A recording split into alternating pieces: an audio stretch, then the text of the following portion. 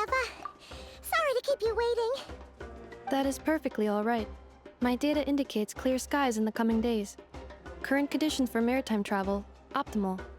I'll be ready whenever you are. But are we really gonna set off without telling anyone again? Funny you mention it. You'll never guess who Paimon saw on the way over. Hey! You didn't seriously think we'd let you leave without a farewell party, did you? No chance. Yeah, come on, Traveler. We've already made all the preparations. And most importantly, how dare you try and slip away without first paying your respects to the almighty Dragon Lord! A little bird told us you'd soon be leaving for Nod-Krai. So, we asked Paimon to give us a heads up before the date of your departure. You sure it's not time to think about changing that little habit of ours? Don't worry, we won't keep you long. Besides, everyone's there already. Chaska, Ian-san, Auroron, even the Pyro Archon herself. You're invited too, Ineffa. Shilonen has a special gift for you. Accompaniment request accepted. Shilonen demonstrates excellent massage technique. My impression of her is exceedingly positive. Wait, so robots like massages too? Or is it just that Shilonen really knows how you're wired? Alright, enough with the chit-chat. Let's head to the venue. Woohoo! Party time!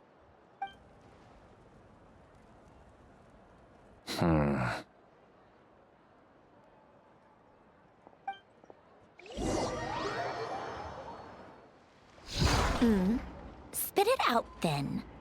They've set off. Just as my calculations projected. About time I met this variable in person.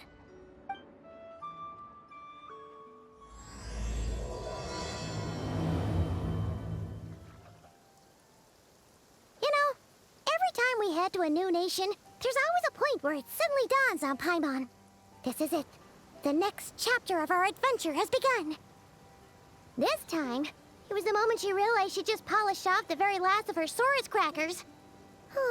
Should have stocked up better at the farewell party. In other words, Paimon has marked the geographic coordinates from 2 minutes and 40 seconds ago as the boundary between Natlan and Nod-Krai. This deviates somewhat from the official coordinates stored in my database. Paimon meant more in terms of how it felt on a psychological level. Anyway, what about you, Traveler? When did it really sink in for you? Huh, that actually kind of makes sense. What about you, Ineffa? Come to think of it, maybe we should be asking the other way around. So, when you came over to Natlan, what was the moment you felt like you'd left Nod-Krai? In that case, probably when my sensors could no longer detect the moon's power. The moon? You mean, that one we can all see in the sky? Negative. I was referring to... Here we are. Paimon, Traveler, we have arrived in Nod-Krai. Oh, wow!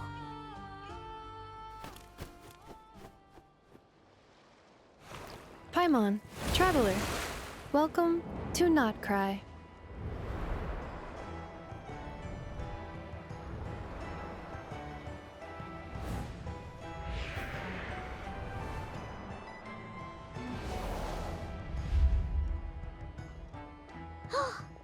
That must be Nasha Town up ahead! That's the place you were telling us about on the way over, right?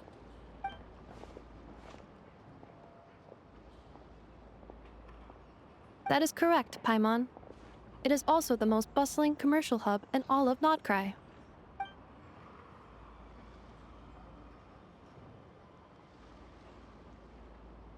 Oh, sounds like the perfect place to start trying out all the local specialties. Huh? Is something up, Traveler? Paimon, this is where our spaceship landed when Lumine and I first arrived in Teyvat. Huh? Are you sure? But how come you've never mentioned that before? Seems pretty important to Paimon. Oh, well, because those memories are really hazy. All I remember is Lumine waking me up and us leaving the ship. But just now, setting foot on this land, I felt something. The kind of power I sensed in those moments. Are you referring to Kuuvahki? What now? The locals refer to it as Kuuvahki. It is a unique elemental force found only in Nod-Krai, or rather, a pure, primordial form of elemental energy. That is correct. Another similar concept I have found in my database is the primordial sea. Legend has it that long, long ago, the moon that shines in the sky above us once rose from the land of Nod-Krai. Modern geological surveys and meteorite studies conducted in the region have since supported this claim. So, when you mentioned being able to detect the moon's power earlier, you were referring to Kuuvahki?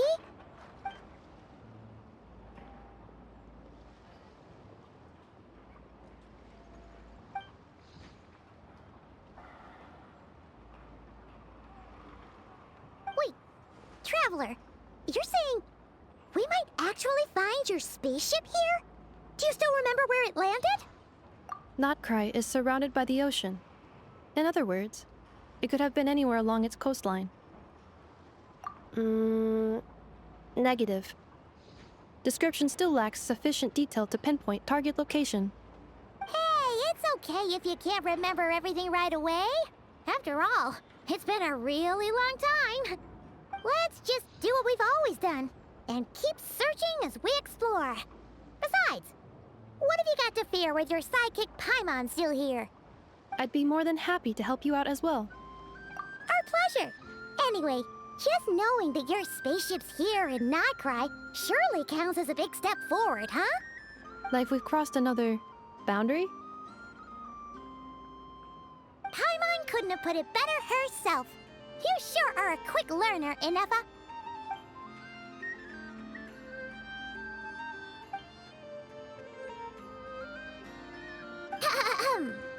Well, as the best guide in the whole of Teyvat, Paimon hereby does solemnly declare, Nod-Krai, here we come!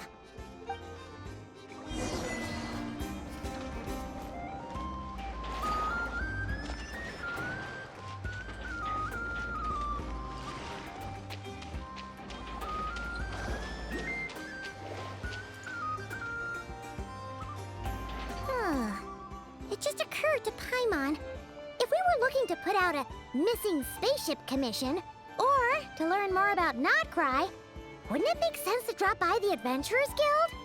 The guild is located in Nasha Town. Simply follow this road and you'll reach it.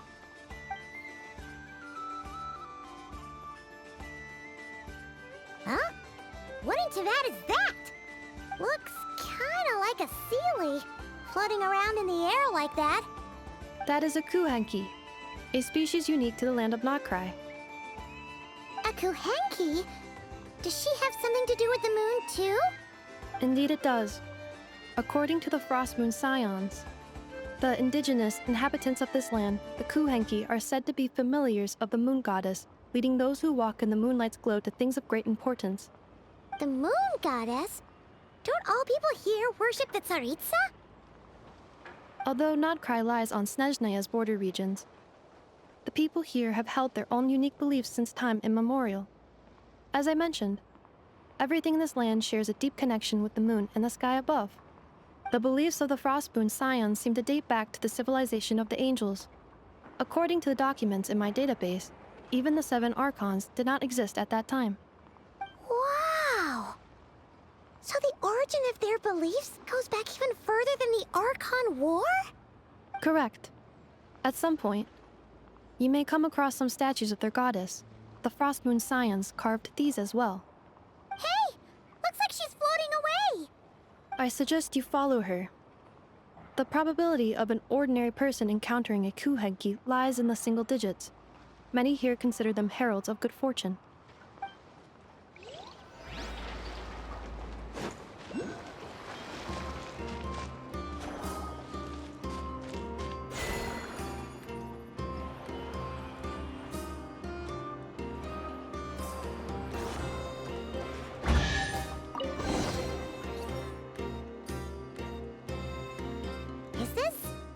travel guide? Huh. It actually led us to something useful.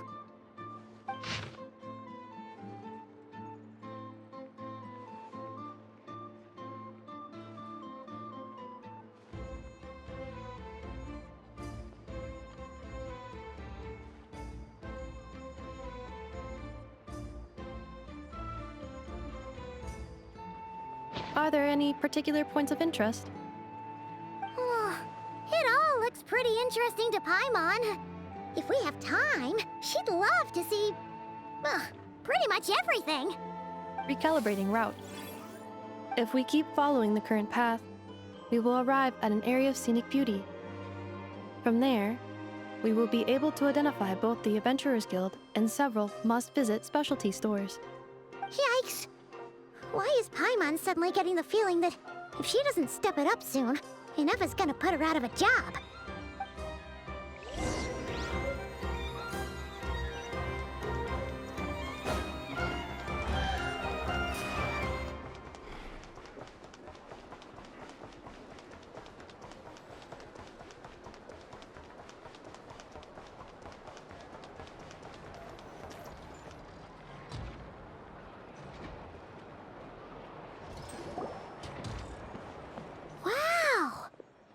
Nasha Town actually looks pretty big from here. Feels a bit different than Paimon imagined, though. Which aspects in particular deviated from your expectations? Well, Paimon keeps hearing people describe Nod-Krai as an adventurer's paradise. So she kind of thought it'd be a bit more picture perfect somehow. According to legend, there was indeed an era of peace in Nod-Krai's past, the Age of the Fae. Tales of those ancient heroes are still told today. One of the most well-known is that of the Lantern Fae. This individual performed many good deeds for Nod-Krai. The present-day Lightkeeper's nightly lantern patrols are, in part, a tribute to their memory. But then, one day... What happened? There came a devastating abyssal calamity that swept across Nod-Krai, and for a time it was left desolate. Heartbroken by what had become of the land they had so cherished, that Fae extinguished their light, just as the abyss had extinguished all hope. Nowadays, the paradise people speak of is more of an aspiration, or an irony, perhaps. An irony? Today, no official authority governs Nod-Krai. In theory, at least, it is somewhere a person can do whatever they wish, and become whoever they want to be. The Adventurers Guild is just over there, in Nasha Town's Central Plaza, and the Flagship Tavern is over that way. Hey, what's that building over there? You know, the biggest, tallest one.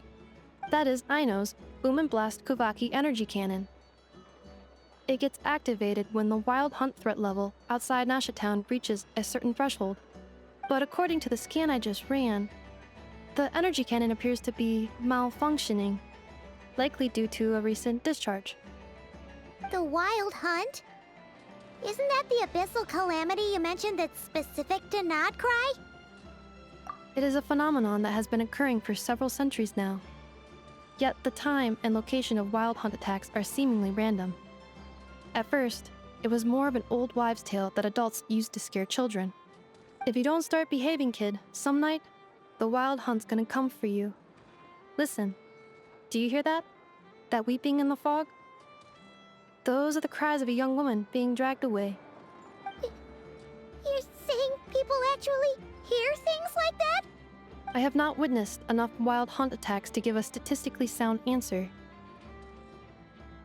But the oldest legends say that all people saw was the ghostly shadow of a woman in the mist. It wasn't until later that it became a full-blown calamity.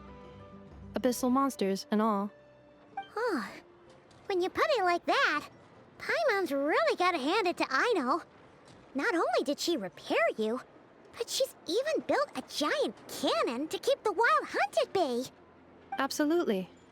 Aino is very impressive indeed. Anyway, according to my schedule, it is time I took you over to the flagship. Oh, sure. After all, we shouldn't keep Barca waiting. Well, Paimon's not sure if he'll actually show up at the bar this early. You're right about that.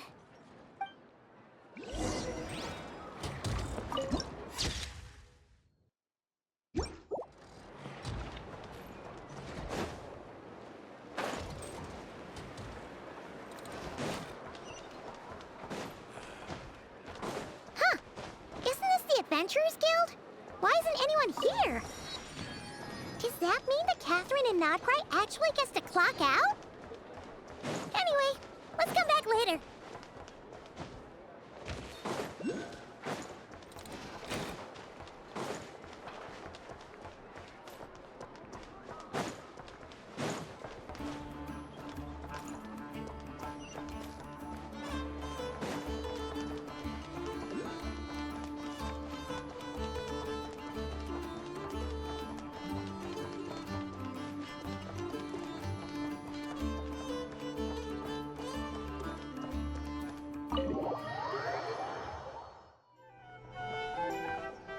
Here we are, the flagship.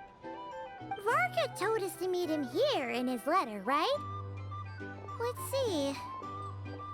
Varka? Varka! No matches, I identified. Huh. So he isn't here after all. Oh, guess we never did actually say we'd be arriving today. Hey, why don't we go ask the owner? If what they say is true, Varka's drinking prowess must have left quite the impression.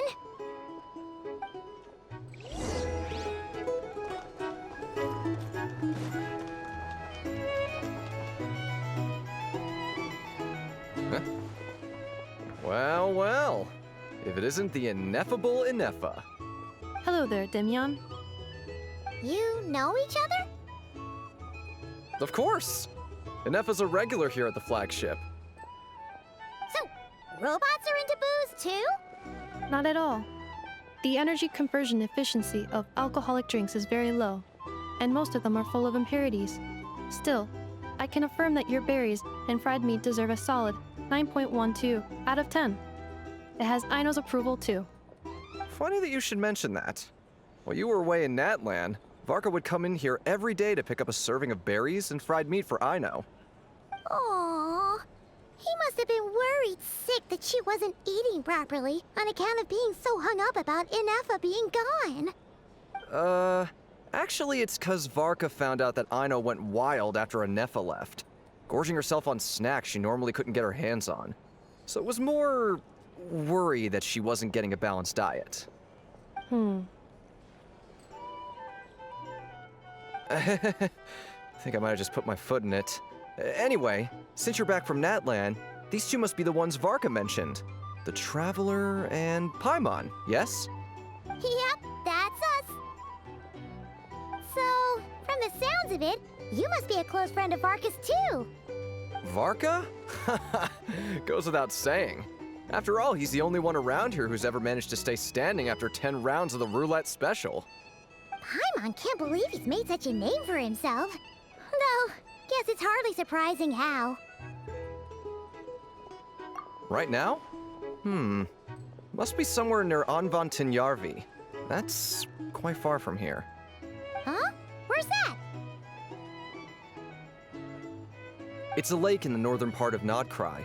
Word reached him of trouble brewing around those parts, so he took his knights to check it out. Oh. So, we missed him? Varka knew you'd say that. So he specifically told me to make sure you stayed here and enjoyed yourselves. He sends his assurances that everything's under control. Well, if he's that confident, guess our only option is to accept. Anyway, it's not like there's any special cause for concern. He is the Grand Master, after all. Exactly. Plus, not only has he booked you into our finest room, he's paid for it in advance, too. Whoa! That's so generous of him! We might not have met yet, but Paimon's got a feeling that we'll get along with Varka like a house on fire. Oh, and by the way, he also asked me to serve up a portion of berries and fried meat for Ineffa. That was prepaid as well. Thank you. No, thank you. I'm the one who should be grateful for your business. Traveler, Paimon, why don't you go ahead and drop off your luggage? I can use this time to go pick up some components that Aino asked me to bring back. Sure thing. Besides, now that we've got ourselves a map, once we're done unpacking, we might as well go for a stroll ourselves. Why don't we meet up again later? Oh, So you no longer require navigational assistance. No worries, we should be fine. We've got a rough idea of our way around town, so Paimon's reasonably confident we shouldn't get too lost. Thank you. This translates into an approximate time saving of 30%, meaning I will be able to see Aino about 45 minutes earlier than previously projected. Oh, right. You must miss her a lot, too. In that case, we better get a move on.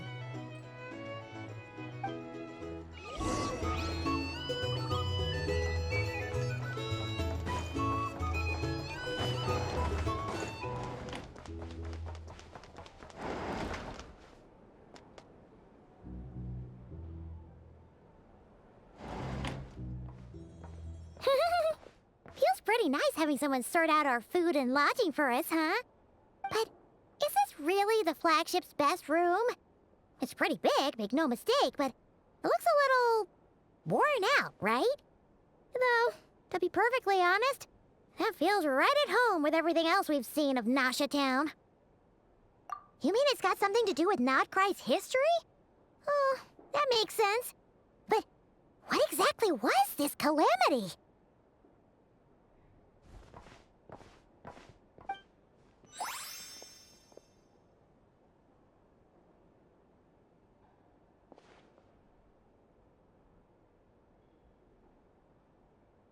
Oh, should we try the berries and fried meat too? Paimon's getting hungrier and hungrier every time someone mentions it. Oh, sorry about that. Paimon wasn't watching where she was going. Please, there's no need to apologize. If anything, I'm the one who should be sorry. Clearly, I shouldn't have gotten lost in my thoughts in the middle of a hallway. Wait a sec. Are you staying in the room next to ours? Ah, quite the perceptive one, I see. First things first, allow me to introduce myself.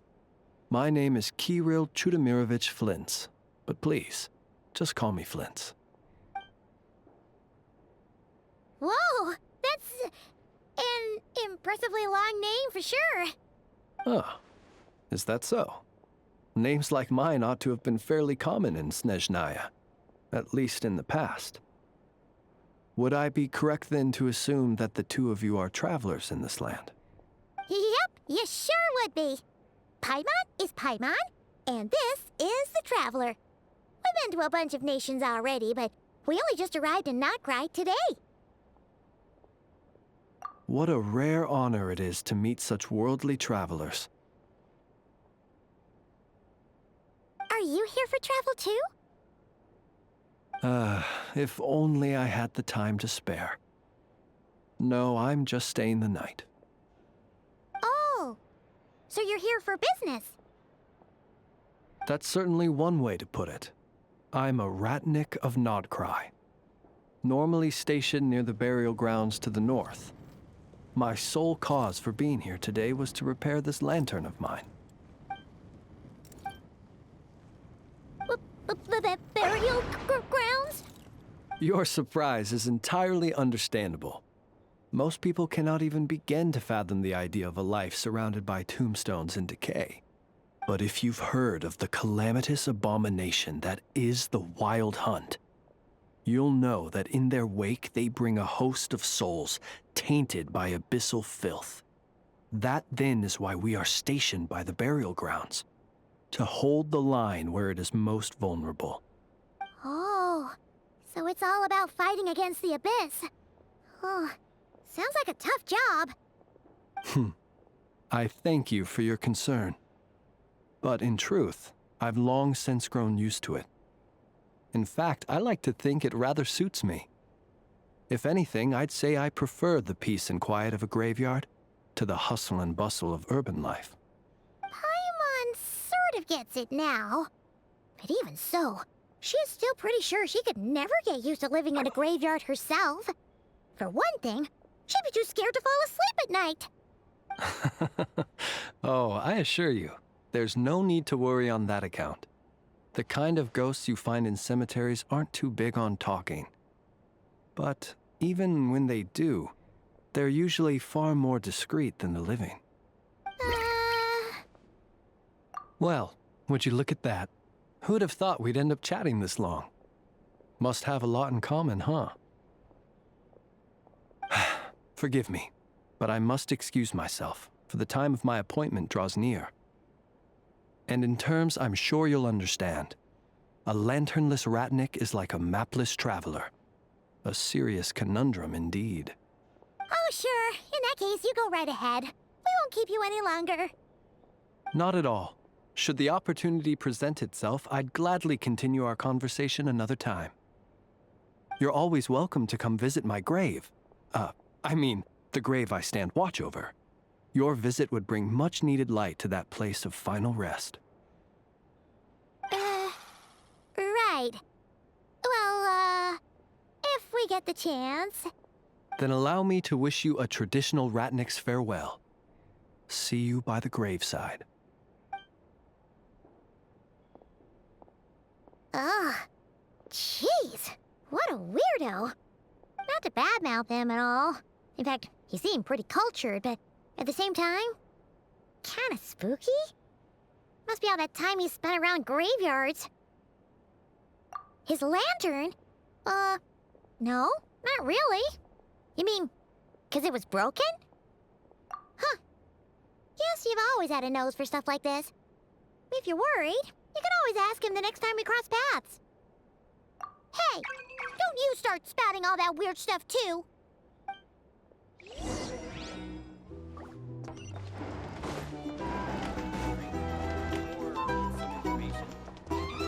These are bounties.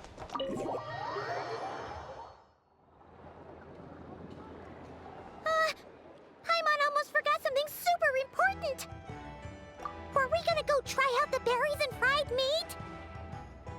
But now, heading all the way back to the flagship feels like such a waste. Please, accept today's boon.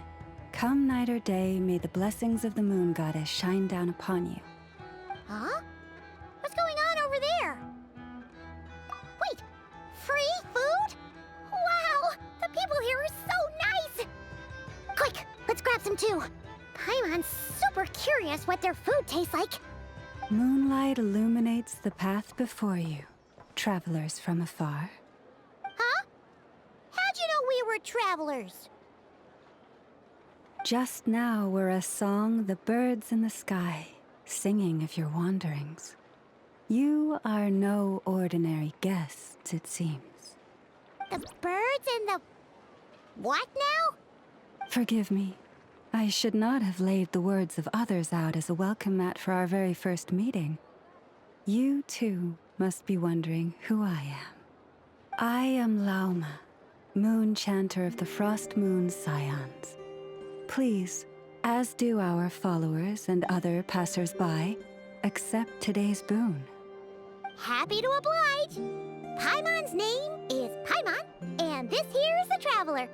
Thanks so much for sharing your yummy food with us. We'll take one each. Think nothing of it. These fruits were the finest we found, delicacies gathered in the wake of the morning dew. It is my hope that partaking of them may lift your spirits to heights anew. The finest you found? Wow! That sure is kind of you, but wouldn't you want to keep those for yourselves? The first fruit of the harvest must be placed upon the moonlight altar, not as an offering to the gods, but as a spark for lost hunters. For it is the blade of the starving that darkness most easily corrupts. As perhaps you have already heard, we Frostmoon Scions revere and worship the moon goddess. We believe that together, virtue and compassion are the shining light that will lead us all out of the long, dark night. And now, with tides of haughty fatui swarming into Nod-Krai, driven by greed, and greed alone, more than ever before, we must all unite under the banner of virtue. Huh, look who it is again. Those unsufferably kind-hearted Frostmoon Scions. Got enough for us too? That's right! 2 servings each! We're starving over here! Fatui! After what you've been doing to our sacred statues, how dare you even show your faces? Wilhelmina, bestow today's boon upon our guests. You hear that? No slacking now. We'll have the very best you got. But, my lady, they...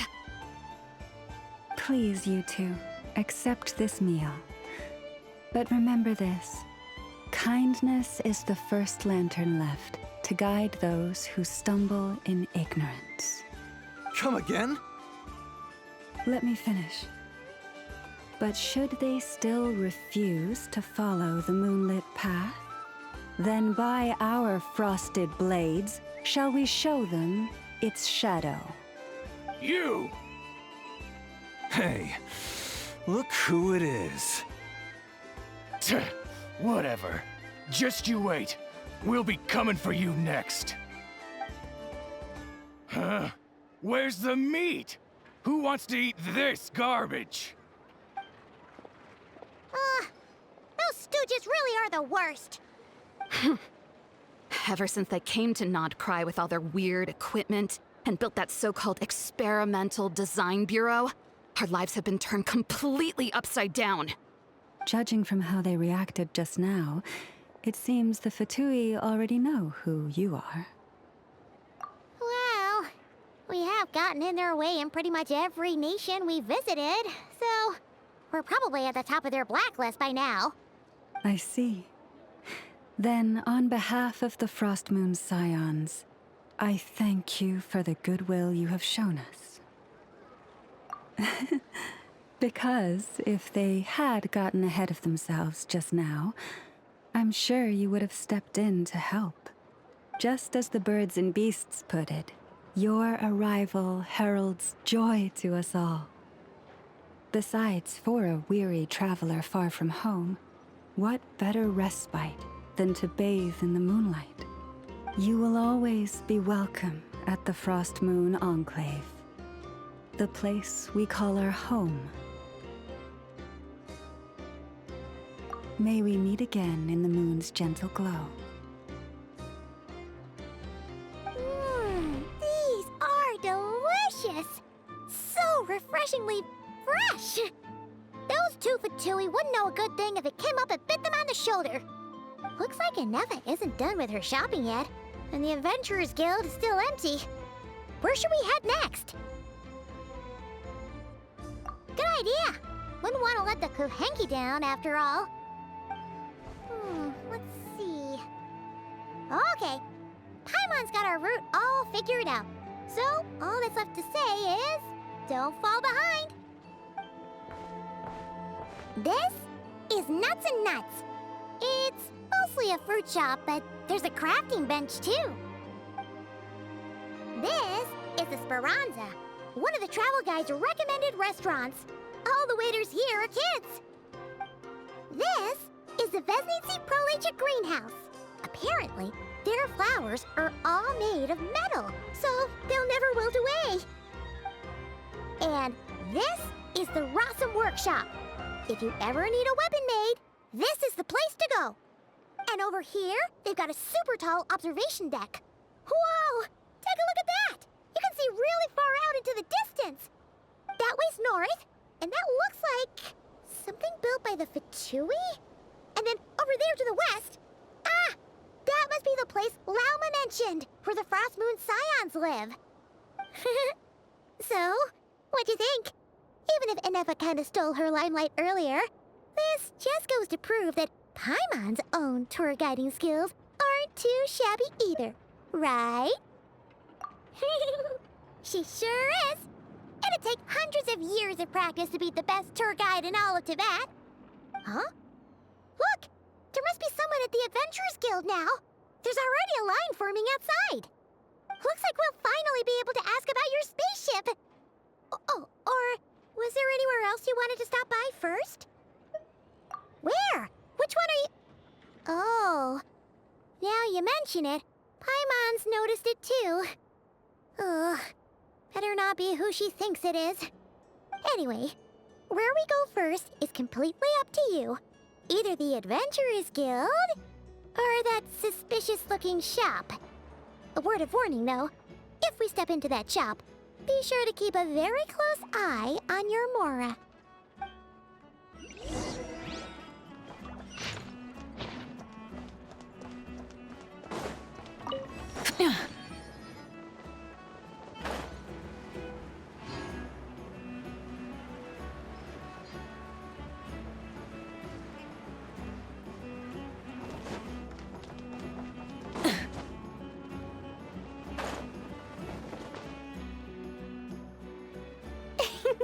Please, here you go. And if you ever need anything else, don't forget to make the great Lord Sangama Bay your first port of call. Oh dear. So it is the real deal. Of course it's the real deal. Everything you'll find here is 110% real, meaning every one of my deals is as real as a deal can... Wait a minute. Well, if it isn't my two most valued clients! And with no small thanks to your munificent patronage. Come. How could you just sneak into Nod-Krai like this without telling your dear Lord Sangama Bay? If I'd known earlier, I would have made an absolute pulled out all the stops to ensure that your boat ride over was as comfortable as humanly possible. Thank the Archons we didn't tell you. Oh, come now! You know as well as anyone how impeccably and conscientiously above board I am when it comes to doing business. Well, regardless of whether that's true or not, the main issue here is that we had no idea you had a branch in Nod-Krai. A clever merchant always has a backup plan, or two, or three up their sleeves. As the saying goes, a rabbit with many burrows fears not the hunter's arrows. A merchant with stores galore hears no debtors at the door. Since you're both here in Nod-Krai, would you care for some of my finest local souvenirs? Whatever you're looking for, I have it. Or if it's Sumeru you're missing, I've got that covered too. We literally just arrived.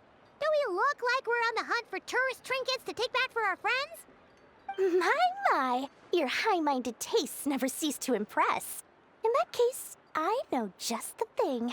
You must be on the hunt for something like this? What's that? Your hat?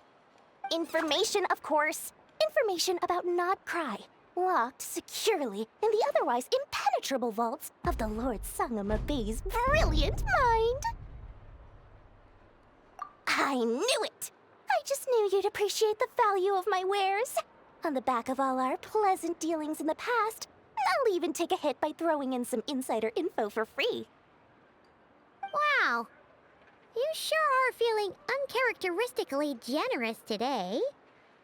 What do you mean by uncharacteristically? I am the most generous person forget it. Anyway, the long and the short of it is this. The moment I set up shop in Nod-Krai, it struck me how many different factions there were, all competing against each other for power and influence. Well, as they say, there's no time for business like a crisis. Things got even more turbulent after the Fatui pulled down 2 ancient moon's remnants. People began to catch a whiff of the coming chaos. And the more troubled the waters, the greater the potential profit. Not at all sorry to interrupt, but we're not here for Mora. Oh, really? But surely it was the tales of an adventurer's paradise that brought you here. The chance to take your very own slice of all the latest and greatest business opportunities? In that case, what would you like to know about? The Frostmoon Scions? You mean the people who believe in the moon goddess? They're not a bad bunch, it's just, well, they have such simple tastes. No luxuries, no indulgences, no nothing. Trying to earn a little more from that lot is like trying to squeeze blood from a stone. Still, things between them and the Fatui have gotten pretty tense. It's only a matter of time before the powder keg goes boom. And when that happens, that's when business will start to boom too. Oh, they're an organization set up to keep the locals safe. Apparently, they have a long and glorious history, and they're made up entirely of volunteers. But seriously, a volunteer organization in Nod-Krai? This place is hardly a magnet for noble hearts. No pay, all work. That's not a business model, and it's certainly not for me. Everyone knows they're here for the ancient moon's remnants, but no one's sure why they pulled them down in Nod-Krai of all places. Anyway, they've been acting mysterious enough, but if you ask me, that Kuuvahki experimental design bureau of theirs up north hides secrets wilder still. That bunch of booze-loving monstators? Ugh, don't even get me started. As fellow Outlanders, I thought they'd be easy pickings, but somehow, every single one of our business negotiations wound up at the Flagship. I've done plenty of deals with heavy drinkers before, but those guys? I never once made it to the contract signing before blacking out. I'm getting flashbacks of the hangovers just thinking about it.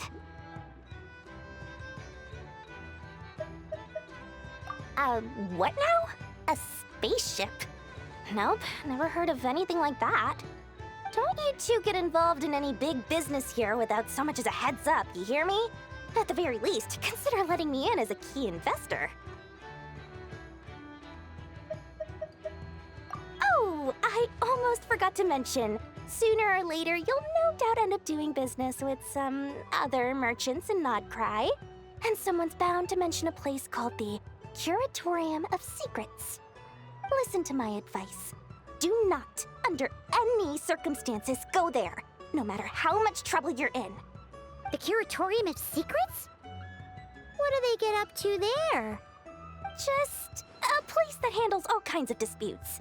But the owner will charge you an absolute fortune, and she has a temper to match. Nothing like your friendly neighborhood Lord Sangama Bay. You're not just saying that to stop your competition from undercutting you, right? When did that little pipsqueak get so sharp? And after I gave them all that info for free just to win them over. What do you mean? Of course not. I'm only thinking about your wallets. I mean, on behalf of your wallets. You're really not convincing anyone, you know. All right. Business is a cutthroat business. I won't argue with that. But I'm not lying about that boss lady. Not only did she make it into my top 3 people not to mess with in Nod-Krai, she's also in my top 3 people most eager to trade in favors. Seriously?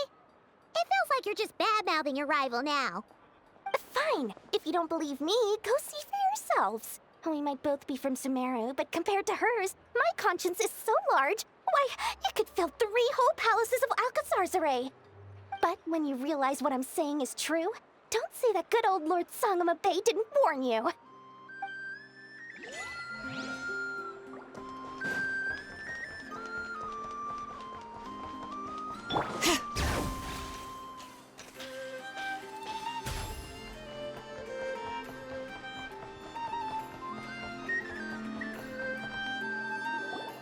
Lucky us! The line seems to be gone now. Come on, let's go say hi to Catherine. Hey, Catherine, we meet again.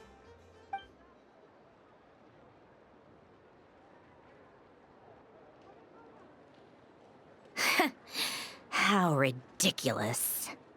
Huh? They often say that mortals, shackled by their own flesh and blood, may fail to perceive the truth of this world, even when it is right beneath their very noses. Yet I had not expected to have the pleasure to witness such heights of absurdity firsthand. But Paimon must have gotten the wrong person? At second glance, you do seem a bit younger than Catherine, and you certainly sound a lot less friendly. A creator might forgive ignorance, but being mistaken for one of my own creations is beyond all pardon. Look very closely, for standing before you is none other than Marionette, 7th of the Fatui Harbingers. A harbinger? I told you already, I'm not Catherine. Just how obsessed are you with my machines?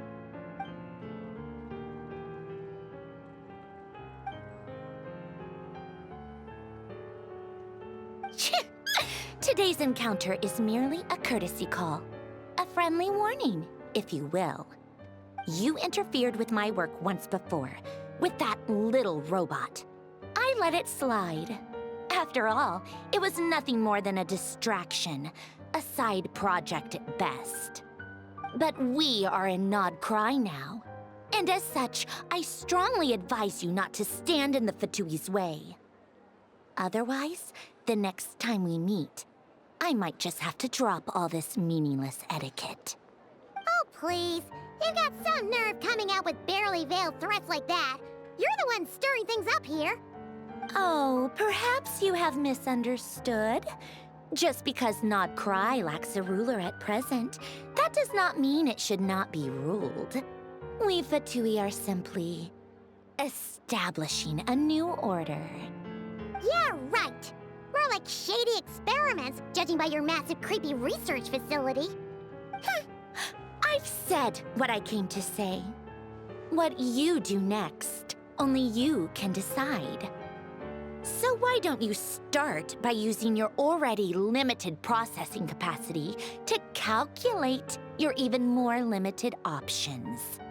And, being the refined young lady that I am, I shall indulge you just this once. Ad Astra Abasask. Welcome to Nod-Krai, Dominion of the Fatui.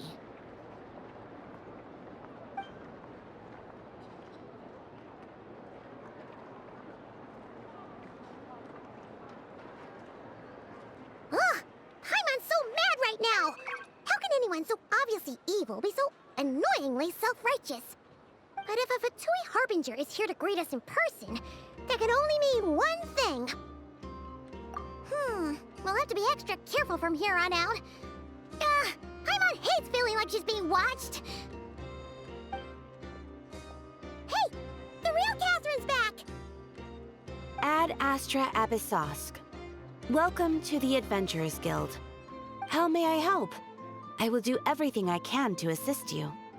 Oh, you're so much nicer to talk to, Catherine. Please don't leave us again, okay? Hmm?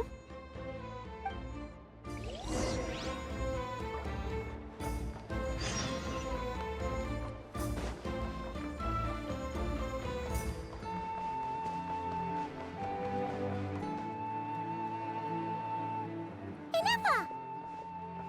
Hello. I was just about to start tracking your whereabouts. Did you manage to get everything Aino asked for? I did. What about you? Do you need me to navigate or introduce any more places around town? Not for now. We've seen most of it already. We probably need some time to process everything we've learned, though. Any progress with the spaceship? No. Catherine came back just now, so we asked her, but even she hasn't heard a thing. One possible explanation is the vast stretch of time that has elapsed. Additionally, given the limited resources available in Nod-Krai, it is entirely plausible that the wreck was scrapped for parts, or even mistaken for a pile of broken machinery. Aww. Understood. In that case, why don't we go ask Aino together? After all, she was the one who salvaged me, ancient dragon technology and all. If there really are any unusual parts floating around Nod-Krai, there's a high chance they've passed through her hands at some point or another. Good point. And since you keep mentioning her, we're curious to meet this whiz-kid mechanic too. Understood. Then I'll handle navigation as before. ETA at the Clink Clank Krumkake craft shop. 34 minutes ahead of schedule.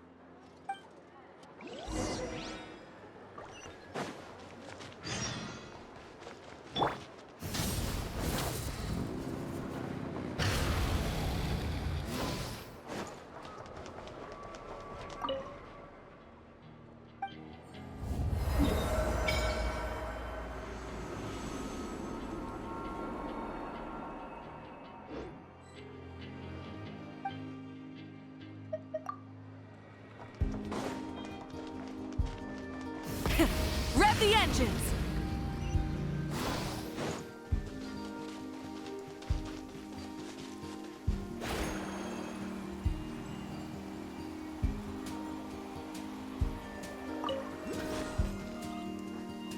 Oh no! There's a little animal trapped over there! Let's go help it out! Huh? That's weird. Why isn't it responding? The tides of Kuuvahki affect everything in Nod-Krai, so much so that many creatures have evolved a kind of dependency upon it, growing stronger or weaker as it waxes and wanes. This little animal must have been caught here unprepared. So you're saying we need to use Kuuvahki? Paimon will leave it to you guys then.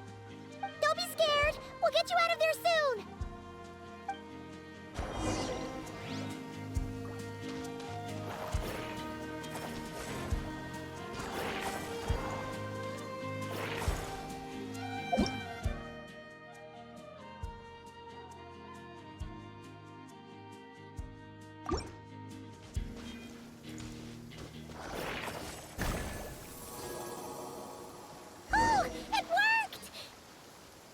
Off you go now, little one.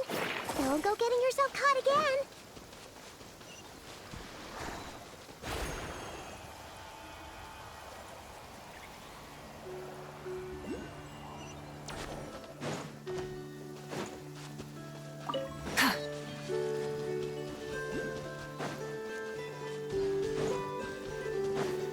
Rise with the sun!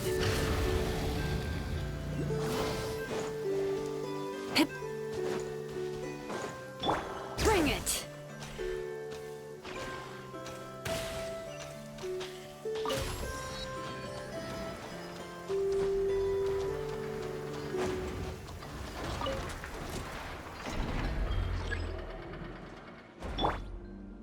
Oh, you're dripping wet. That must be uncomfortable. Let's take a break. I'll use my fire to dry you off.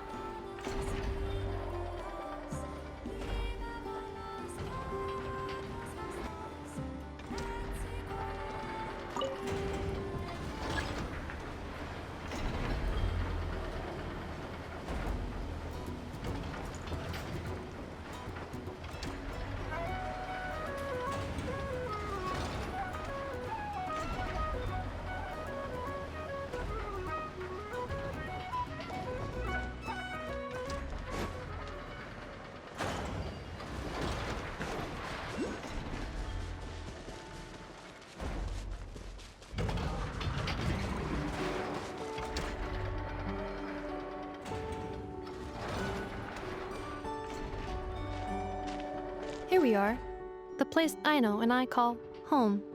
Whoa! So many machines that Paimon's never even seen before. And then there's all these little robots. Did Aino build them all? That is correct. It looks like Aino has created 3 more little bots since I've been gone. Aww. Well, you were gone for quite a bit. She must have missed you. I missed her too. I want her to see what I've become. Well, let's not keep her waiting any longer then. Come on!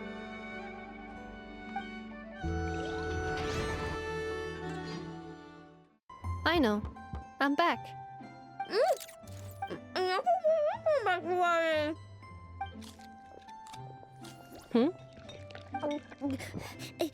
Ineffa? You're back significantly earlier than I expected. Like a whole 30 minutes at least. Everything went very smoothly, which saved me quite a bit of time, so I...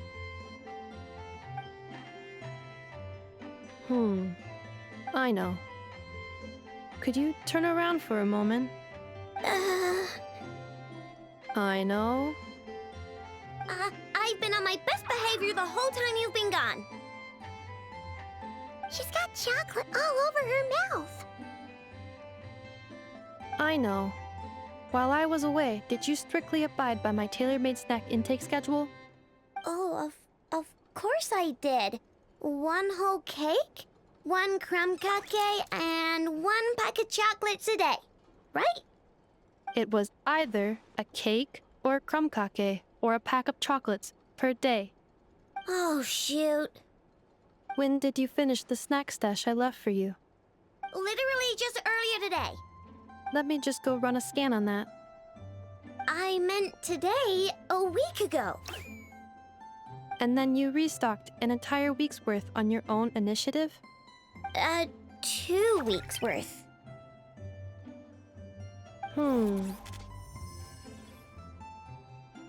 Why does Paimon feel like the roles in this household are pretty much the opposite of what she imagined? Calculation complete. Aino's recommended snack calorie intake for the next 4 weeks. 0. No fair! You're a meanie, Ineffa. This is what happens when you break an agreement. Oh, come on! Don't do this to me! I only ate a teeny bit extra every day. Just a teensy, eensy, bit extra. That is objectively not a teensy bit extra. Seriously? If you'd only arrived half an hour later, I would have had everything cleaned up and you wouldn't have noticed a thing. But now that I think about it, you even said you'd come back a bit earlier than you did, so I wouldn't have to worry. But then, you were away so long, and I was so worried about you. And that's the only reason I even... Oh. I know. I am very sorry to have kept you waiting. I'm back now. Welcome home. Oh. So, will I be able to keep eating snacks as usual now? Negative. Okay. Well, given that I am later than I initially projected, I'll let it slide. But just this once. Thanks, Ineffa! You're the best! I know. Allow me to introduce. It's the honorary knight and Paimon! I know. Uncle Varka talks about you guys all the time. Nice to meet you, Aino. Ineffa's told us all about you, too. Huh? Really? She actually said that about me? Well, she's not wrong. Oh yeah, so, you're here to see Uncle Varka, right? A couple of days ago, he suddenly said he had to head out on business, and that he might not be back for a while. He asked me to let you know if I saw you. Yeah, we heard about that at the Flagship. Did he say what he was doing? Nope. Just told me to take good care of you guys and make sure you feel right at home. Oh, shoot. Please, take a seat.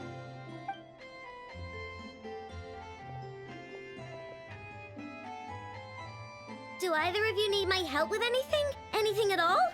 After all, I'm the head of this household. Sure wouldn't know it from that snack tantrum she just threw.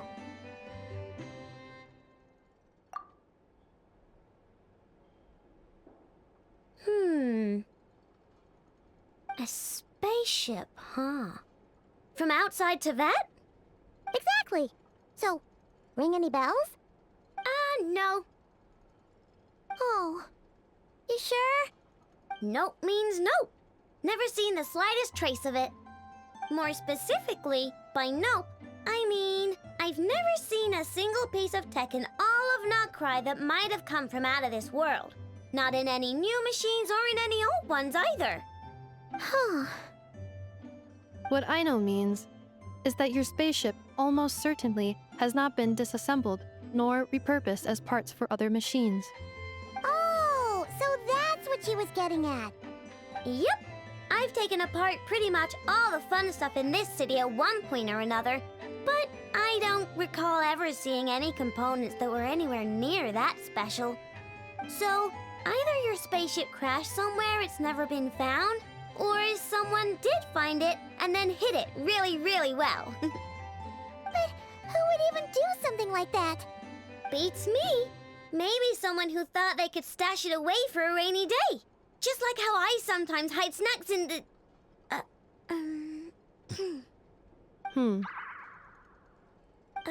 Anyway, long story short, I definitely haven't seen anything like that. Besides, sounds like it would practically be ancient history by now. If anyone still has any leads on what really happened, it'd be the Frostmoon Scions. The Frostmoon Scions? Huh? Haven't heard of them yet? Didn't Ineffa tell you about their rituals? There wasn't enough time to delve deeper into their history and traditions. What kind of rituals are we talking about? I've never actually seen them myself, just heard bits and pieces here and there. They say that each of their moon chanters has had access to an ancient relic that lets them see the true past. Not sure exactly how it's meant to work. I can't get my head around anything that can't be explained by either machines or science. And to tell you the truth, I don't like it much either. Looks like we'll have to try our luck with the Frostmoon Scions. Aw, leaving so soon? Sure you don't want to hang out a little longer? It's getting late, Aino, and these two still need to head over to Hisii Island. It would not be convenient for them to linger much longer. Aww. All right then. Don't worry. We'll be sure to drop in on you as often as we can. Really? You promise?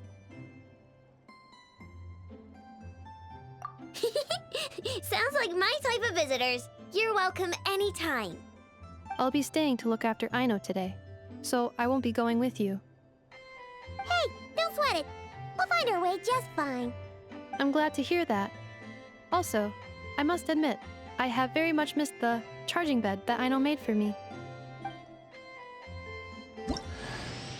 Oh, are you here to play with me?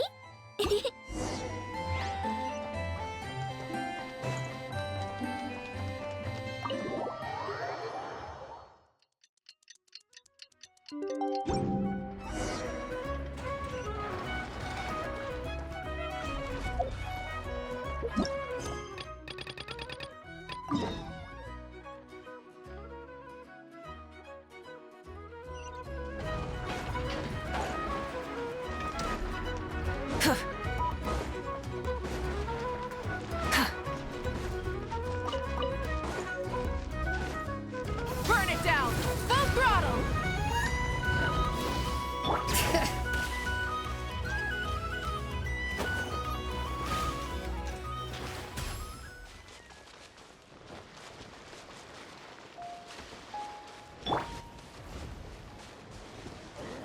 I stand against the long night and purge the darkness! Try and stop me!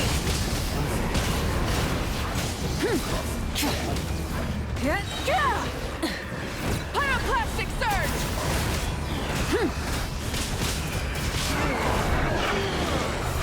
Strike them down!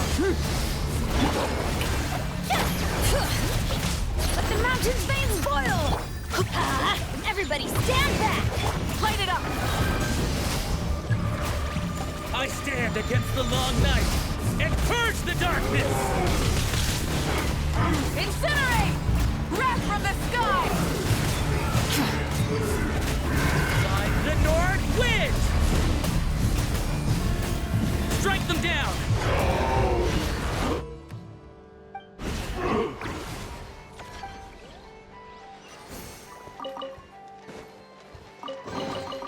The rewards of an adventure worth remembering.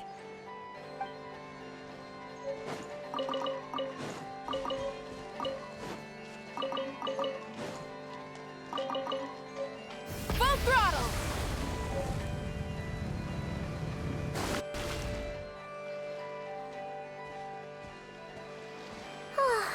Seeing Ineffa and Aino reunited like that sure was heartwarming. We should definitely hang out with them more in the future.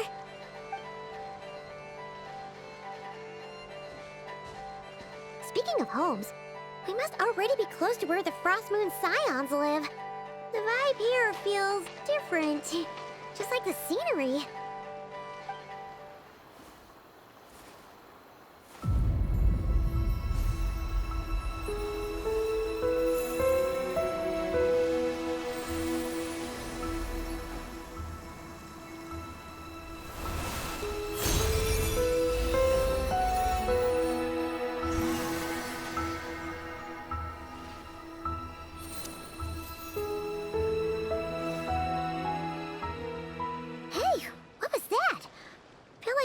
Sort of breeze blew by, and then the petals suddenly turned into... Huh? Is that a Kuuvahki? She looks different from the ones we saw before. Hey there! What's your name? Huh. Doesn't seem able to speak. No idea what she wants. Unless you want to stop, maybe we should just keep moving?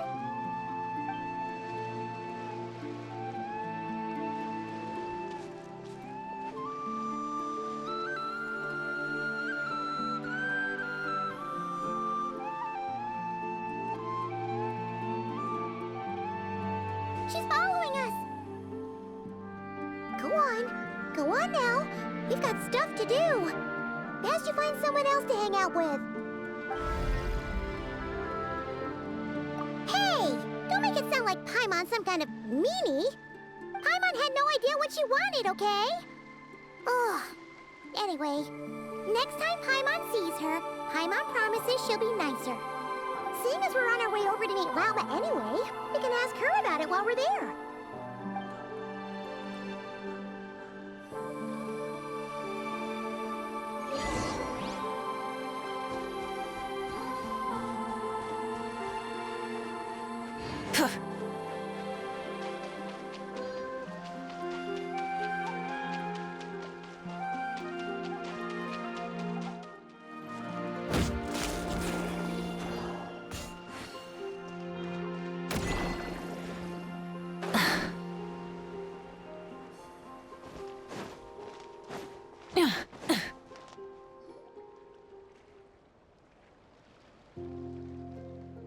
Huh?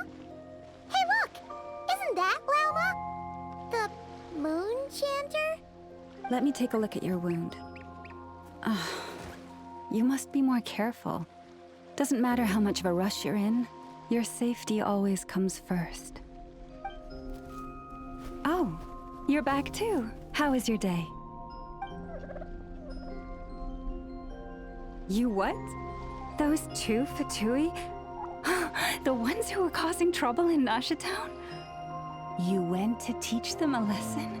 And you put that in their food? You naughty little thing! How could you do that? They didn't notice. That's not the point.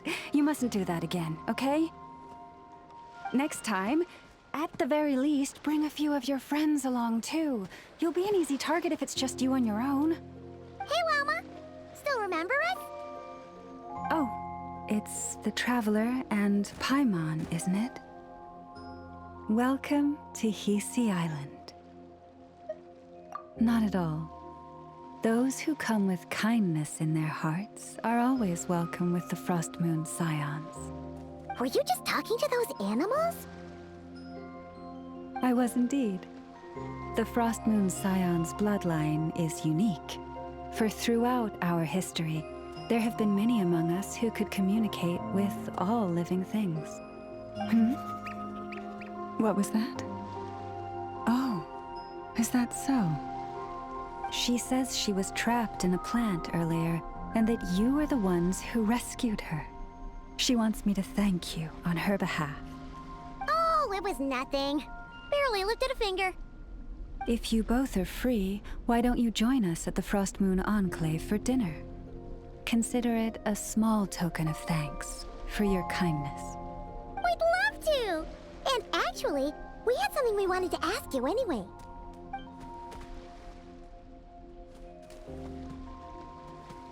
Oh. You're interested in the story of Kutar? Kutar? Yes. Kutar is our moon goddess. The moon maiden who guides us. But up close, this one somehow seems a bit different from the one in Nasha Town. It's like it's more... natural? Or like... more harmonized in its design. That is because ever since the fatui arrived in Nod-Krai, they have been modifying and defacing our statues as they please. These statues were made by the Frostmoon Scions who settled here hundreds of years ago. crafted from the very finest Lunasol stone. Not only is this stone exceedingly rare, but it also brims with Kuuvahki. I suppose the latter must be what caught the Fatui's eye. For a time, we put up fierce resistance. But now, this is the only one left that still retains her original form. We heard they even pulled some ancient moon's remnants down from the sky. That's right. The two largest remnants landed in Nod-Krai. One here on Hisii Island, and the other on Paha Isle. The Fatui built their research facility on top of the remnant over on Paha Isle. But they've had their sights set on the one here, too.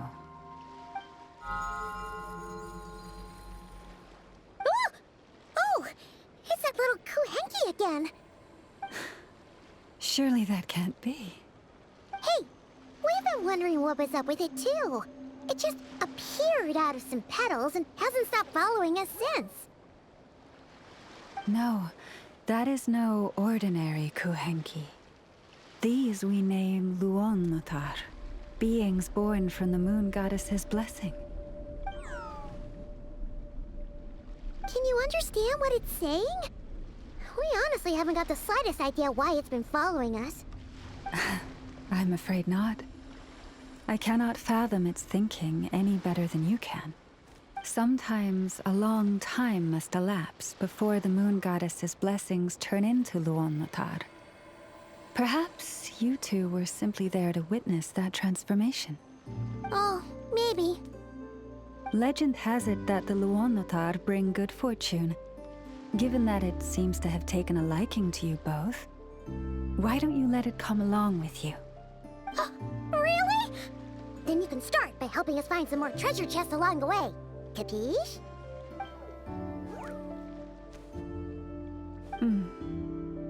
Twilight approaches. If you would hear more of the moon's story, then let us make our way to the Frostmoon Enclave.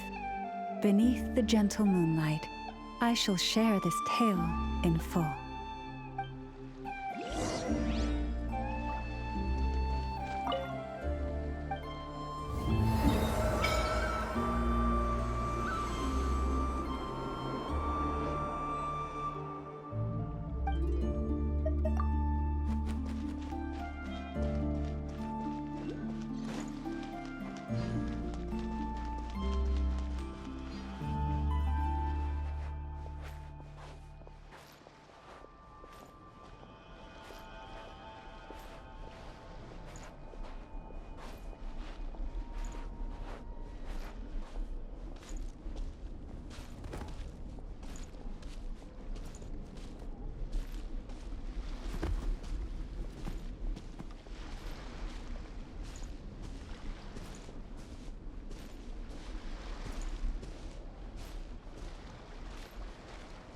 Oh, Lady Lauma, you're back.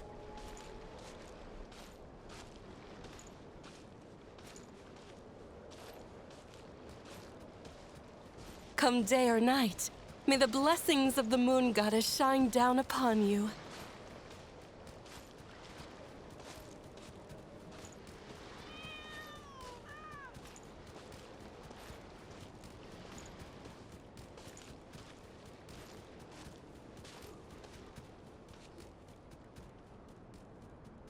Lauma, you have returned. Wilhelmina, this is the Traveler and Paimon. Kindly arrange for 2 additional dinner settings for our honored guests. Of course, my lady. Wow! Everyone along the way here pretty much saluted you. Are you, like, super important around here? I am but a moon chanter. One entrusted to convey the moon goddess's will. Nothing more. She's just being modest. The Moon Chanter holds the highest rank among us Frostmoon Scions. Lauma is our leader. Wilhelmina? I know. I'll send word to the kitchen. 2 meals coming up. Whoa! Paimon had no idea you were such a big shot. It is merely that the unique traits of our bloodline have manifested themselves especially strongly in my person. That is no accomplishment of my own. Please, follow me this way.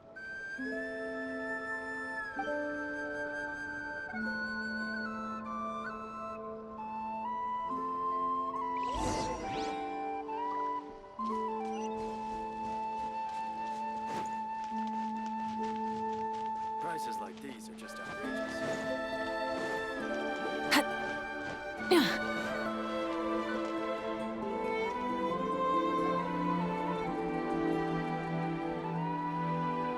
Even to this day, I am still trying to piece together the many fragments of our past. It is a story not only of the Frostmoon Scions, but also of the moons themselves. A story of the moons? Yes. We Frostmoon Scions are the last descendants of the ancient golden realm of Hyperborea. Its former glory may have faded, but what remains is a memory uniquely ours. In the distant past, Teyvat had not just one moon, but 3. It is said that they were created by the primordial master of this world, cast into the firmament to keep peace in the land below. Firstborn was the eternal moon, largest of the 3. Legend has it that it was her immense Kuuvahki that gave rise to the ocean tides. Next was the frost moon. Smaller than her big sister, yet brightest in radiance. Her glow became the cold, undying lantern of the night. Finally came the iridescent moon, smallest of the sisters. Most of the time, her light was barely visible to the naked eye. Yet when she shone, her fleeting halos were all the more mysterious for it. Wow! Sounds like it all happened so long ago. So, what happened to them afterwards? Afterwards, well, as you have seen, the 3 moon goddesses perished. This happened in a war triggered by the Descenders, and of the 3 lunar husks, only the frost moon survived unbroken, while the others were shattered to pieces. Oh, so that's why there were ancient moon's remnants in the sky. Yes. It is also said that when the moons shattered, most of their fragments rained down upon this land like stardust. That is why Nod-Krai is blessed with such an abundance of Kuuvahki. As for the remnant that the fatui recently pulled down, that belonged to the eternal moon. Wait a sec. But you just said that 2 of the moons were shattered, so where are the remnants of the iridescent moon? The iridescent moon's remnants were never found. What happened to her after the war remains a mystery. Some say she vanished in an instant, while others believe that her remnants are simply too delicate to leave a trace.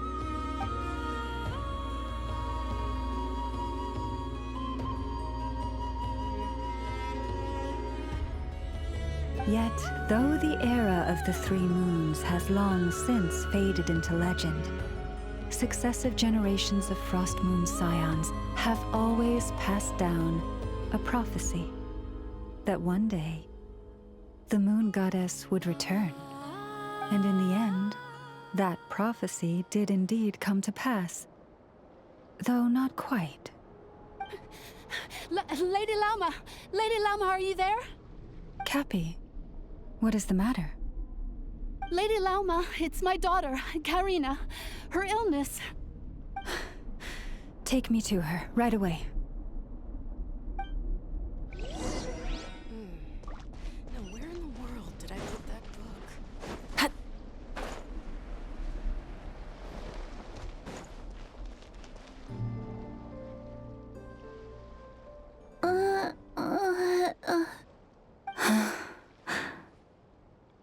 Her sensitivity to Kuuvahki is flaring up again.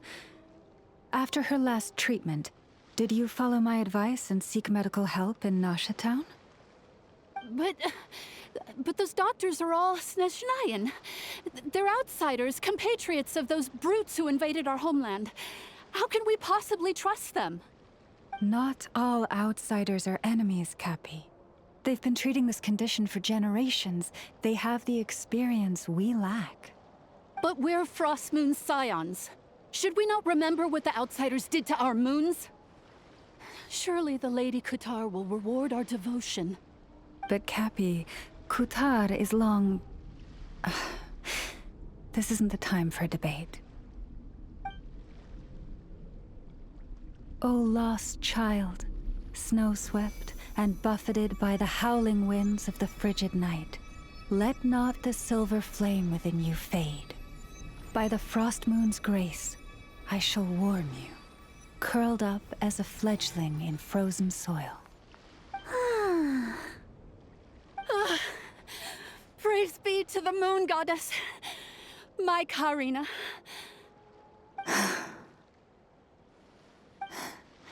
Remember, she must take powdered laka berries daily. It will ease her symptoms.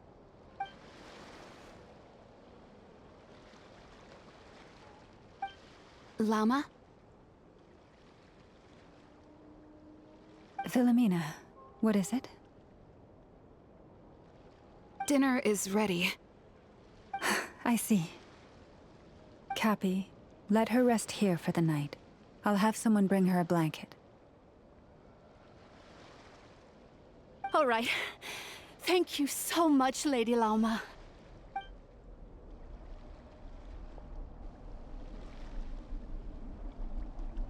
Will she be all right?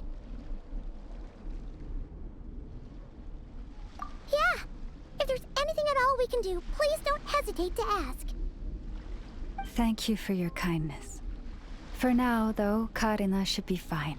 She'll be feeling a lot better tomorrow.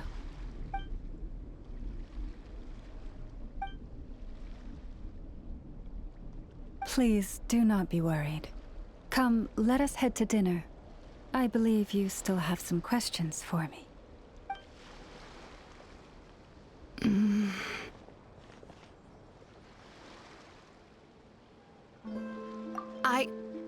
Oh, sorry. Yes, I'll be coming too. I was just thinking about something. Oh?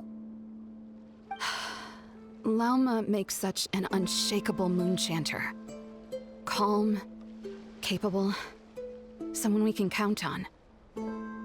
Deep down, though, I know she's been quietly carrying the burden for the rest of us. Traveler, Paimon, believe me when I say that as a fellow Frostmoon Scion, I do worry about Lauma. It's just that sometimes it's hard to say it to her face. Could I ask you to look out for her? I can tell she really trusts you. Thank you. It means a lot. Sometimes I really admire her strength, but at the same time, I can't help feeling powerless myself.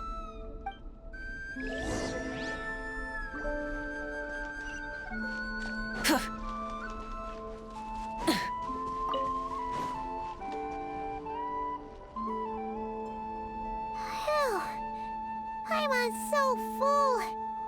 That was even better than the stuff you gave us before. I'm glad to hear it. Thank you for accepting such simple hospitality. Hey, we should be the ones thanking you. Seriously, that was seriously scrumptious. How did you even manage to finish it? This slop's barely edible. Then again, I guess that's what you'd expect from savages. It's you! Those rude old fatui we just met back in Nasha Town. My sincerest apologies. If you found the food we gave you earlier difficult to swallow, may I suggest taking a deep breath and joining us? These delicacies might change your mind. After all, I suspect that your previous meal may have been tainted with something most unpalatable. Huh? What do you mean? Tainted with what exactly? with the bitter snobbery of those who call themselves civilized. Why, you...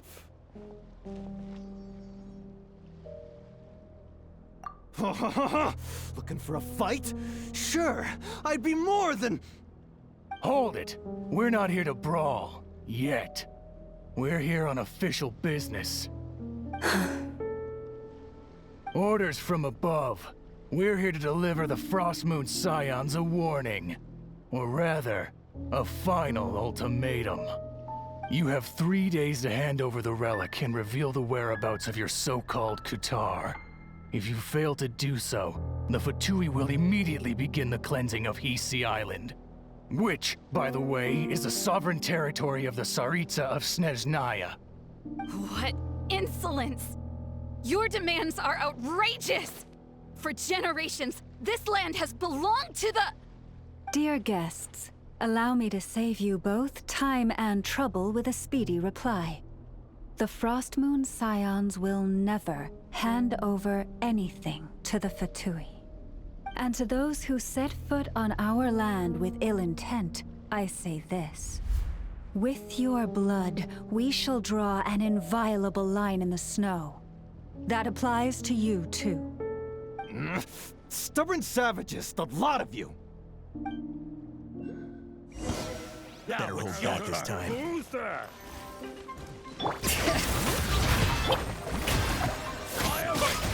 Light of the blazing sun! You'll pay for this. Mark my words. Hey, if you're so tough, get back here and put him up! Huh. Guess all they're good for is running away.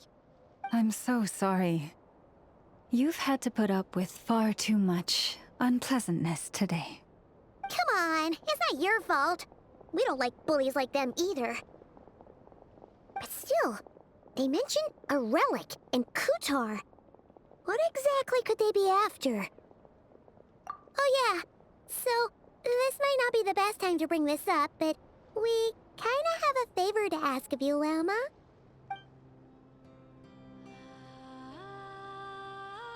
I see.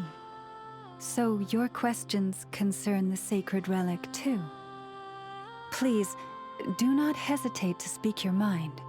Unlike those insolent intruders, you walk in the moonlight with open hearts. You stood by us when we needed your help, so it's only right that I return the favor. But let us continue this conversation somewhere more fitting. As it happens, there's something I'd like to show you, too.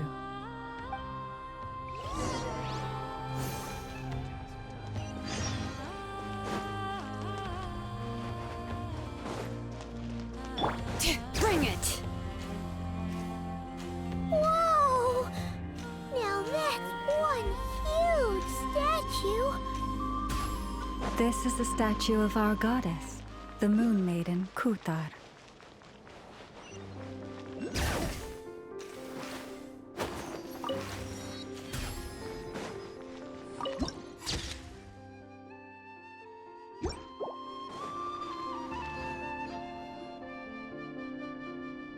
Wow! It's spectacular! Kutar was born here on Hisii Island around 500 years ago. As it just so happened, a priestess of the Frostmoon Scions witnessed the moment of her birth. Instantly realizing that this was the prophesied rebirth, she quietly recorded the event and carved this statue to honor that miracle. According to legend, Kutar's birth was accompanied by the sudden appearance of many Kuuvahki, who wove the moonlight that bathed her into silken vestments fit for a goddess. Hey! It's like it knows we're talking about it. From that day forth, the Kuuvahki have been regarded as Kutar's familiars. Some believe that their habit of guiding travelers to hidden treasure stems from an instinct. The same one that not only drives them to protect the moon goddess, but also to make her smile. After all, according to the records, Kuthar always looked lonely as she gazed up at the distant moon. Kuthar left Hisii Island before I was even born. According to the previous moon chanter, the goddess was angered by our people's greed, and that is why she left us. Where did she go? No one knows what happened after she left. But just a few months ago, after those 2 ancient moon's remnants fell from the sky, she was spotted on Hisii Island once more. And the fatui have been harassing and threatening us ever since. Judging from what they've said, our moon goddess is actually their missing harbinger, Columbina, the damselette. The damselette? But isn't she number 3 amongst the fatui harbingers? So she's actually the moon goddess. Why would she join the fatui then? That too is a question I've struggled with. But even at the best of times, understanding other people's choices is difficult, let alone those of a goddess. Plus, forgive me, there I go again, rambling on about our history. But you came here to ask about the sacred relic, didn't you? Honestly, Paimon's not sure which part she's more curious about now. Since ancient times, the Frostmoon Scions have had in our possession a special fragment of the ancient moon's remnants. A piece in which I sense a power unlike any other. Successive generations of moon chanters have all detected a divine presence within it. We call this unique remnant the moon marrow. We heard you can use it to see what happened in the past. What is it in particular that you seek from the past? Well, basically, to cut a long story short, the traveler here is actually from outside of Tibet. Oh.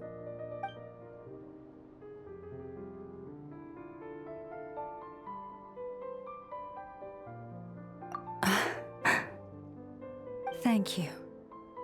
Your honesty is a sign of your trust, both in me and the Frostmoon Scions.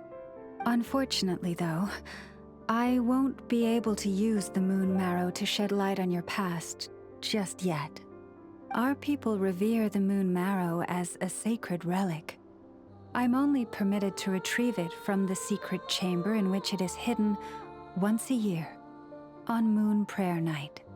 Oh, really? So, when's the next Moon Prayer Night? Judging from the tides this evening, a little less than 2 months. Huh?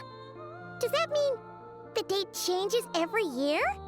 The ceremony is held on the night when the moon is closest to Tevat.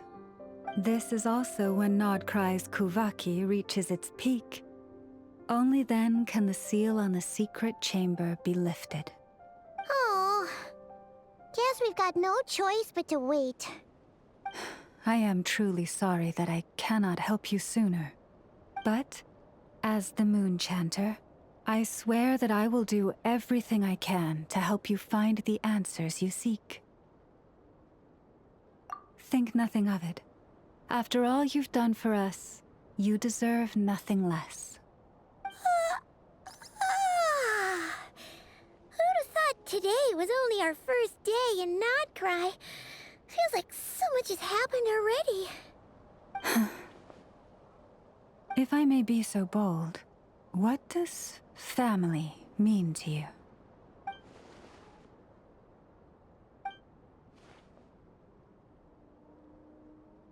If you are aware of something, a secret that could hurt your family, would you be honest with them? Or try to hide it?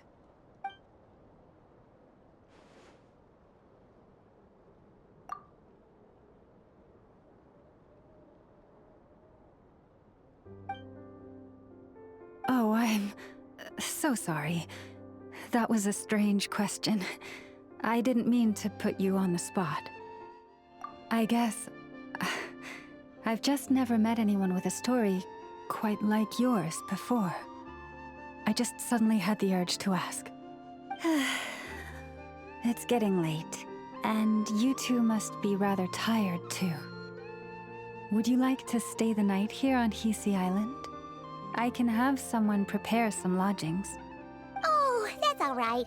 We've already got a room back at the Flagship as it happens.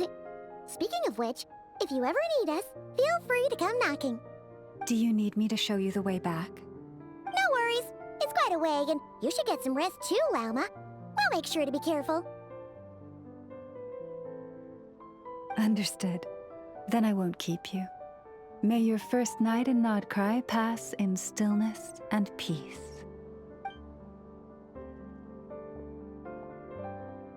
So, what you thinking? Sure was an eventful day, huh? The good news is, we're not at a dead end in the search for your spaceship yet. We can always learn more about this place while we wait. The usual drill, huh? Paimon's really getting sleepy now. If she gets too tired to fly back, you carry her, okay?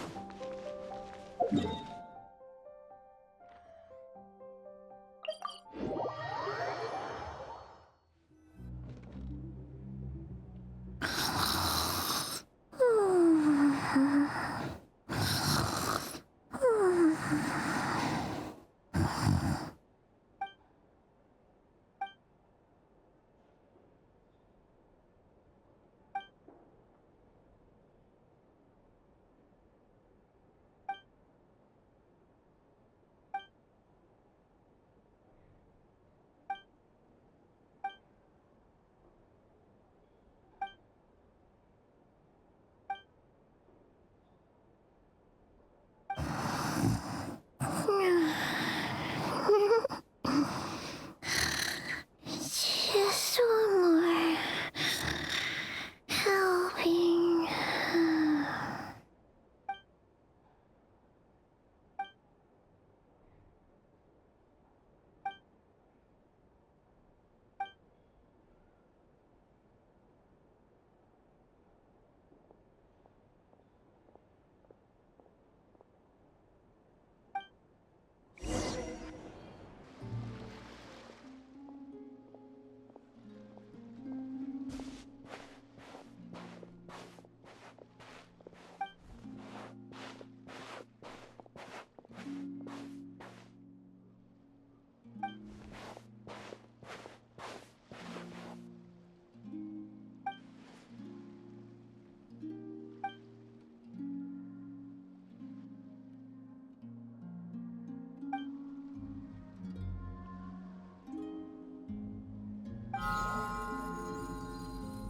Hey, what are you doing here?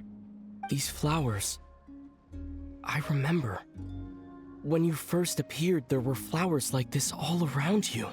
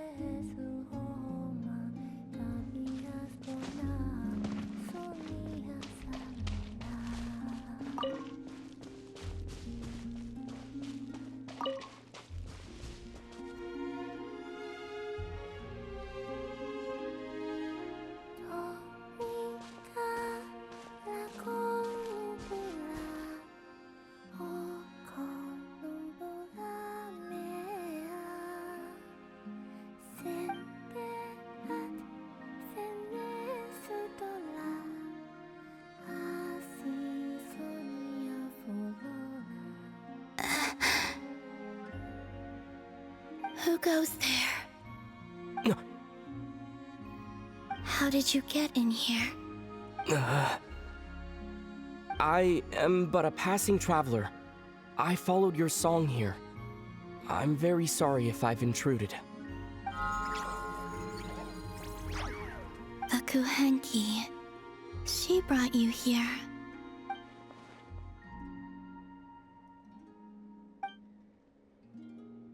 May I ask, are you the one they call Kutar? And the harbinger that the fatui refer to as the damselette? The fatui? Are you here at their behest?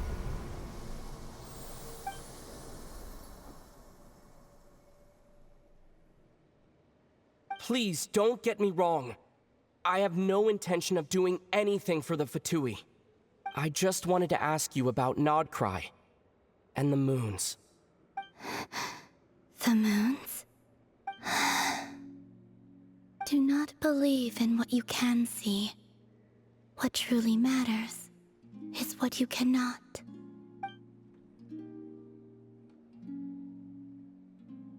What do you mean?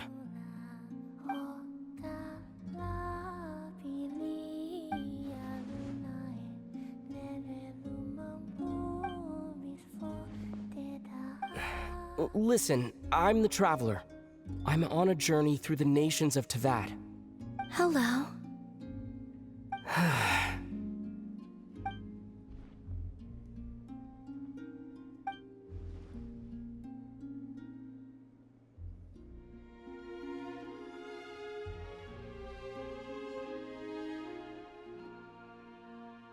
Could you tell me your name? Columbina.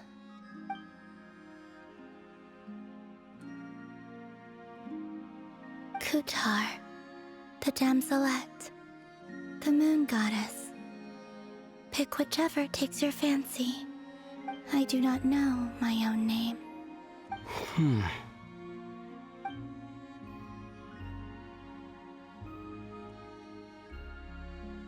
Then, Columbina.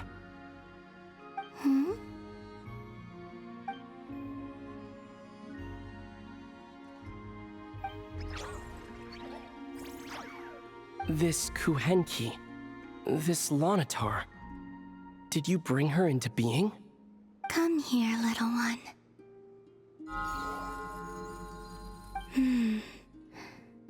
The trace of a blessing, but not one of mine.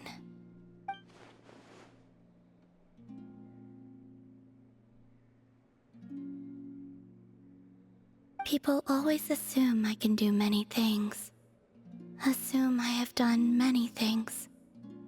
But I haven't. All I ever wanted was to.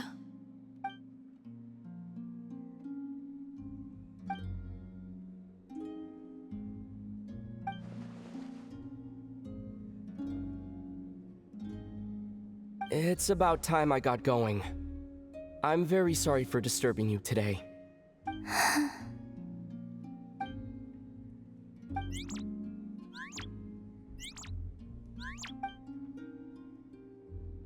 Columbina, that Kuuvahki. Oh, you're leaving?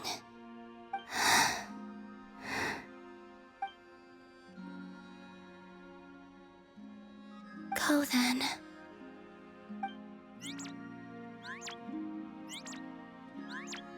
Goodbye. Take care. The moon can be treacherous.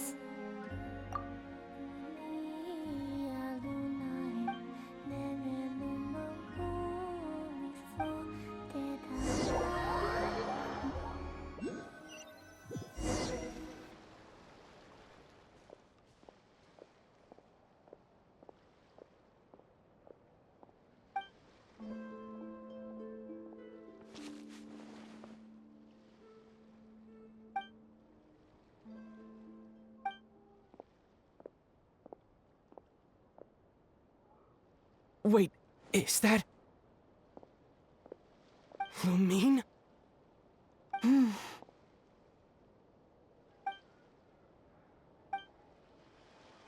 Lumine!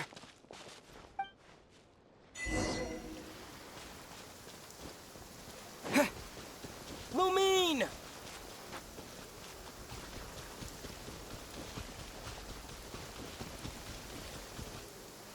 Lumine!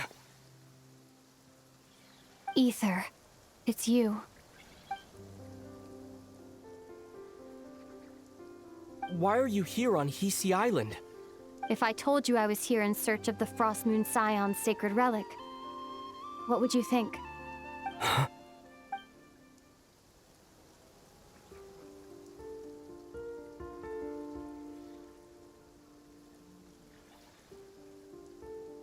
Are you also here to uncover the truth about our past?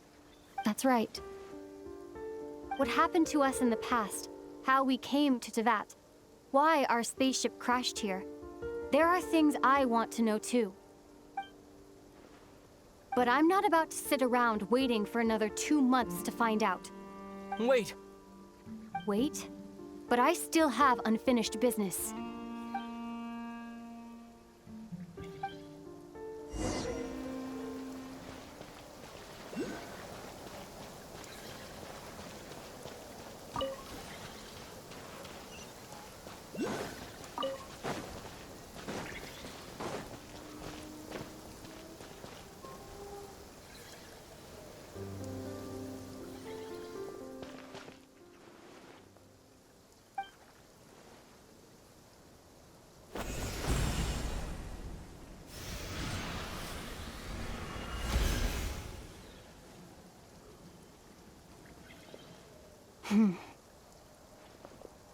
Hold on a second. What's wrong? That's the Frostmoon Scions' sacred relic. We can't just... Use it to get to the bottom of all this? We should at least get their permission. You barely even know her, yet already you hold that moon chanter in such high trust? What do you mean? She told you that the seal can only be broken on Moon Prayer Night, when the flow of Kuuvahki is at its peak, yes? You heard all that? Watch this. Huh? But... Get it now? She's been stalling for time. As long as the statue's base is imbued with sufficient power, the secret chamber can be opened at any time.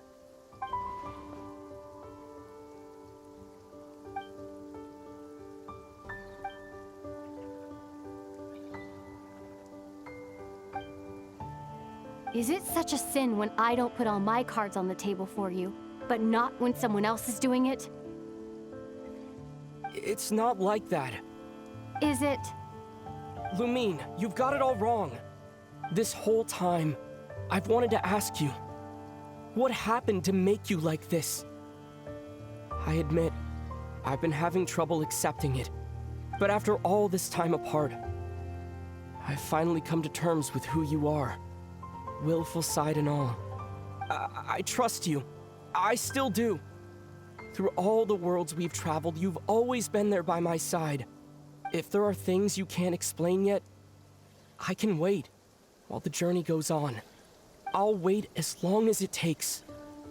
Until the day you're ready to talk. Ether.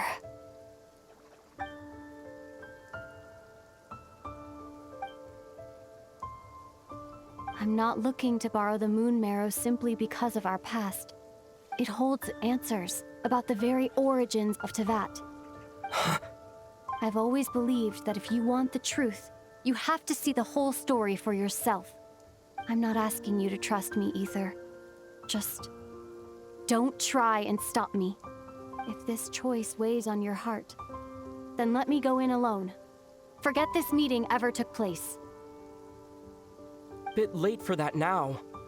But maybe this is the chance I've been waiting for all along, even if it fades with the morning light. I want to go with you. You sure? Yeah. Then let's go. Lumine. It's been ages since we went on an adventure together. I can't wait. Really? You think I'd lie to my big bro?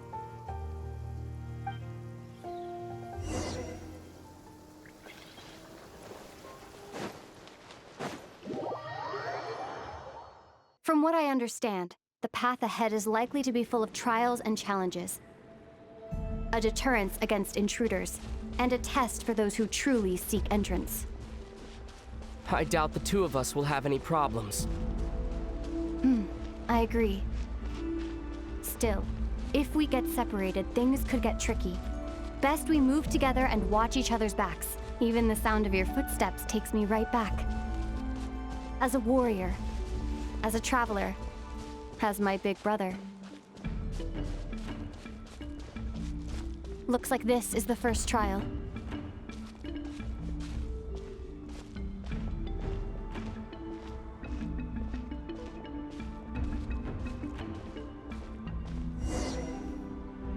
Ether, do you understand how Kuuvahki works? How it exacts force through push and pull? Let's see. How about this? I'll temporarily neutralize the Kuuvahki on the cliff face and move the platform into the center. Once it's in place, you'll need to utilize the repelling force of Kuuvahki to reach the other side. Okay, I'll leave it to you then.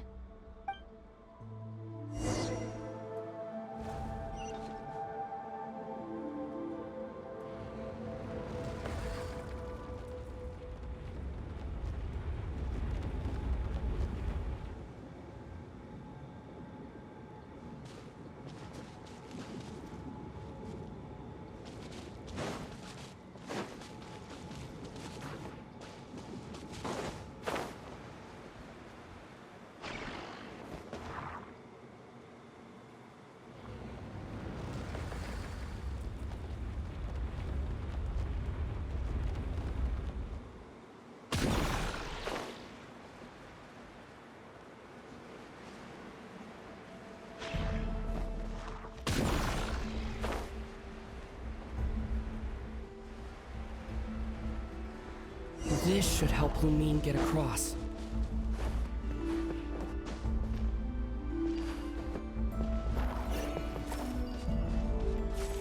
Lumine!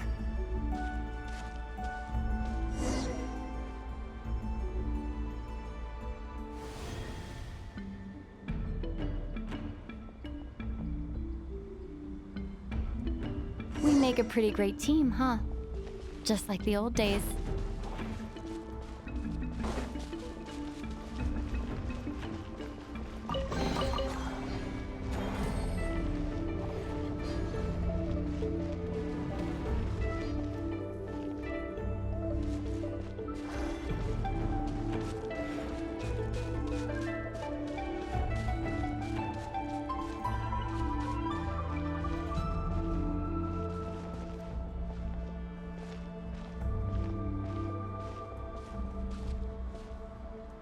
A wide open space.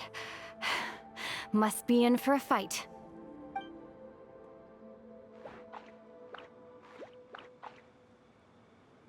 Was that it? What a letdown.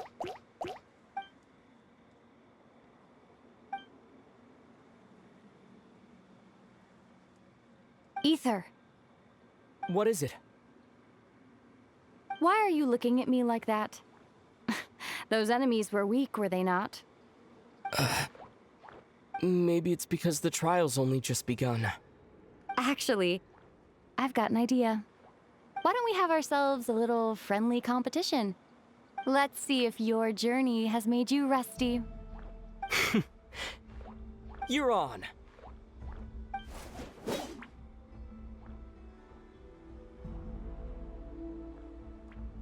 I won't lose to you, Lumine. If memory serves, I used to come out on top more often than not.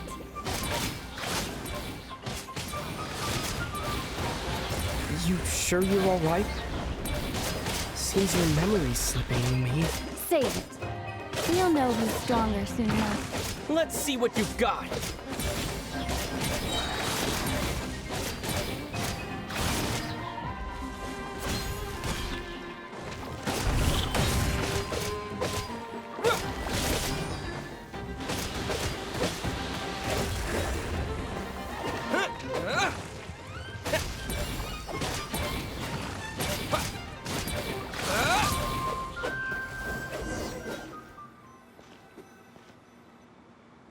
Been slacking off on your combat training? Or has no one been around to keep you in shape? No, I just wanted to let you win. Been too busy practicing your excuses instead, huh?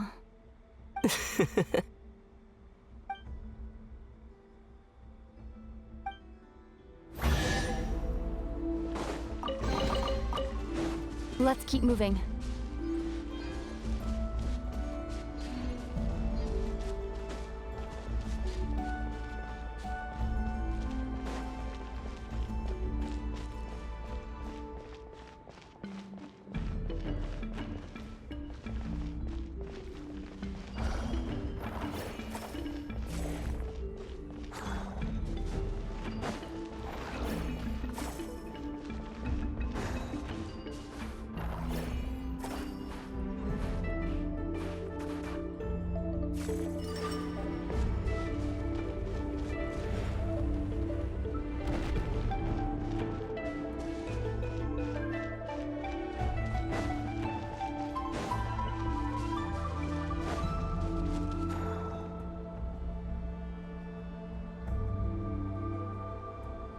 What is this place?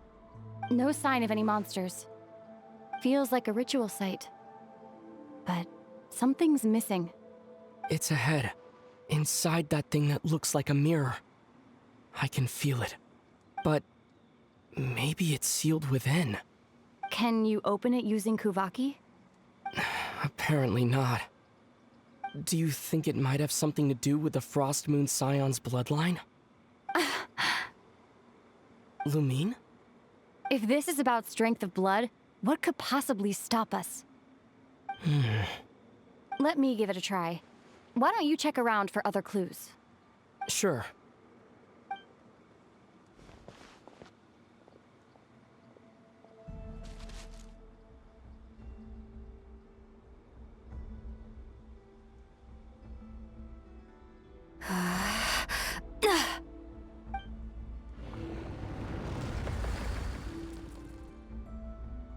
Found it. This should do the trick. Okay.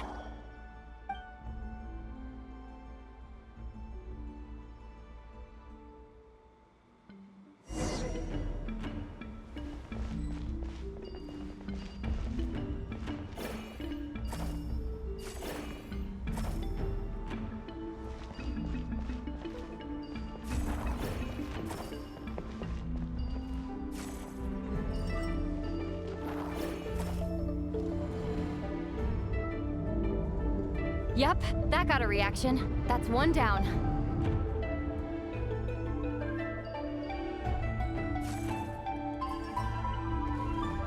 Nicely done.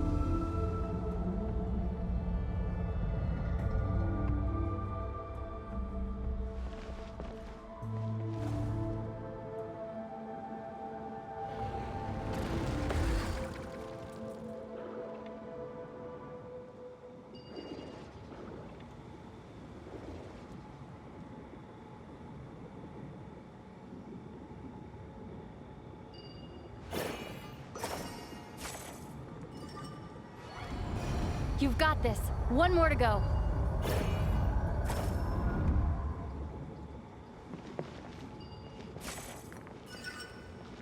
Good work, Ether.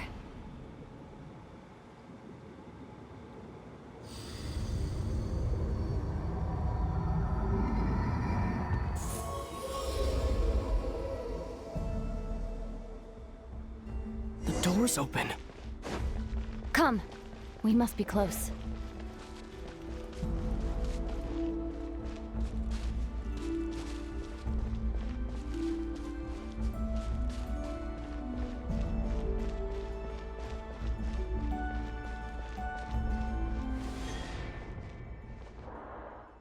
Stay on your toes now. Have you considered that I might be the more experienced between us? Is that so?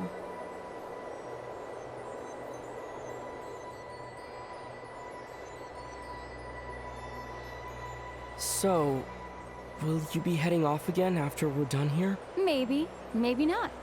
Another cryptic response. Don't worry about things that haven't happened yet.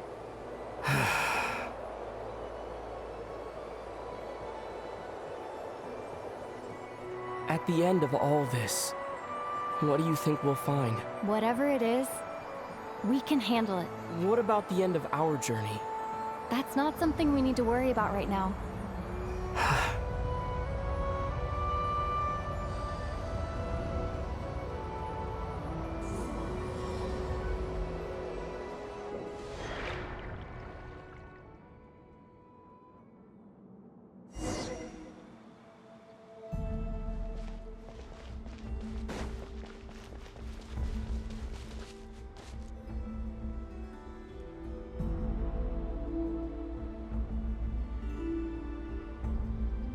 Looks like the final trial is just up ahead. Ready for battle? When have I ever not been? What's wrong? Going on an adventure with you, side by side? It's been so exciting. But at the same time, it just feels surreal, I guess. Maybe because it's been so long. You know, this is only the second time we fought together since the day we both woke up in Teyvat. Maybe that's it. Aether, let the light of our blades come together once more, just like they did in the past. Lumine. This is a night of miracles, an adventure that belongs to us. Let's not weigh it down with worries and regrets. This is our adventure.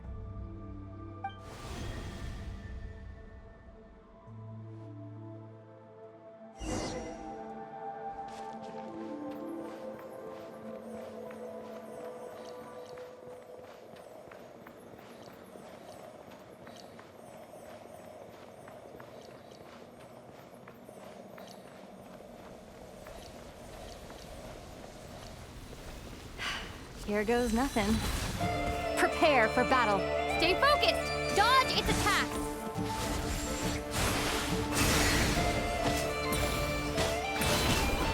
Don't forget to heal yourself! Now's our chance!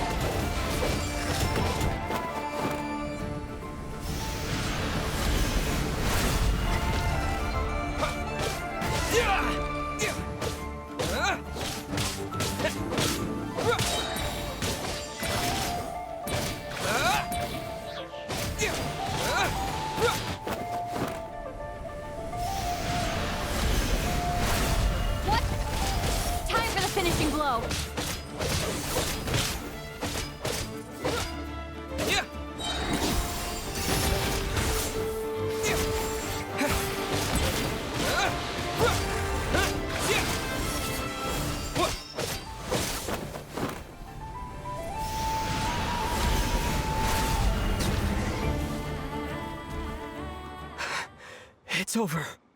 Nicely done. Flawless execution. Couldn't have pulled it off without your backup. Not too shabby at all. As for what you were saying, yes, I should have come to see you earlier. Or at the very least... Spent more time with me going on adventures like this. Something like that. Instead of just running off and expecting you to follow my trail. Wait a sec. That's not an official apology, is it? That goes without saying. Come on. Time to claim the treasure we came for.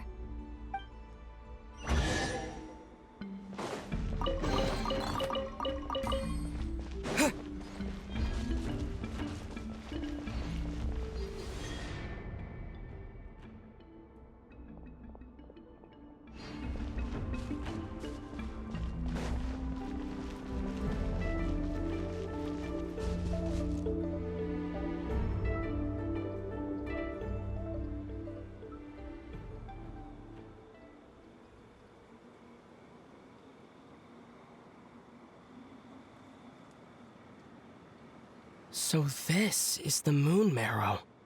The treasure we've been after. All right. Go get it for me, Aether. It belongs to me. What's wrong, Aether?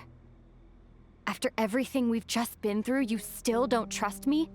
Don't you want to know the truth too, just like I do? Rest assured, I'll share the truth with you afterwards. Now, go bring it to me.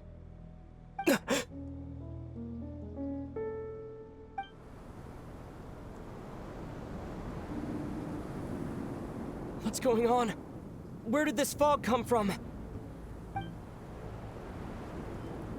Lumine!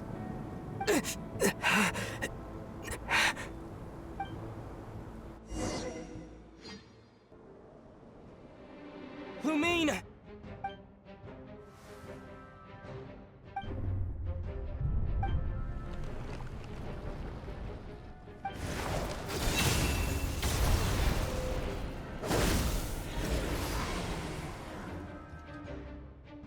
Lumine!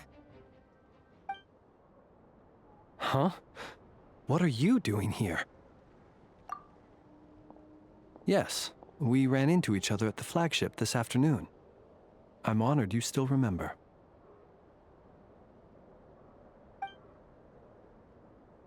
Are you looking for something here?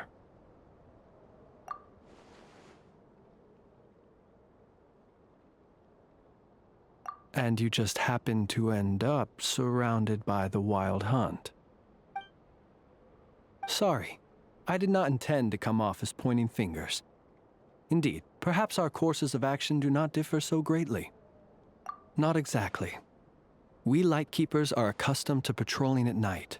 A long-held tradition, you understand. I was just passing by when I noticed that the Wild Hunt had struck.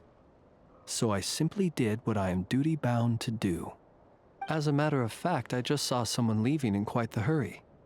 Was that your companion?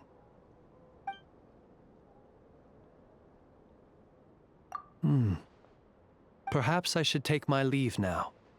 After all, my patrol isn't over yet. Nod-Krai is a dangerous place to be at night. I'd advise that you head back soon as well.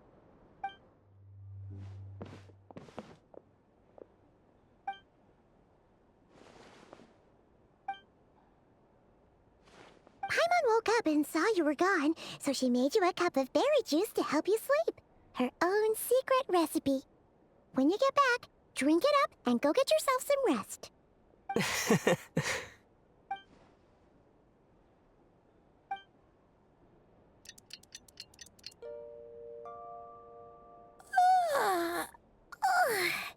Good morning? If now still counts as morning. When did you get back last night? Did you sleep well? Good to hear. So, where'd you wander off to on your midnight stroll? Anything interesting to see in Nod-Krai at night? Oh, really? Come on, don't leave Paimon hanging.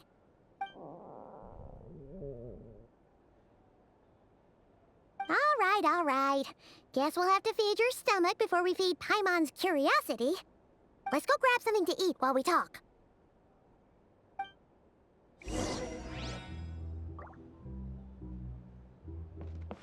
A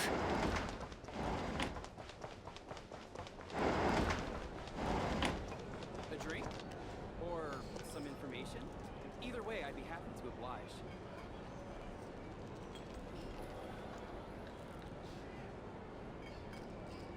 Phew! This is just the best, huh? Free food, free lodgings. This bark is friend for life material, that's for sure. Hey, did you hear what happened?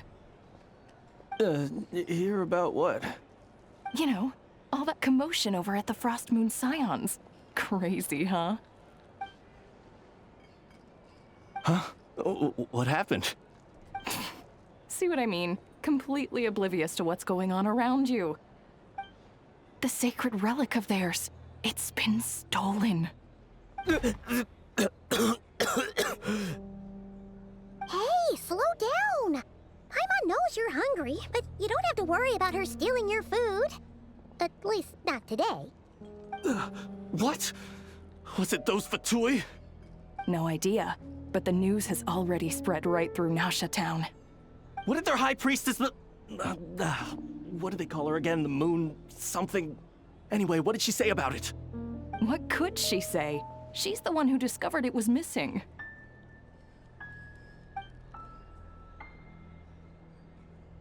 She was in Nasha Town first thing this morning, hoping to launch a joint investigation with the Voynich Guild. Whoa! Did you hear that? Lauma and the others, their sacred relic's been stolen! Who in Tivat would even have the nerve? Paimon bets it was that bunch of good-for-nothing, rule-breaking, troublemaking fatui!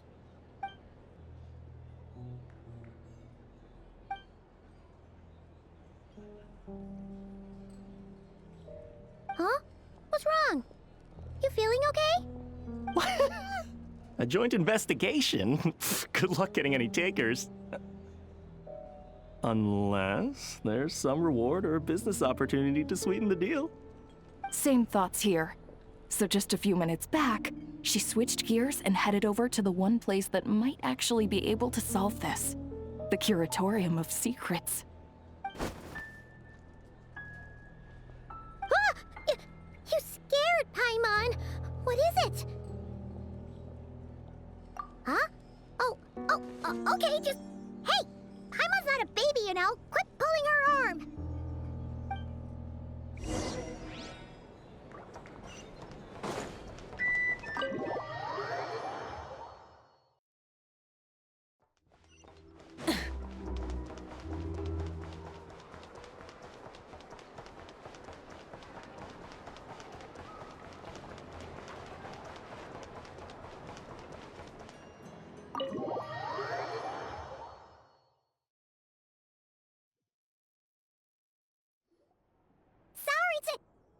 Huh? There's no one here. But didn't they just say Lauma came this way a few minutes ago? No one except for a cat watching over the front desk. Excuse meow? Are we supposed to check in here? No idea what that means. Is this Lauma's personal receptionist or something? Pretty sure she'd be the only person who could actually understand it.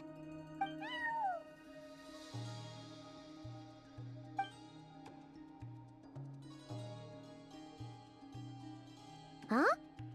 It's heading into that room! But why not? Like I told you already, that's just... Huh? Another client.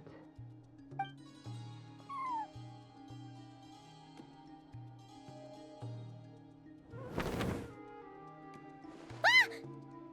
So, you were in this room the whole time? Something I can do for you? Traveler. Paimon. Oh, you're acquainted then? Yes. They visited Hisii Island yesterday. We had dinner together. Allow me to introduce you. Traveler, Paimon. This is Nefer, boss of the Curatorium of Secrets. Pleasure to meet you. They are travelers who arrived in Nod-Krai just yesterday. Greeted by the birds and beasts of this land, they are kind-hearted souls who walk in the moonlight's glow.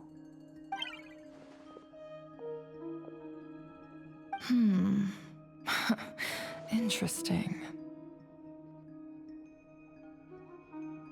Thank you, Lauma, but you need not have introduced them. They are great heroes, renowned throughout the nations beyond our borders. Oh, really? Do not forget, I deal in information. Just because most people in Nod-Krai pay scant attention to foreign affairs, that does not mean the same goes for the Curatorium of Secrets. They're the heroes everyone was talking about before. The ones who saved Natlan during the Abyss crisis.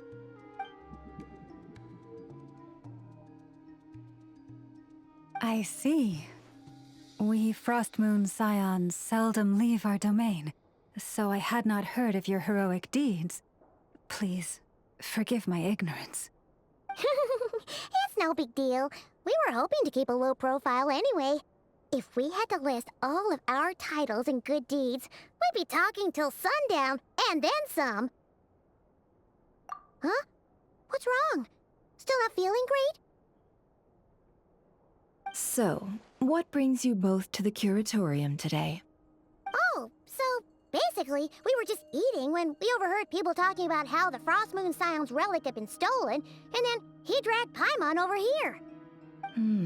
I see. Ah, I see.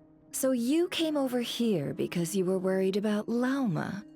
A combination truly befitting of great heroes. Strong at arms and pure of heart. In that case, Lauma, I've got a suggestion. Why not ask these battle-hardened heroes to take the commission for you? Honestly, it's a little beyond the means of such a modest establishment as ours. Your modest establishment? Unable to handle a commission? You just don't want to take it, do you? You're right. I do not. What kind of commission is this? Surely it's not to recover your stolen relic? Yes, that is it. Recovering the relic is both my duty as a moon chanter and a step toward fulfilling the promise I made the traveler, to help uncover the truth of the past. But Nefer has already declined our commission multiple times. And yet, just as it always has, the moon will continue to illuminate the sky above the curatorium. Come night or day, may the moon goddess keep you. Enough of that.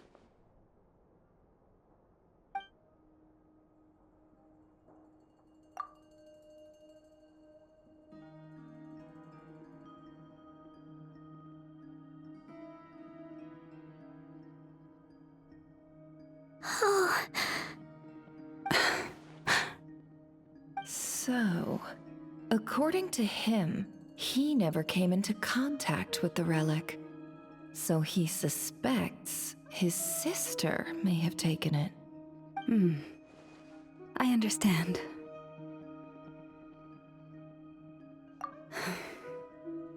The Frostmoon Scions' secret chamber has remained hidden from the world for generations. But the reason outsiders are forbidden entry is not only to prevent theft. Within the chamber lie ancient trials, challenges designed to test the worthiness of those who enter. To intrude without rightful cause is a most perilous act indeed. So please, don't be too hard on yourself. The fact that you made it through those trials proves your right to stand before the relic. To put it simply, the moon marrow itself has deemed you worthy. No. Your honesty tells me everything. You never sought to take the moon marrow for yourself. As for what happened at the end, I suspect the chamber's protection mechanism may have been activated. Among those who entered the final chamber, there was either someone with impure intent, or else an abyssal presence. The Abyss? Perhaps that's why, then. Either way, the moon marrow was taken. And I believe you. So the problem remains the same. I need to recover our relic. See? Didn't I tell you it would all work out in the end? But before everyone starts celebrating, forgive me for asking just one more thing. Are you absolutely sure your sister took the relic? What do you mean? Weren't they the only ones inside at the time? Who knows? Think about it. After your sister broke the seal with abyssal power, what was to stop someone else from following you in there? In theory, nothing. And as it just so happens, I received a tip-off from one of my sources earlier this morning. Word is, today of all days, The fatui suddenly called off their search for the relic. What? Huh? Why? Well, either they woke up this morning and suddenly decided they'd lost all interest, or... Exactly. Are you wondering if your sister might be in cahoots with the fatui? Which is why I asked, are you absolutely sure your sister took the relic? Or to put it another way, do you really know your sister?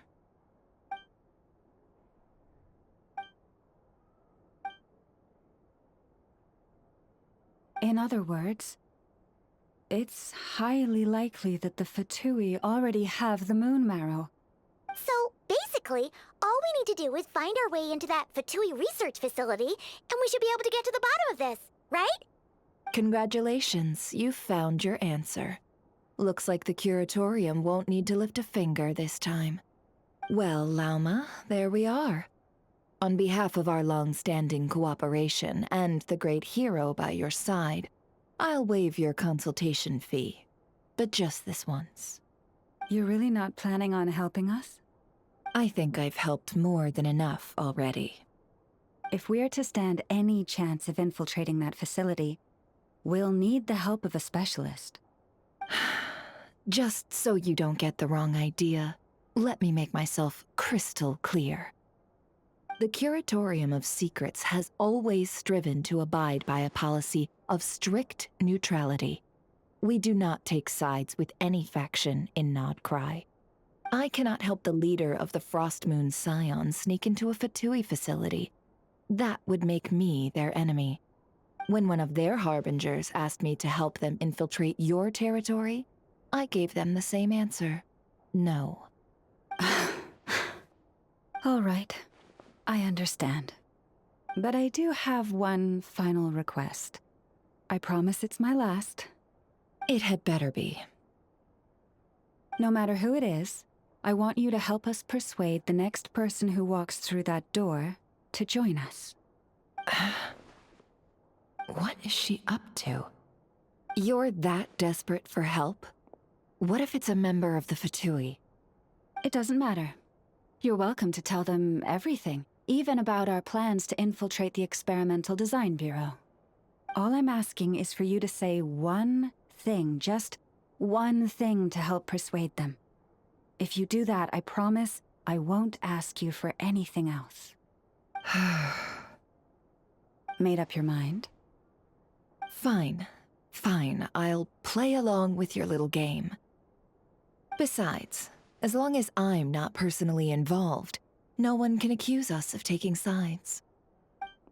Boss, I'm back!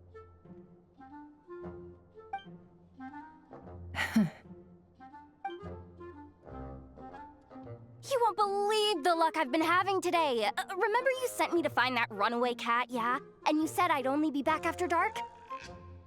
Well, guess what? Right after I left the house, this big ibis flew over and the missing cat was right in its claws. And once it got close, it loosened its grip and... Boss, you're meeting clients. I'm so sorry. I'll get out of your way.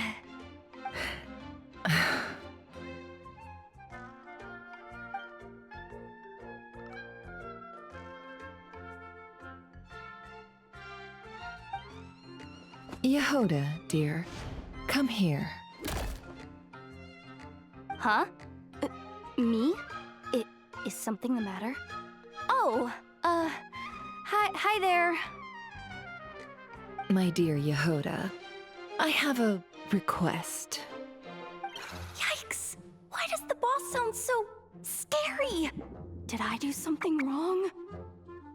Would you be so kind as to accompany these 3 delightful clients of ours and help them infiltrate the Fatui's Kuuvahki Experimental Design Bureau? What is going on here? Boss usually just says things like, hey, go do this, or you, go take care of that. Why is she being so scarily polite? And wait a sec. The Fatui's research facility? That's basically a death sentence. Made your mind up yet, my dear?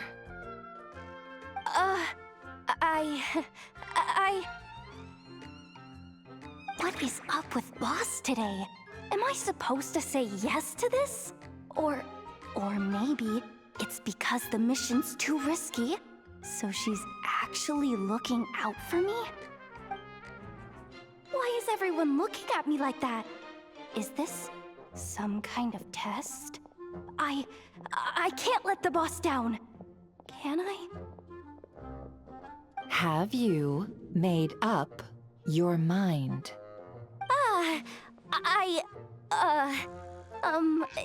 That's... Sure, why not? Really? You really don't mind helping us? Huh? Oh, yes. I mean, no. Of course, I guess I do. Oh, thanks so much! We owe you big time! On behalf of the Frostmoon Scions, too, thank you, Yehoda, for your help. What the? Seriously, what just happened? Why does the boss look so fed up? Oh no, was I supposed to turn them down? All that mentoring, time spent teaching her how to deal with different factions. In one ear and out the other. Never. You got what you wanted. You promised that was it. I know this goes against your principles. I won't forget the favor. Trying to get me to change my mind now? Of course not. I just wanted to say thank you. So, thank you. Oh. Yehoda, we'll leave the planning to you. Let's discuss the details elsewhere. Huh? Oh, okay. Oh, what have I gotten myself into? Oh, by the way, Yehoda, before you go... What is it, boss? You're fired. Huh? Effective immediately. As in, this exact moment.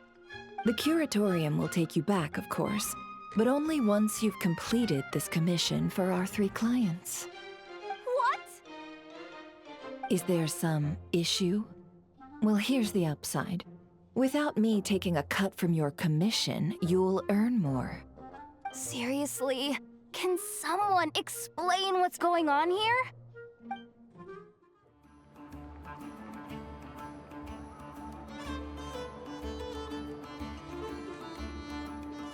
Are we sure Yehoda's alright?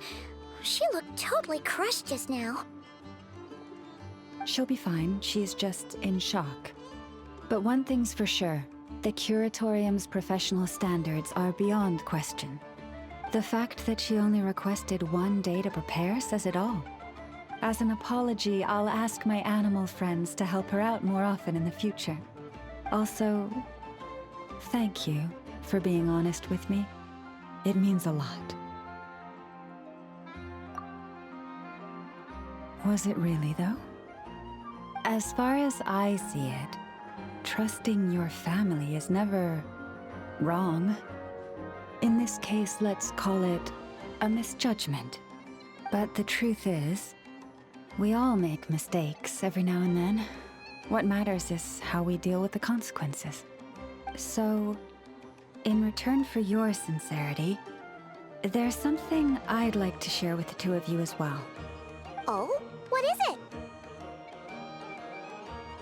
Perhaps it is something best said under the moon's gentle light. Would the 2 of you meet me on Hisii Island tonight? Oh, it does sound important. You're right. There's too many people here. Somewhere quieter makes a lot more sense. Thank you both for understanding. Then let us meet beneath the moonlight. It's about time, and the moon's already up. Let's head over to the place we agreed to meet Lauma.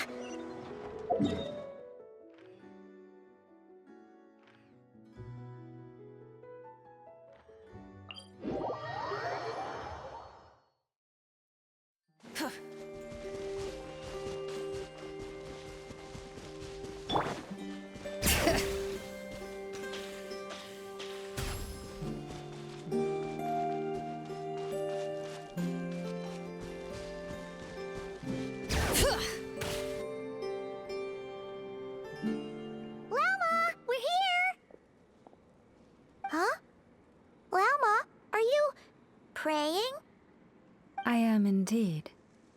For the moment I was born, my people exclaimed, "Behold, eyes like the moonlit tide, antlers like the crescent moon, and blood that glimmers silver as the moon's reflection." From as far back as I can remember, I was revered as the Frostmoon's emissary and the Moontide Maiden. The first words I ever learned were prayers to the Frost Moon. The first gestures, those of our sacred rites. Wow, that must have been tough. Back then, I didn't know any better. It all just seemed so natural. The Frostmoon Scions' bloodline has long since begun to run thin. Nowadays, even those of us with antlers are few and far between, let alone those attuned to the power of Kuuvahki. But I...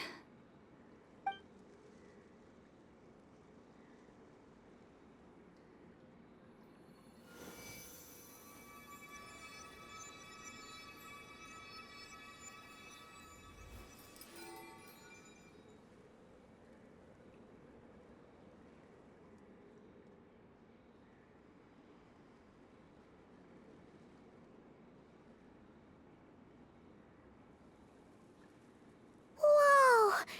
Your antlers are so pretty. They say it's an extraordinarily rare condition. Once in a century, if that. I am unusually sensitive to the moonlight, as well as to the Kuuvahki's ebb and flow. As a child, I could barely sleep because of it. Oh no! It was that serious? To others, fluctuations in Kuuvahki are something you easily get used to, like a gentle tide lapping away at the shore. But to me, that same tide is a towering tsunami, a surging swell crashing against me.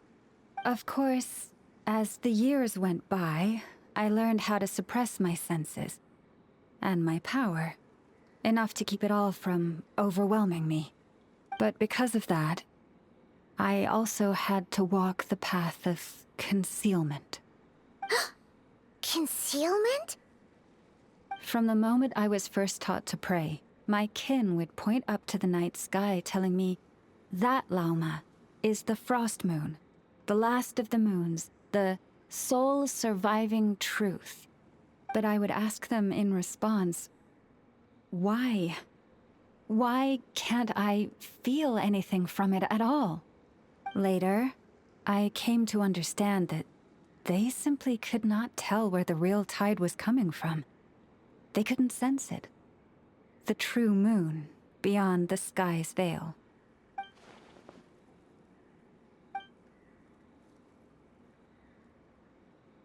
The moon is false. I reached that conclusion long ago. But there was no one I could tell. Not a single soul. At least, not until now. Am I the one who's wrong? Is it the moon that is false, or my own senses? I asked myself such questions time and time again.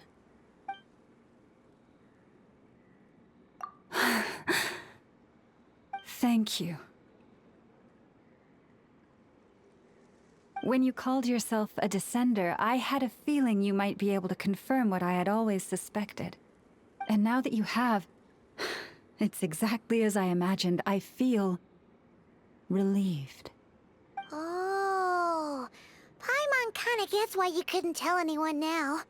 It's not easy to change people's minds on something they've believed for hundreds of years. That's what I meant by concealment. I knew too much, so I had no choice but to keep my people in the dark. Every prayer I offer feels like a lie to keep myself going.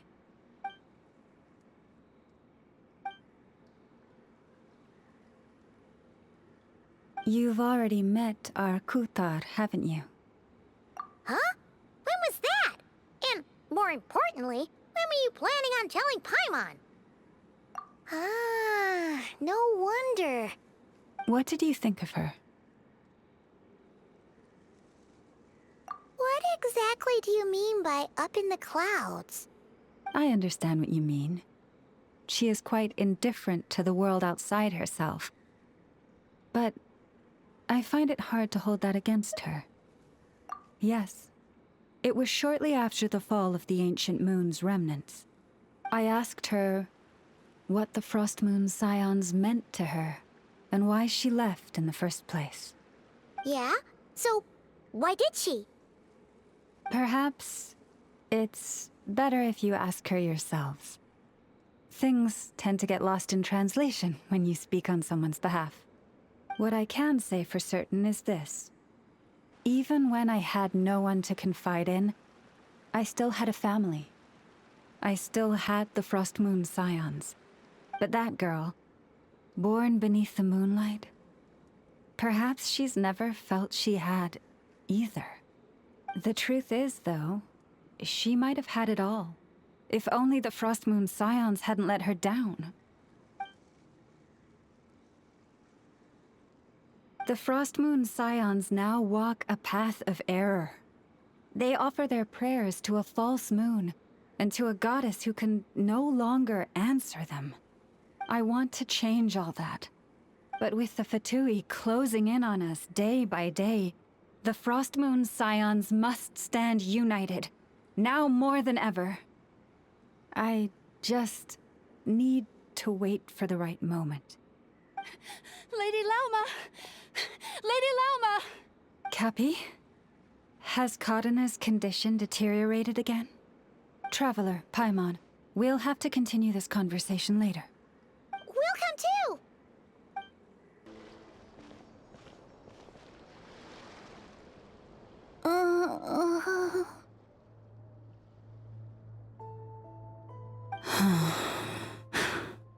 Why? Did I do something wrong? I've been praying to the moon goddess every day. Why isn't she getting any better?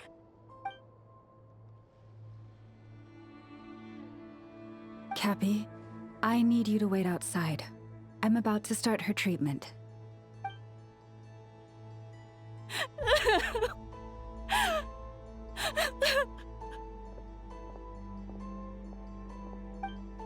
Is there anything we can do to help? Just don't be alarmed by what you're about to see. And please, don't let her mother see it.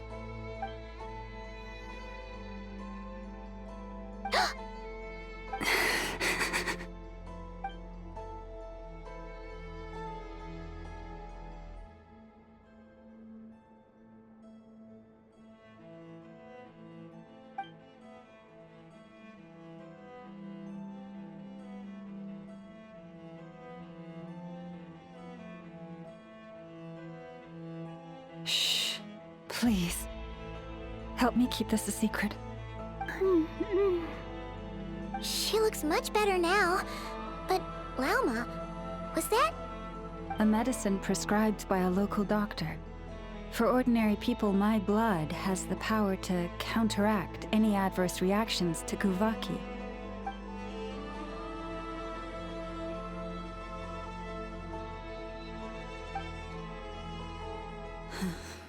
So, now you know another of my little secrets. I had hoped to guide the Scions out of error before Karina's illness reached this stage, but clearly, I was too late.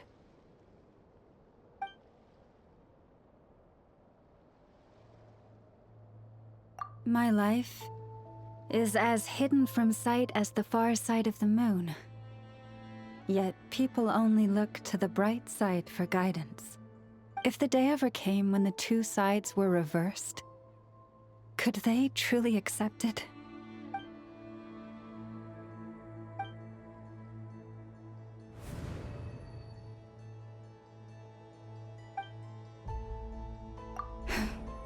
Hearing you say that puts my heart at ease. Mm-hmm. And if there's anything we can do to help the Frostmoon Scions, just let us know. Our priority, right now, is reclaiming our relic from the fatui. But I now understand that the day I will tell everyone the truth is no longer far off.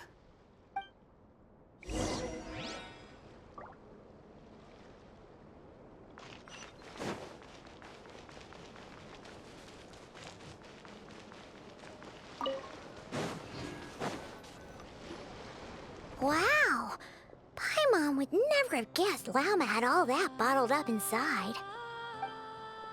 Hey! Watch your step! Ah! What's wrong? Oh, you scared Paimon. You scared me there too. Almost stepped right into one of my traps. A trap? Why would you leave a trap somewhere like this? Well, it's not like this is a main path. And besides, we Frostmoon Scions would recognize it instantly.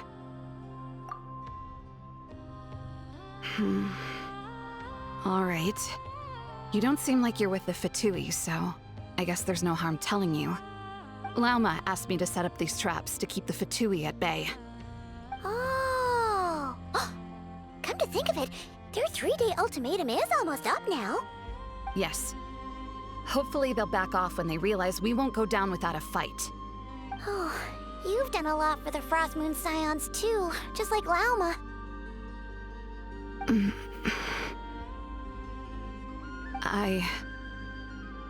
Philomena? It's nothing. I was just wondering if any of this is really worth it. What do you mean? Our people. So many are stubborn, stuck in their ways, clinging to a truth they refuse to even question. Do they really deserve everything Lauma's doing for them? Afraid. Huh. I suppose. Maybe you're right. No. I shouldn't be saying this.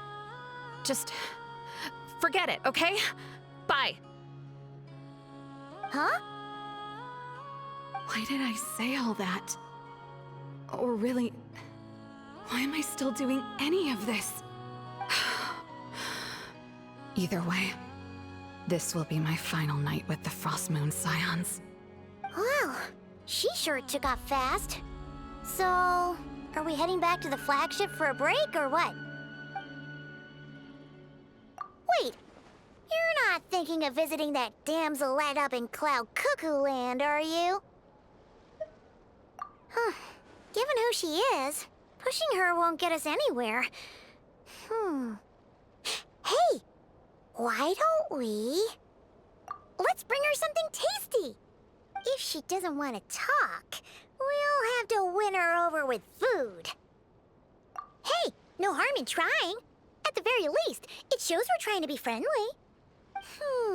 Let's see... How about Ineffa's 9.12 out of 10 berries and fried meat, the Frostmoon Scions boon of the day, and one of your signature dishes? Your choice! Should be a good mix of meat and veggies. There's bound to be something she likes.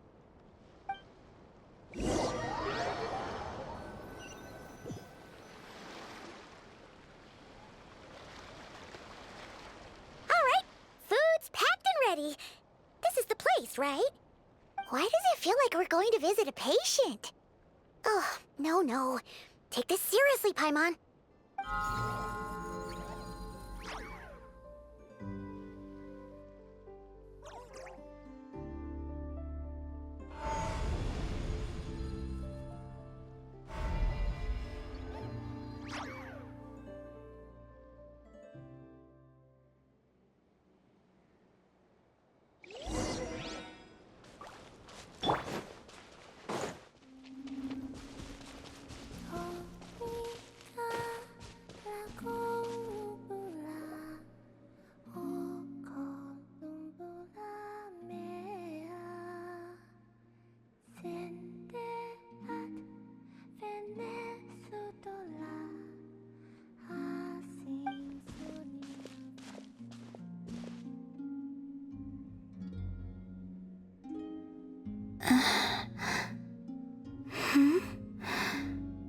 Remind me, who are you again?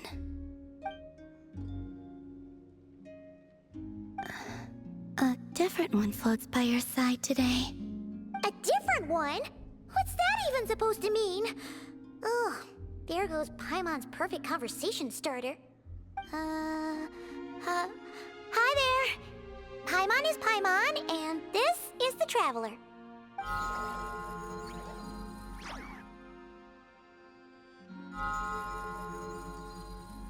Oh, there you are. Between the two, I suppose you're cuter. Wait, what do you mean Paimon's less cute than that floaty thing? Columbina. What is it? What's your favorite kind of food?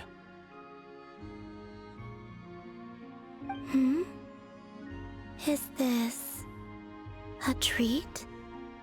Or an offering? Let's go with treat. Anyway, this is all the Traveler's cooking, so please, help yourself.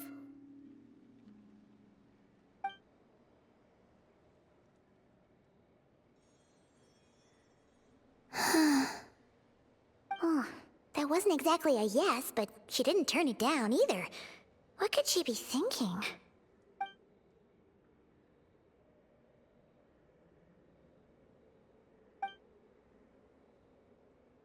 So, what do you want to ask?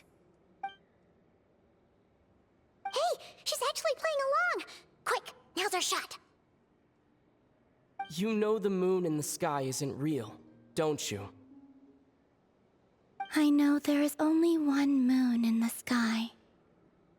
It is simply that some can see it, and some cannot. What does it mean to you?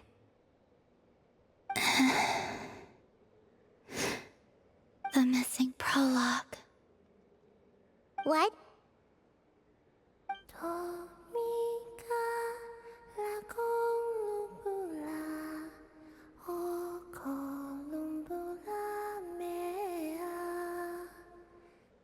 Huh? What does that mean? Isn't she going to explain herself? Can you tell me more about that melody? You were humming it last time, too. It must be important to you.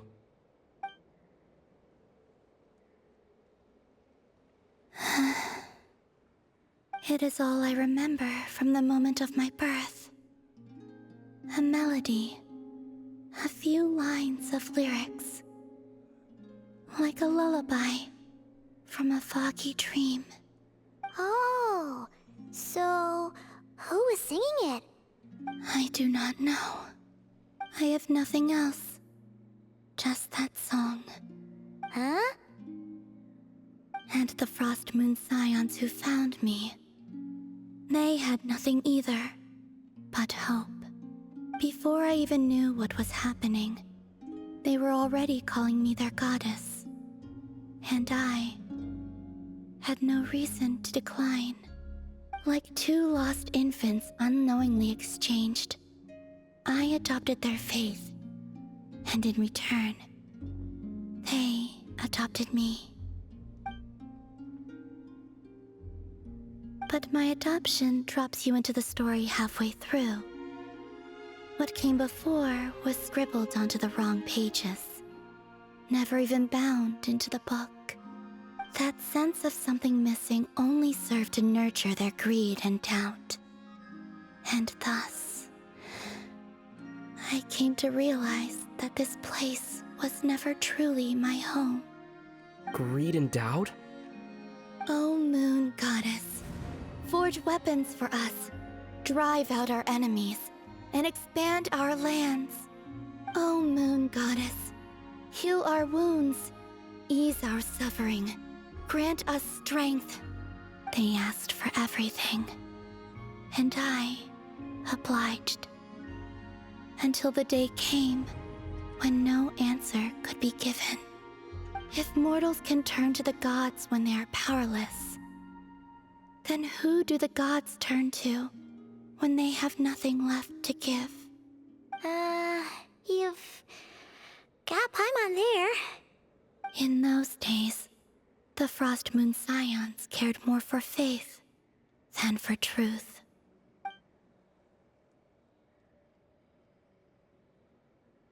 Reality rewrote the sky in words I could not understand. I did not want to read a tampered version, so I simply stopped looking.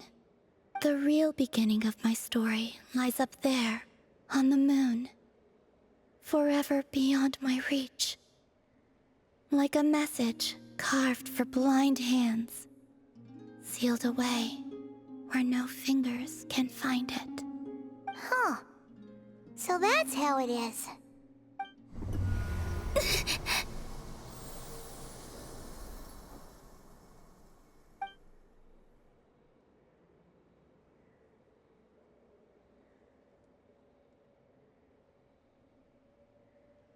What's wrong?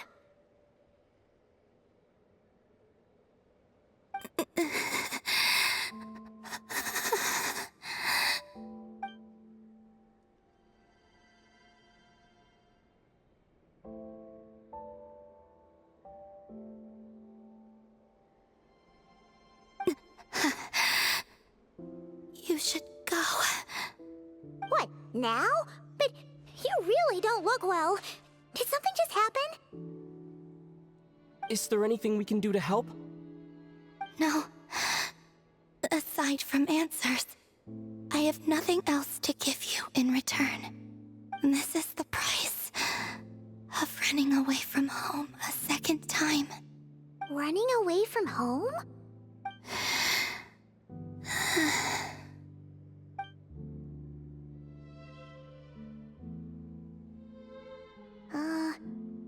Is she heading towards the food? Did all of Paimon's questions make her hungry? Do you still have many questions? I know I should offer more in return for your kindness, but I'm feeling a little worn out. Oh, we're so sorry about that. But Tsaritsa was right. Freedom always comes with a price.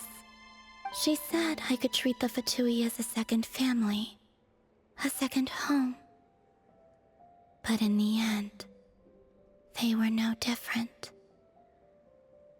All they wanted in truth was my power as the moon goddess. I'd rather not dwell on such unhappy memories.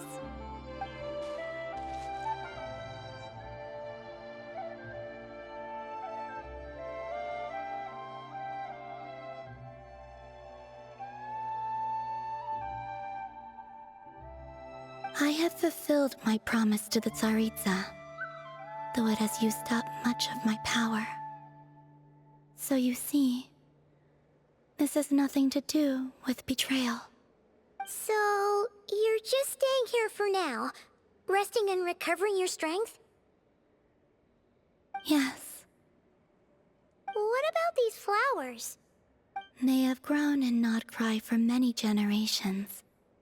They're highly sensitive to the ebb and flow of Kuuvahki.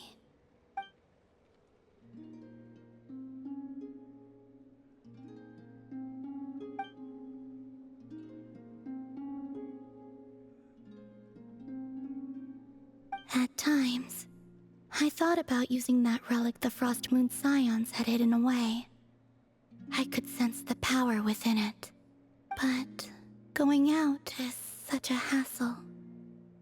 People might see me, and I promised Lauma I wouldn't show myself to anyone. Besides, I know it's gone now anyway. Really? Lauma asked you to stay in hiding? Uh-oh, she's looking back at the food again. But Paimon's still got some little crumb cookies here.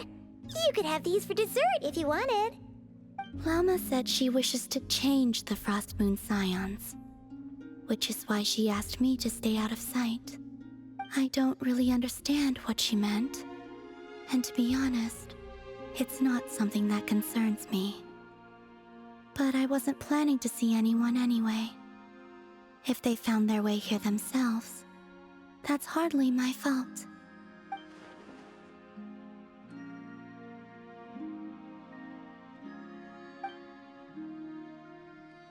Lauma, the Maiden of the Grove. She is quite unlike any Frostmoon Scion I have ever met before. After hearing my story, she actually apologized for how the Frostmoon Scions treated me back then. She told us she feels like she's been living on the far side of the moon. Is that so? I actually got the opposite impression. She's been keeping her true power hidden away, afraid that people might be dazzled by its brilliance, and that they'd no longer be willing to look her way.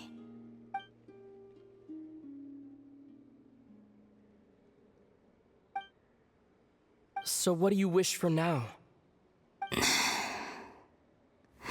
I wish to return to the moon, to the home where my story is written. Right now, that is all I wish for.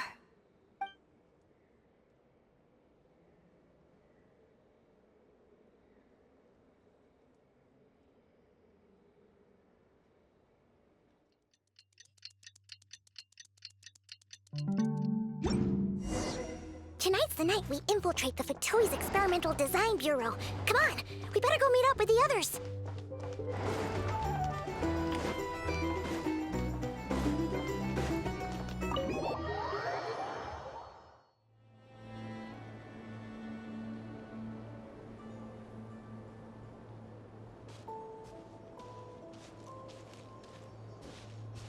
Huh? How come you're here by yourself, Lauma? Where's Yehoda? I haven't seen her. Seriously? Don't tell Paimon she's ditched us on our first mission together. I don't believe so. Nefer and I have our differences, but that shouldn't interfere with our shared objective. Recovering the relic is my duty. But as far as she's concerned, there's plenty to gain here too. In Nod-Krai, it's common knowledge that the Curatorium has a nose for profit and opportunity. The same way aphids flit from flower to flower in a never-ending quest to make honey. Huh. Sounds like you know her pretty well. Still, Yehoda sure is taking her sweet time. Hmm?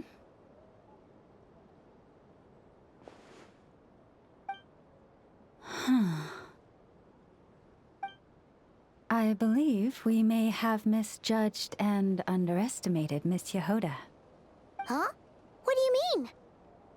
As a former employee of the Curatorium, I'm confident that she possesses both professionalism and integrity in ample measure. Huh? Huh? What was that noise? The sound of a wavering conscience, perhaps? Ah! Whoa! Something just fell down. Hello, everybody! What kind of an entrance is that? Wait a second. Have you been hiding nearby this whole time? Yeah. I was just, scouting things out from up high. Darn it. How did Jane Doe even notice me up there? I can't believe I'd only realized I'd run out of smoke bombs this morning. What if something goes wrong inside? How am I supposed to make a quick getaway now? Thought I could just hang back and wait for the clients to get cold feet. But nope. Turns out they're all completely fearless. Don't they know how scary the Fatui are? Really sorry, everyone. Truth is, just as I was heading out this morning, I discovered I'd run out of a super important, completely essential, absolutely indispensable piece of equipment. So, what are we gonna do? Well, as I see it, there are two options. Plan A is, we take a detour to Nasha Town to restock. Though, who knows if any shops will still be open this late. Plan B is, we call it quits right here. Disband the team, and I'll go home. My place is only like a 10-minute walk from here, so... Personally, I vote Plan B. Bada bing, bada boom. Maximum efficiency, minimal effort. Don't try to solve your problems by running away. Not a fan of either? Then I guess our only option is to fall back on Plan J. That's J for Yehoda, by the way. Why didn't you just tell us that was an option in the first place? Come on, that would have totally ruined the surprise. Boss pulls this trick all the time, and it's always the clueless ones who end up praising her to the skies. Feels like you just threw shade at a whole lot of people. I have faith in your professionalism, Yehoda. You don't need those flashy tricks. Your abilities alone are more than enough to earn our respect. Huh, this Jane Doe sure has an eye for talent.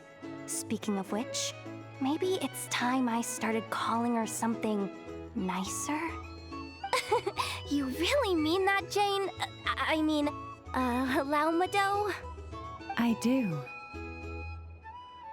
I'll tell you what, it's not every day you get to work alongside such considerate clients. I have a feeling we're gonna make a great team.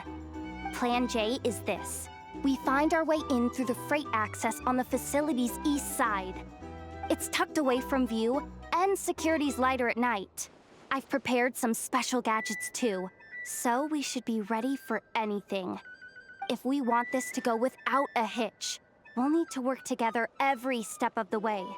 So everyone, stick close behind me. Now that finally sounds like a real pro talking. Hey, you saying I didn't before? Kinda, yeah. You... Ugh. Never mind. A top-tier treasure hunter like me never lets the naysayers get to her. All right, let's go over what we agreed on yesterday. The goal of infiltrating the Kuuvahki Experimental Design Bureau is to locate and, if possible, recover the relic that the fatui stole. We also need to figure out why they built the facility in the first place. I'm worried that they've set their sights on the ancient moon's remnants on Hisii Island too. Well, now that we've got a plan, time to get this show on the road.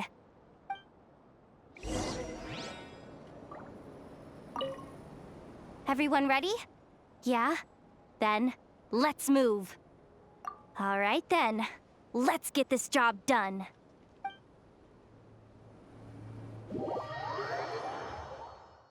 Go, go, go! But make sure you stick to the side.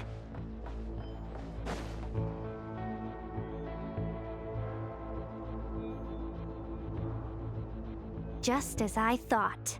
There's a gate controlling access from the outside. Good thing I brought this keycard, huh? Well, technically I stole it. But no need to tell them that, right? Blame that chump who thought it was a good idea to get wasted at the Flagship during work hours. Ooh! Is it top-level clearance? Of course, that goes without saying. Let me read it out loud for you. Fatui Experimental Design Bureau number 183574, maximum clearance, maintenance intern. That doesn't sound very top-level to Paimon. Never underestimate interns. Even the most legendary of thieves started out as rookie pickpockets, you know? Besides, if it wasn't for this person's selfless generosity, we wouldn't be able to just waltz in like this, would we? Feels like you're trying really hard to change the subject. Allow me to teach you the first rule of treasure hunting. First and foremost, use every resource at your disposal.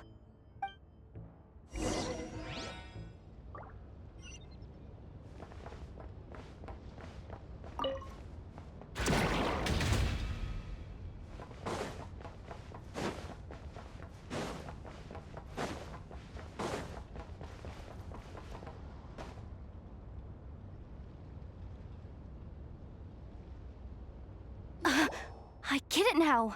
It's like a pair of light bulbs just lit up in my head. What did you just get? The blue light, aka Plan A, is telling me to take the path along the left side. It'll be a lot stealthier, but that might mean a bit of a detour.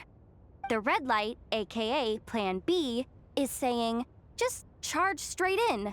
But that'll mean dealing with, like, a dozen sentry bots already powering up. Although, I might be able to switch them to training mode. Their attacks will be weaker, but we'll still be in for a fight. Can't you just put them in sleep mode? Hey, I told you, I'm just a maintenance intern. Give the new recruits some time and space to blossom, will ya? We're still pretty close to the entrance. Surely they'll call the whole thing off once they see what these bots can do. Anyway, I say we go with Plan B. Either way, I won't be doing any of the fighting, so the shorter route sounds good to me.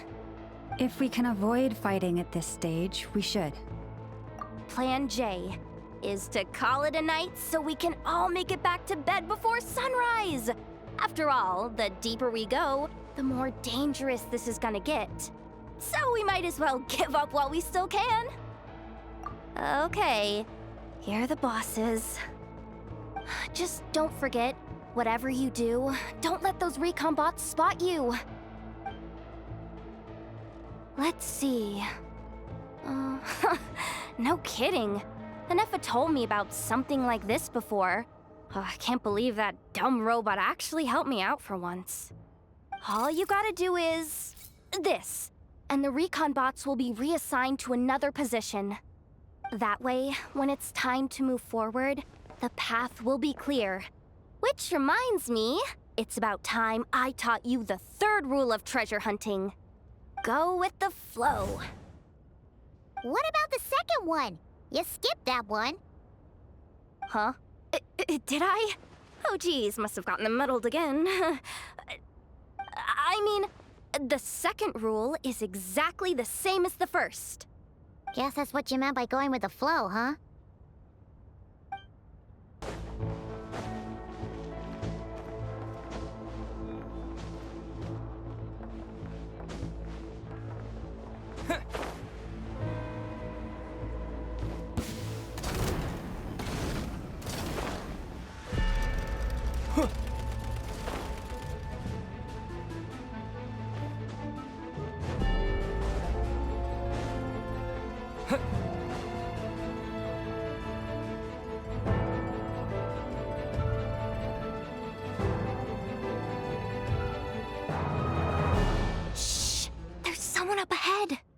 Has the lockdown been initiated?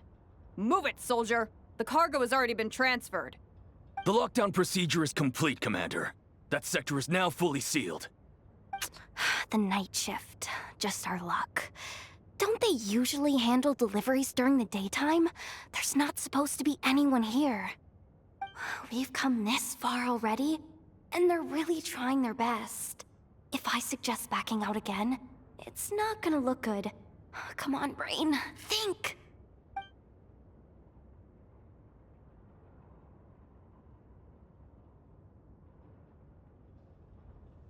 Got it! The freight shaft to the upper levels. We might have a shot there. Let me see. Huh?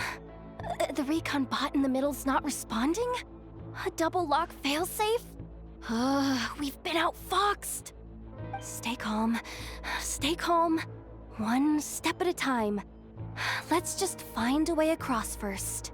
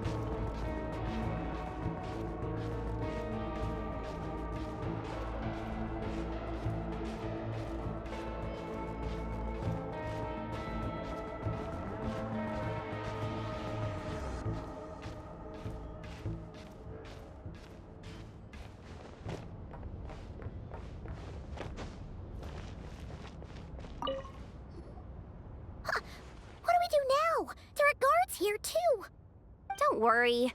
Bots are way easier to deal with than people. At least their behavior is predictable. First, let's find a safe spot to land. Good. That spot shouldn't draw their attention. Let's go. Let me just try something. Maybe I can use the terminal to command them to move out of our way. Security verification? With 10 questions? Are you kidding me? You really trust me that much? Fine. I'll do my best. But just to be clear, if I can't answer a question, I'm backing straight out of the terminal. No way I'm risking triggering any sort of alarm. Come on, Yehoda. You can't give up now. Question 1. What is our motto? Oh, I know this one.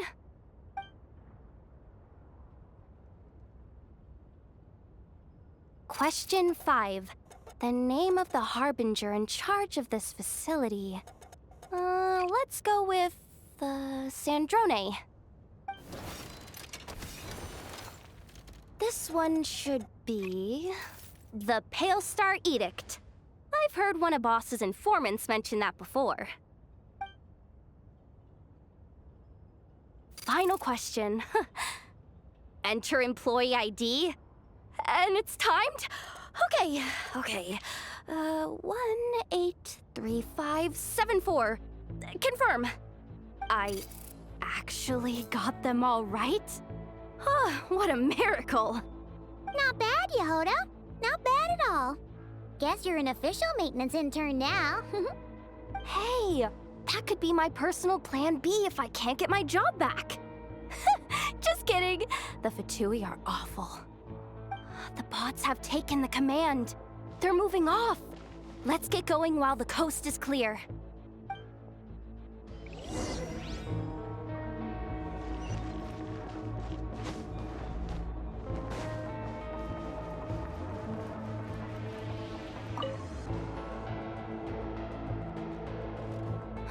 Didn't think they'd even cut off the supply of Kuuvahki.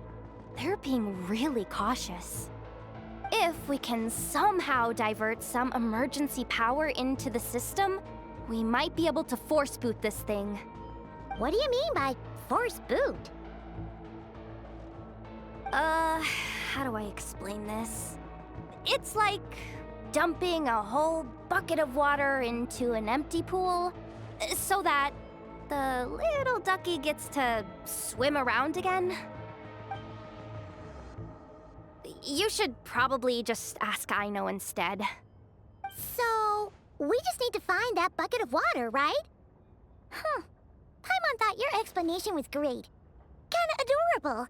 In a childish sort of way. Hey, you could have just skipped that last part. Here, bucket, bucket, bucket. Where are you hiding? Judging from the concentration of Kuuvahki, over there. Wow, you can sense that, Lauma? That's incredible.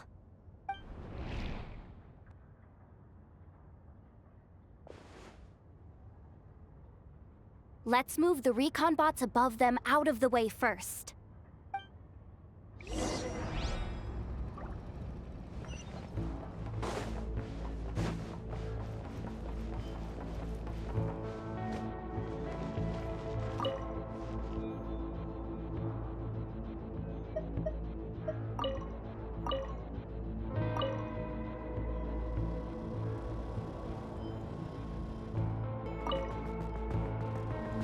All right, that should keep the alarm from going off.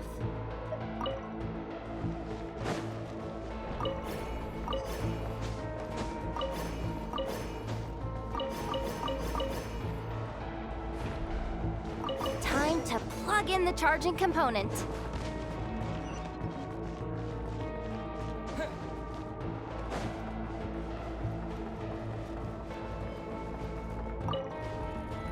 Up and running at last. Let's hope nothing else goes wrong. Please, everyone, step inside. Oh, it's so dark in here. Well, it is a cargo crate after all. No point in being picky about lighting at this point. Ah! Something sharp and pointy just poked me in the back! Sorry. That was probably just my antlers. It's pretty cramped in here, so I had to crouch down. Oh, having antlers must be inconvenient at times like these.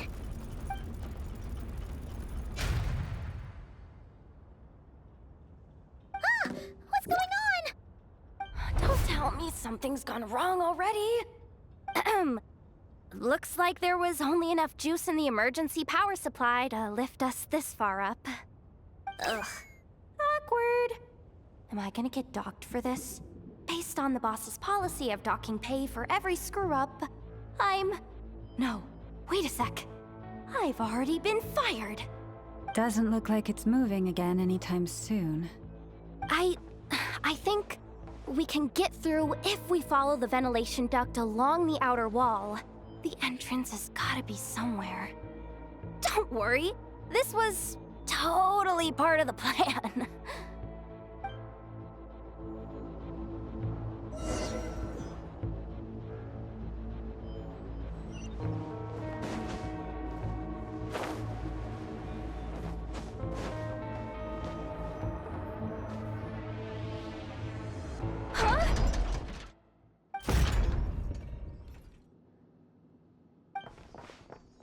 Yehoda? How'd you end up outside? Looks like she slipped out at the very last second, just before the gate shut. Impressive reflexes, I must say. Though I'd expect nothing less from a former employee of the Curatorium. I'm so sorry. That was pure survival instinct. I didn't mean to ditch you. Anyway, you guys just stay where you are. I'll figure something out.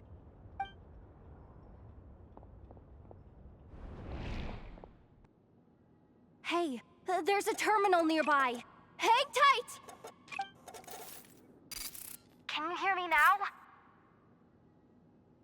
The duct security protocol has been triggered. The gate must have dropped when it detected a living presence. Wait, so we're trapped in here? I'm checking what I can do from this end. Watch out for the laser up ahead. What laser?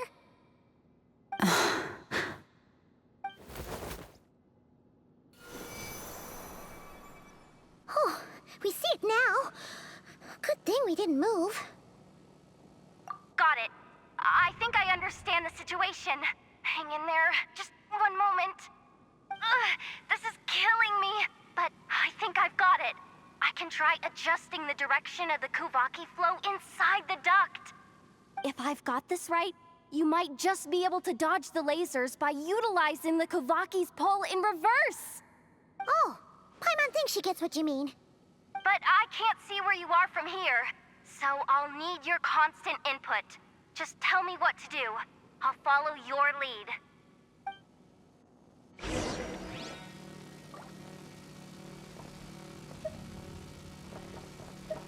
Like this, right?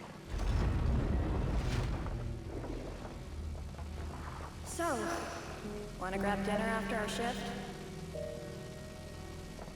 Like this, right? How about the flagship?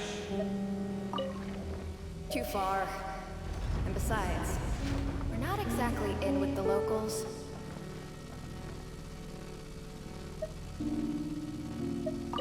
Like this, right? Then how about the staff cafeteria? Brimming with bright ideas, aren't we? Okay.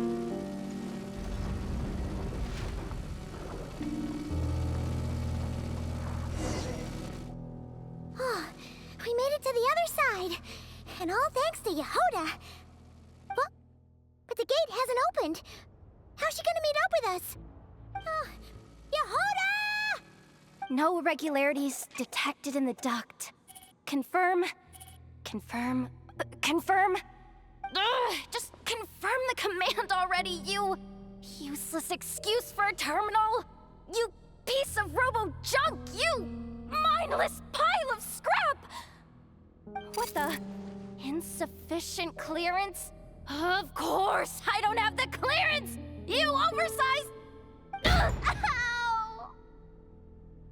Go with the flow, Yehoda. Go with the flow. If the others make progress, that's great.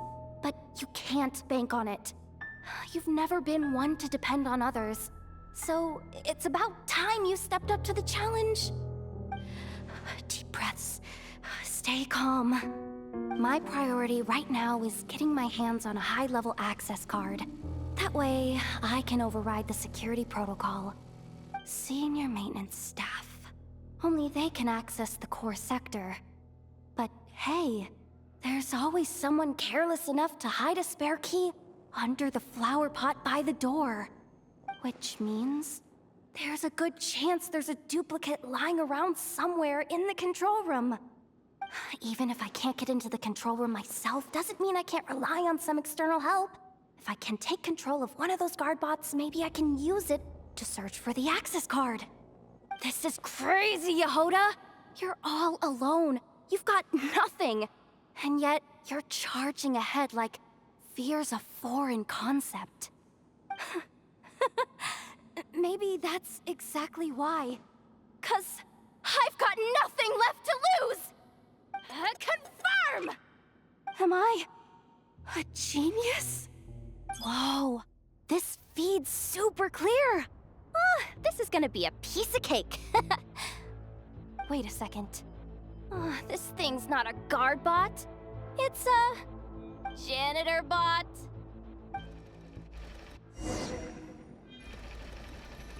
You think Marionette even knows what we do down here? She seems to spend all day either holed up in her lab or out doing the rounds. It's still a mess over there. Go clean it up. Why? Planning to skim a little off the top? No, nothing like that. Just wondering if anyone would actually notice if we didn't show up from time to time.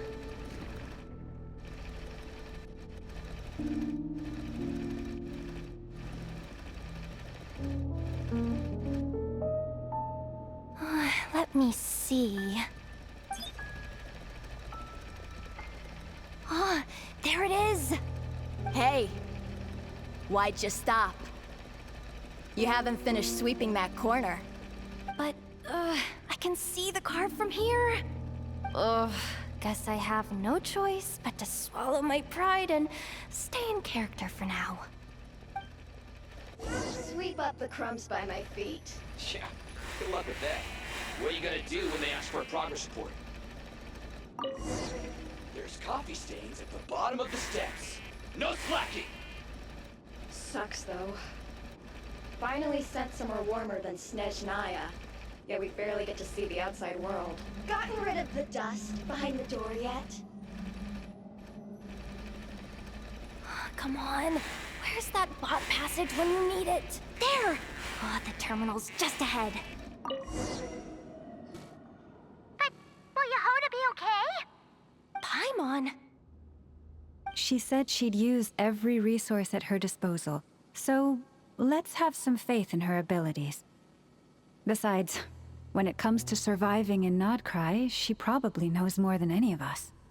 So, they really do believe in me.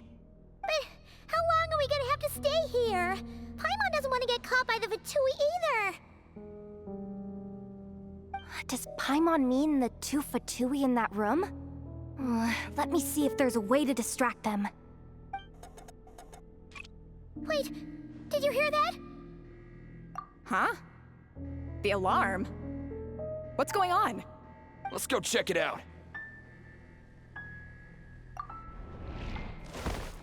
This looks like somewhere important, but there's nothing here. Hey guys! It's me!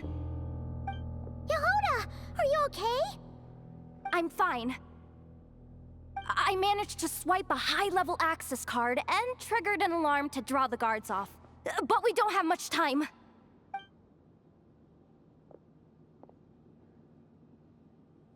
All right, looks like we can control the elevator.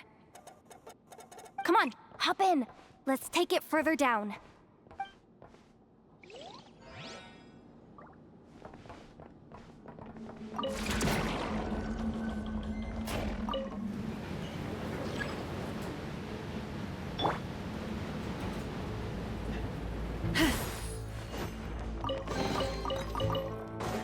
We should be able to use the terminal to move the drawbridge. Here's the access card. I'll keep watch while you handle the controls.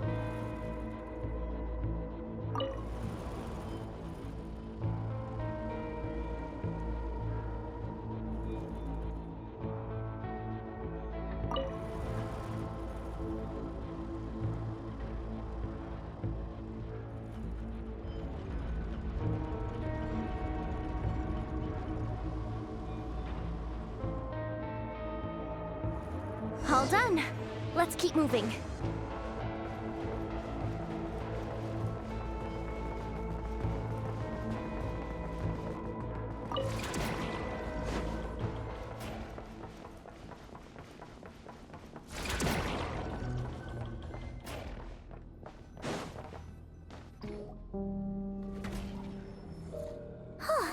There's no one here! That's good news for us. Let's head inside. Looks like a rest area for the Fatui's Oprishniki. Huh? The terminal's still on?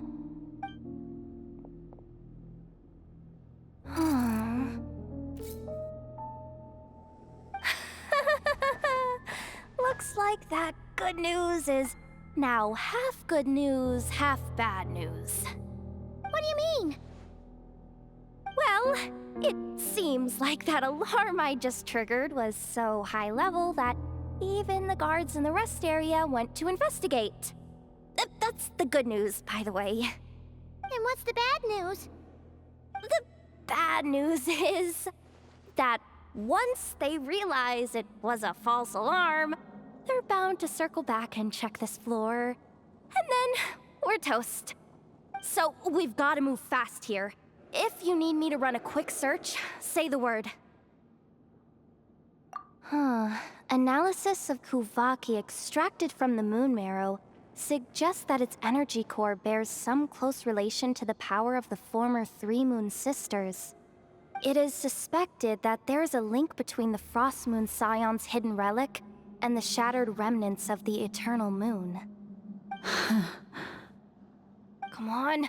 None of this is important right now. Just tell us where you hid the darn thing.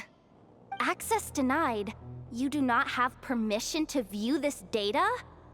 Even with a high-level access card? Who does have permission then?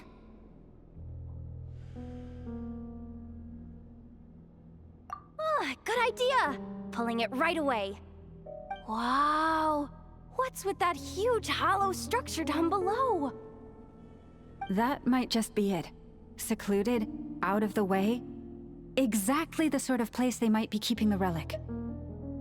264 pages! What is this? A novel? Can we just skip to the end? I'm flipping through it as we speak. Kuuvahki, a weapon. Seems like the Fatui and Snezhnaya are trying to harness the power of the Light Realm to build some kind of weapon, the target of which is... Seriously? Insufficient clearance? Again? Looks like that's about all our current clearance gives us access to. Based on what we know so far, it seems like the rest must be hidden inside that massive hollow beneath us. I could sense something beneath the water down there. Something unsettling. If they've gotten their hands on the moon marrow, odds are it's hidden down there too. And here I thought we were almost done. But nope, we're going deeper and deeper into the danger zone. Chin up, Yehoda. Once this job's done, you're buying yourself the biggest Nod-Krai and hot dog in town. Deal's a deal.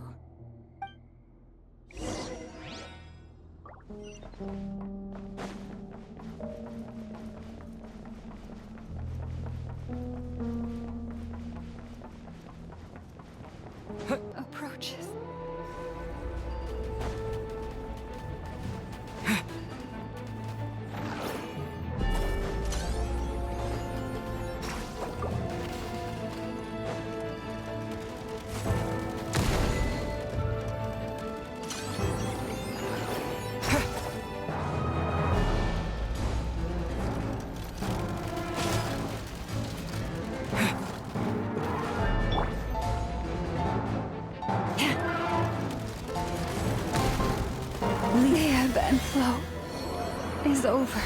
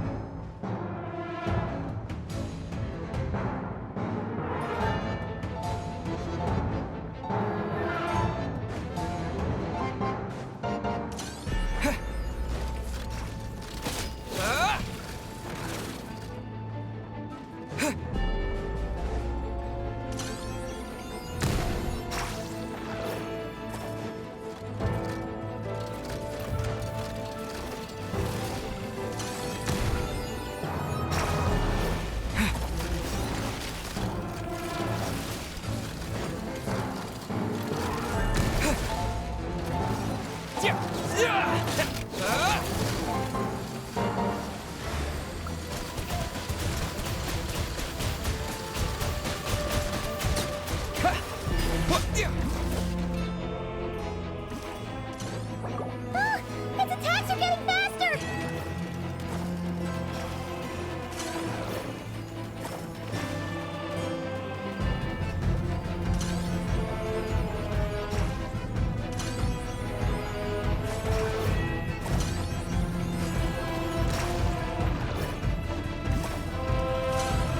Almost there. We're almost there.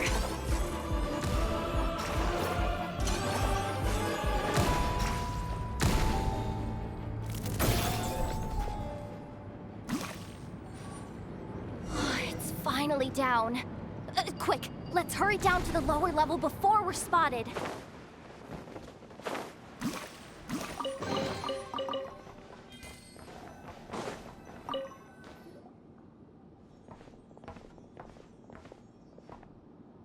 That switch looks suspiciously obvious.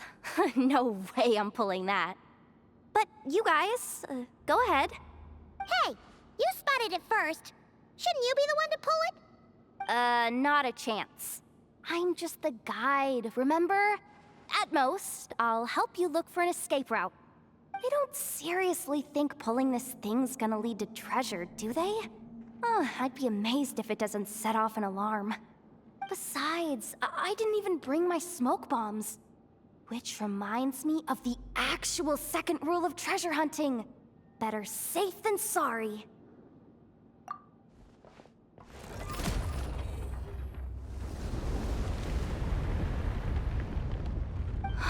The ground, it's shaking.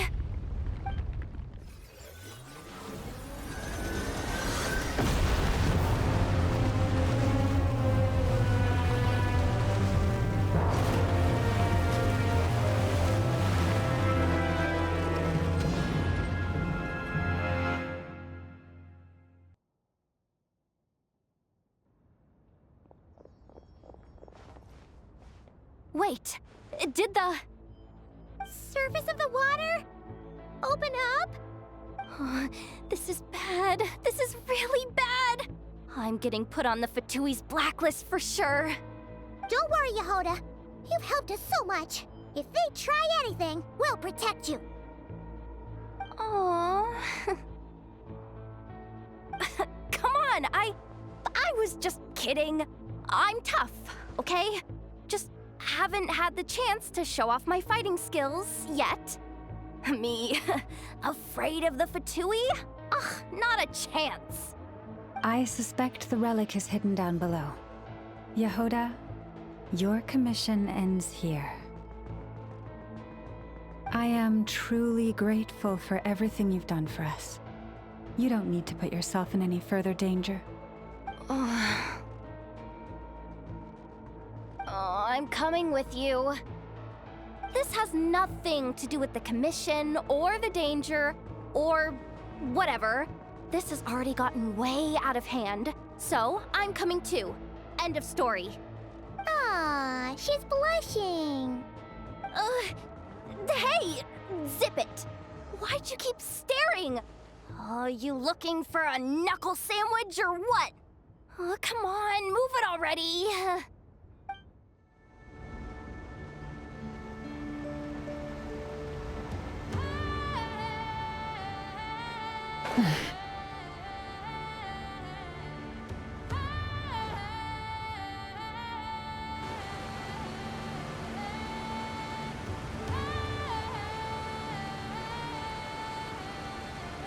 Whew.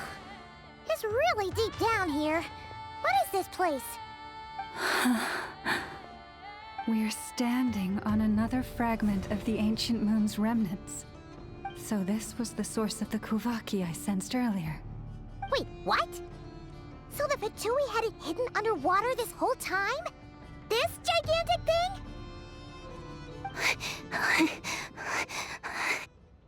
Yehoda, you've been kind of quiet since we got down here.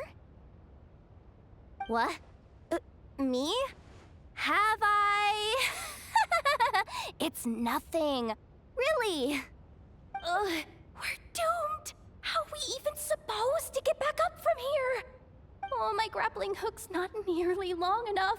And if someone spots us here after all that commotion, we'll be sitting ducks. Oh no! That door's opening! Please don't say it's the fatui! No, please, no! We finally made it here, and we're so close to getting the job done! I didn't risk my neck just to die before I've even had a chance to spend my reward!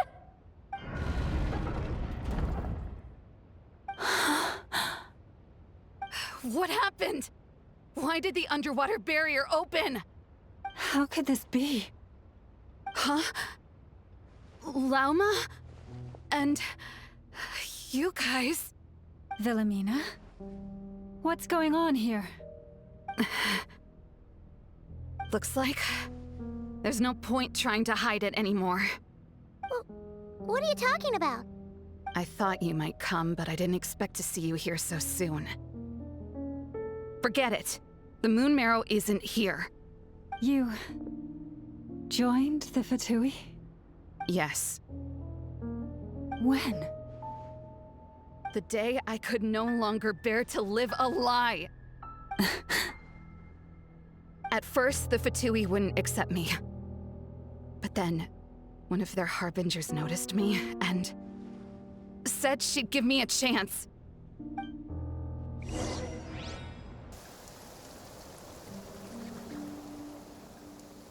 Ugh. Lost them again. That harbinger told me to follow the blonde traveler who might visit the Frostmoon Scions. Easier said than done, though. The animals are on alert at night. If they see me, Lauma will catch wind of what I'm doing sooner or later. Am I really doing the right thing? No. It's too late to turn back now. The empty prayers, the stubborn displays of faith like Cappy's today. This isn't the life I want. Huh? Is that... the Traveler's back. I won't let him slip away this time. Wait, who's that with him? They look so alike. They seem to be heading towards the statue of Kutar.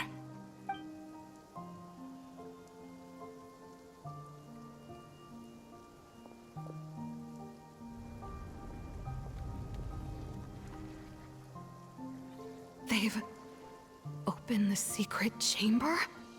But wasn't it meant to be sealed? Wait a second. The moon marrow! Surely they're not after the moon marrow. I'd better go report this straight to... Hold on. If they do actually make it to the final room, then maybe I'll be able to get my hands on the relic. The one thing the Fatui have been after this whole time. If someone's going to take it, it might as well be me. This could be my ticket to joining them.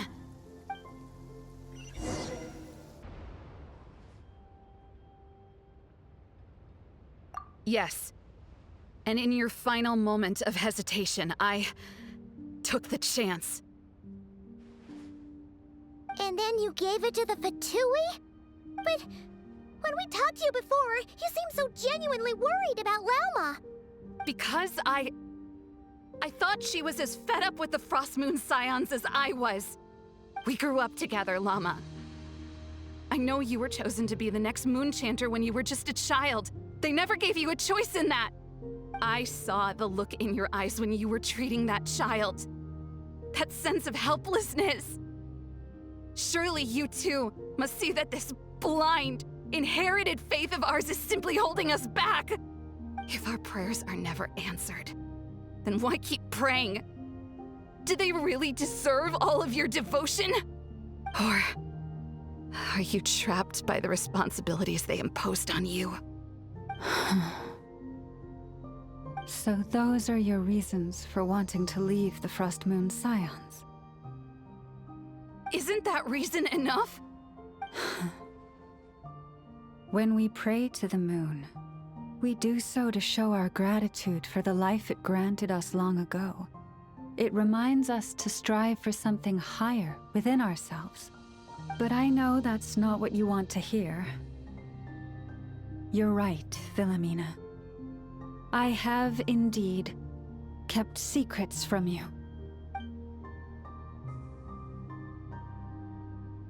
I knew it.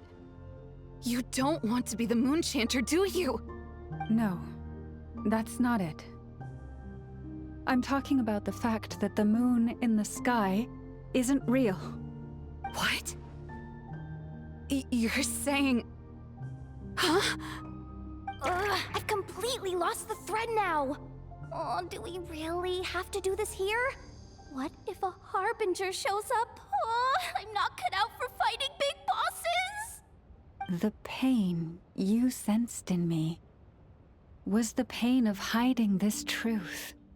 If what you're saying is true, then you already knew that the Frostmoon Scions wouldn't believe any of this. Why didn't you just leave like I did? You don't understand, do you? That's the difference between us, Philomena. I care about the Frostmoon Scions. They're family to me. It hurts because I care. And that's why I chose to hide the truth. But now I understand. That was a mistake. My family deserves to know the truth. I shouldn't have tried to hold it all together with empty prayers. Are you trying to say that I only ever cared about myself? There's nothing wrong with that in itself. No one would have tried to stop you from leaving. But you did not have to stab us in the back like this. We've been spotted! I knew it. I just knew it. Oh, what now? If a harbinger shows up, I'm out of here. No darned relic is worth dying over. Looks like I misjudged you, Lauma. I didn't think you had it in you to stand up to your fate. Turns out, you are a great Moon Chanter after all. But you were right about one thing. I haven't considered Hisii Island my home for a long, long time now. Bosses, time to go. I will change the Frostmoon Scions, Philomena, as soon as the new moon rises. Then I guess I won't be around to see it. Say, Lauma, what happens to those who betray the Frostmoon Scions? May their antlers be shorn with silver blades, and let them be cast into the long night of unknowing.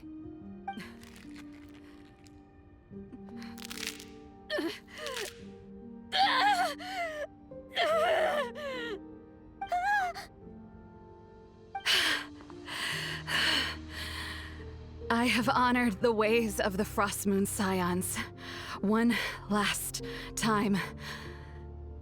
Think of it as a gesture of respect, Lauma. There they are! Lauma? Marionette has the moon marrow. She went to Star Sand Shoal. Don't flatter yourself now. I'm not trying to atone. I just don't believe you'll actually be able to change them.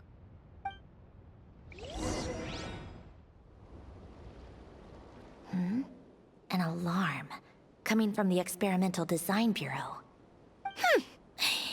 Interesting. Hey, wrap things up and get yourselves ready. Looks like we might be having some guests. Yes, milady. Perfect timing. This job's been boring me to death. Time to test some hypotheses.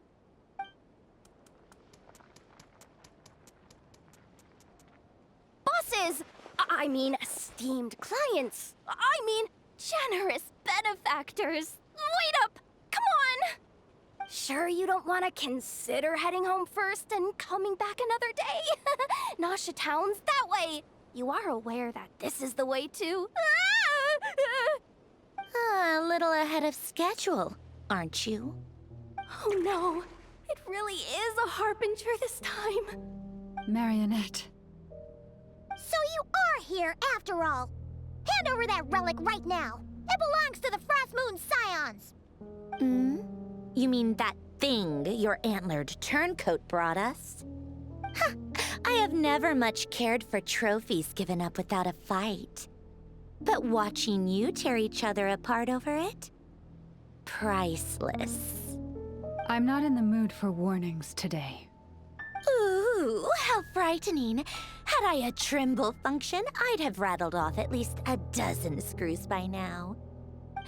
Or perhaps I've just set my sense of humor parameter too high. Were you trying to be funny just now? You don't honestly believe you're a match for me, do you? Go on then. Let's serve our guests a little appetizer.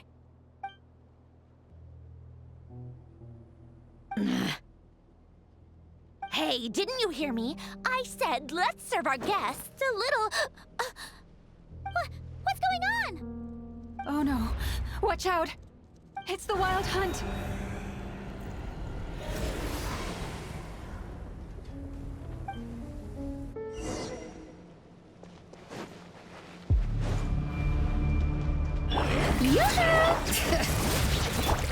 Off we go! Breath from the sky!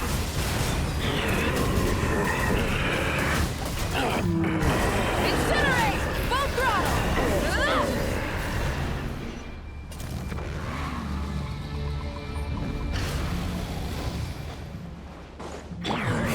Shower me with that! Bring it! Let the mountain's veins boil! I'm going in! Light of the blazing sun!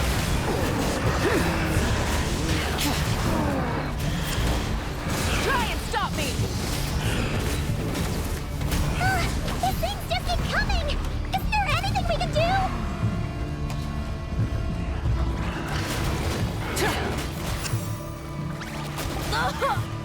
Yoo-hoo! Let my name echo in Hear the echoes of the valley! Teamwork is true! Breath from the sky!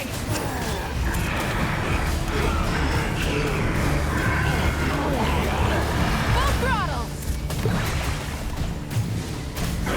Incinerate!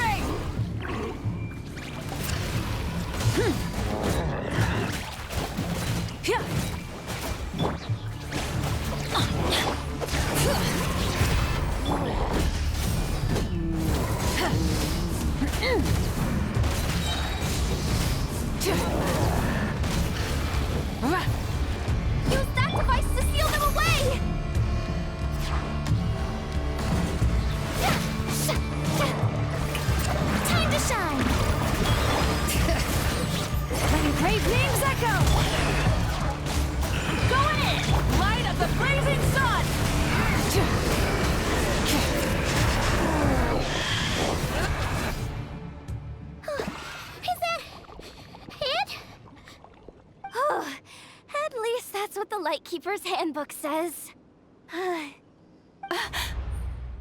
Careful! It's not over yet!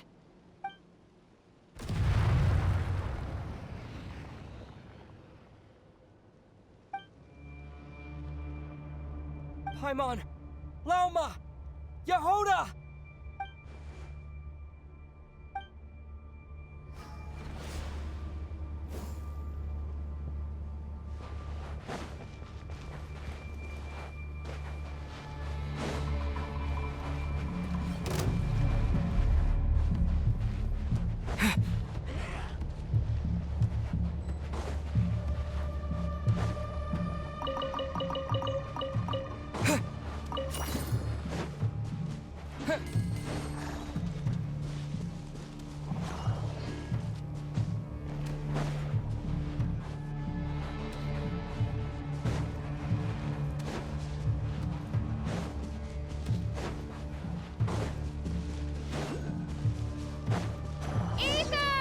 Wait, what was that?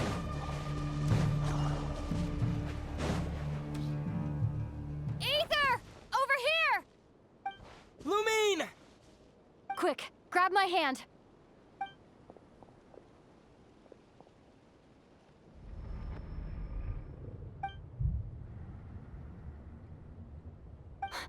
Ether? What's wrong? Why are you here at all, Lumine? What do you mean?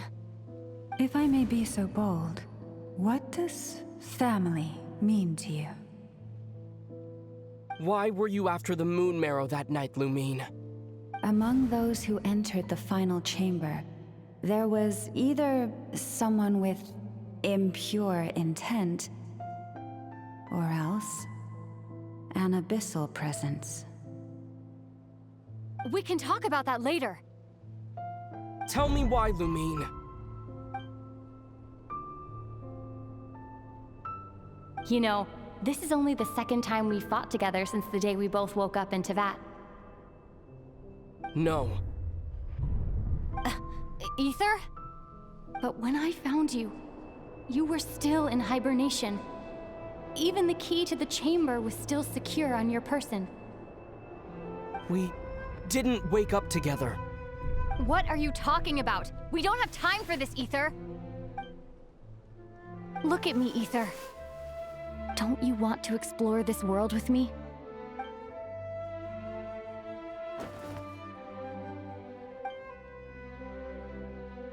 You think I'd lie to my big bro?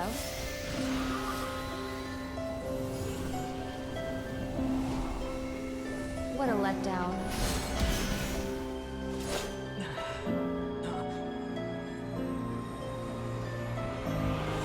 Go get it for me, Ether. It belongs to me. I never believed it. I didn't want to believe it. That strange feeling that something was off.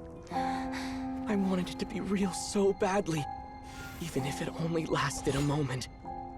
But you're not my sister!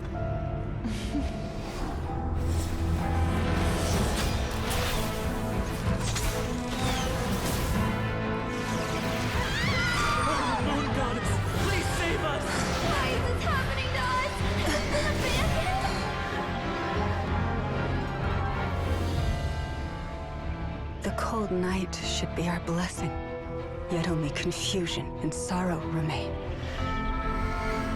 The truth may yet lie beyond the sky, but must we become lost because of it?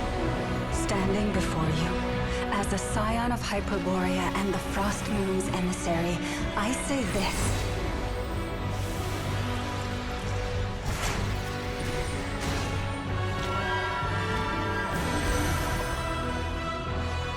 Should the false sky above dim the light of the moon, then from silver blood that flows as rivers, let us weave moonlight anew.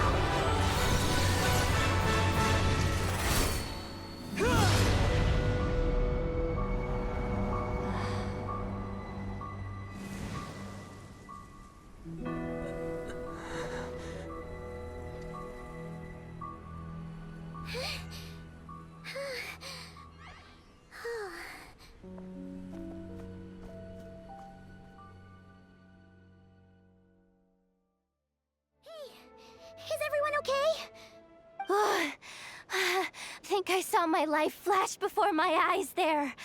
Oh, good thing Lauma was there to save the day. Are you all right, Traveler?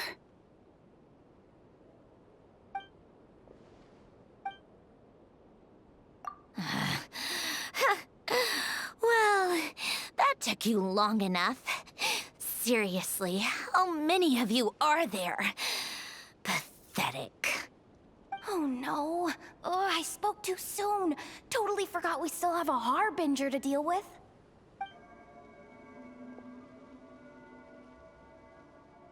Hey, is that the moon marrow?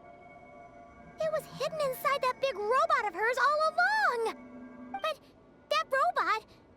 Ugh, that's Polonia to you, not just some robot.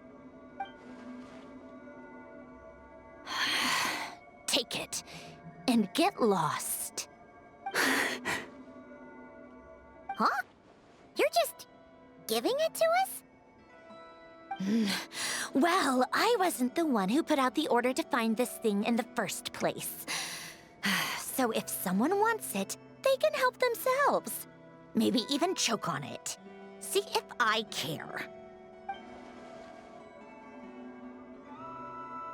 So, are you waiting for me to change my mind or what?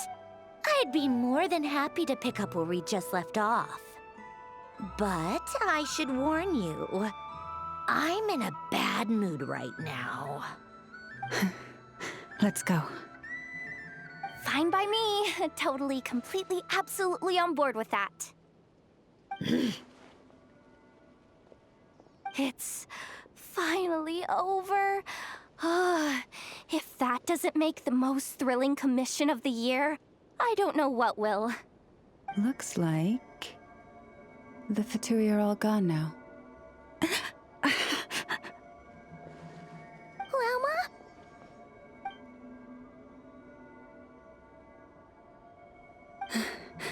I'm all right. It's just been so long since I truly felt the power of the moon. I thought I sensed the wild hunt nearby. Don't tell me you've already taken care of it. Hey, it's Flins! Hey, he's that Ratnik. Unless I am mistaken, you are the Moonchanter of the Frostmoon Scions, are you not? May I ask, what is that in your hand? Please, don't get me wrong. I've been tracking the wild hunt lately, and I've come to suspect that its actions aren't as aimless as they might seem. When I saw what you were holding, I could not help but start connecting the dots.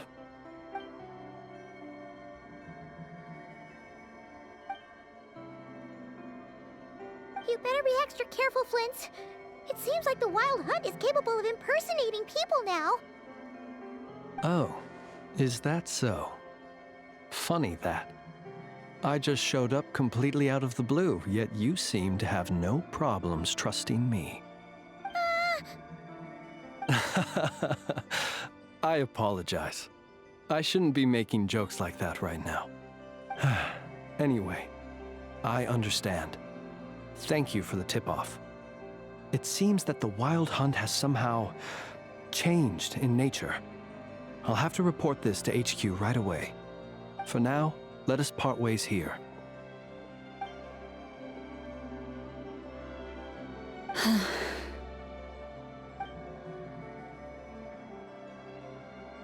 That little joke of his just now sure scared the bejeebies out of Paimon. Are all the Ratniki and Nod-Krai like that? They're usually stationed in remote areas and tend to keep to themselves. So, it's not surprising they end up a little eccentric? No, he's different. Really? How so? The animals. They've told me they're afraid to even go near him.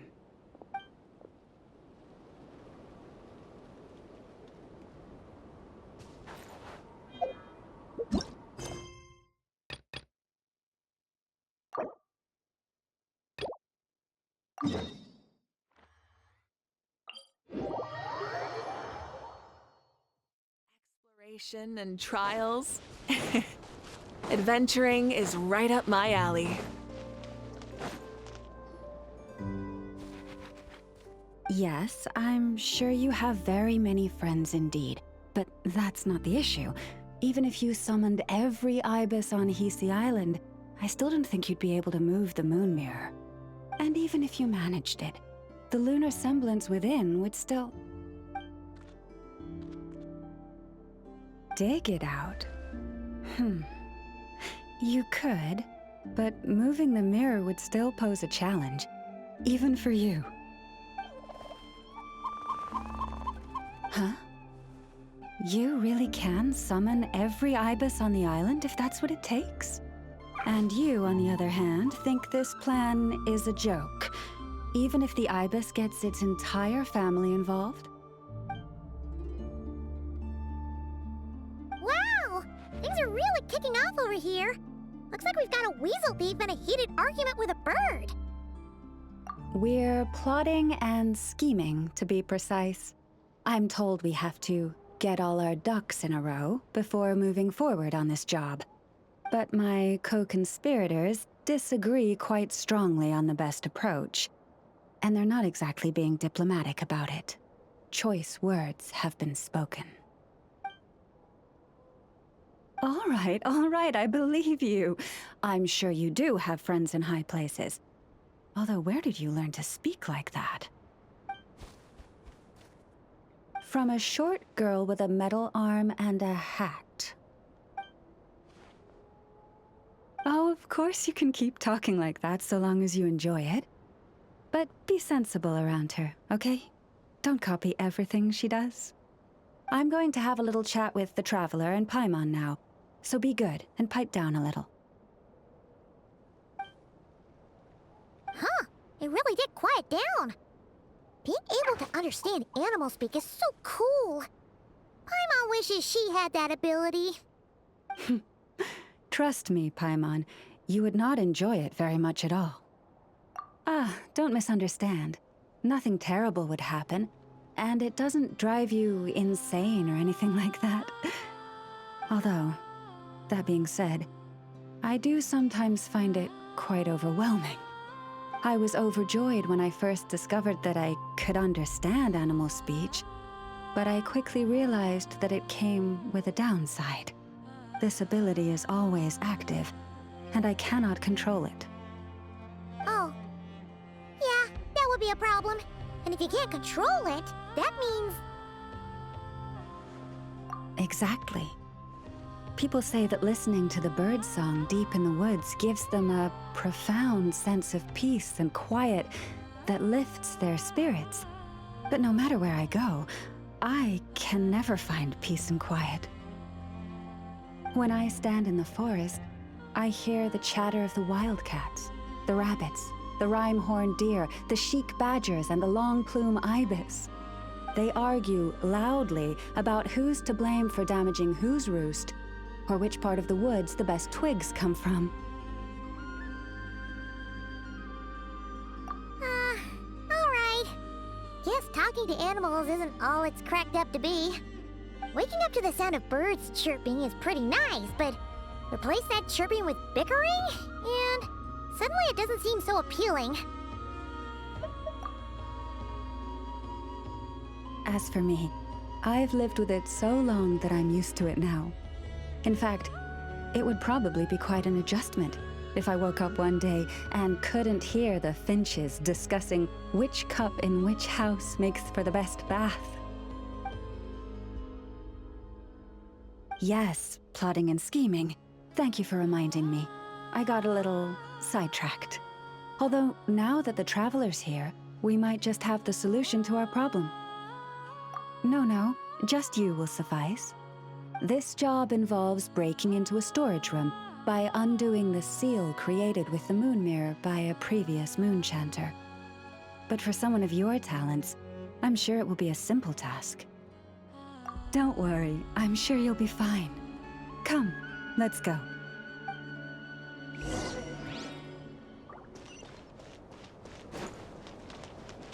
Try and stop me!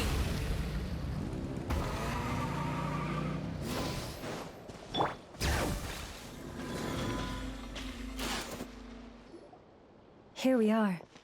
What you see now is the moon mirror, within which the lunar semblance is sealed. Oh, must be a pretty precious statue if they went to all this effort to steal it away. Will there be some traps inside? You know, the kind that send arrows flying out if you step in the wrong place? Do not worry. This little one did some scouting for me ahead of time. The seal does not contain any such fatal traps. Oh, nice. That's good to know. And yeah, that sounds like a job for a weasel thief. That's true. Each time I ask it for help, I have to pay it one more the next time we meet. Huh, what a thieving little weasel! Oh wait, that tracks. But considering that it's helping you keep watch on the lunar semblance, it might need a name change.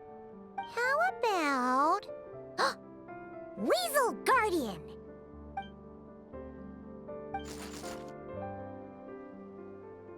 Can't catch Paimon! Paimon can fly!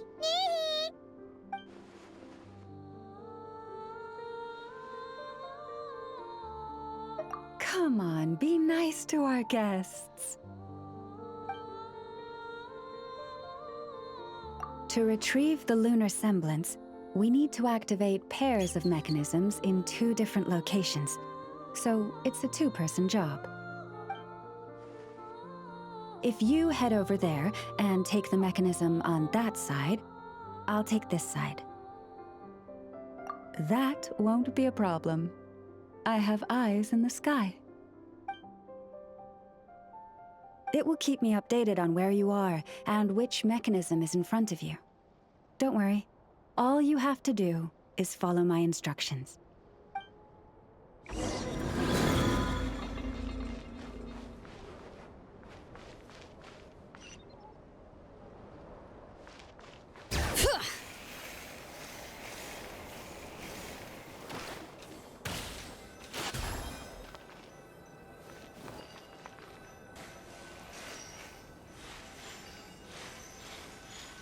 Understood. I will retrieve the lunar semblance now.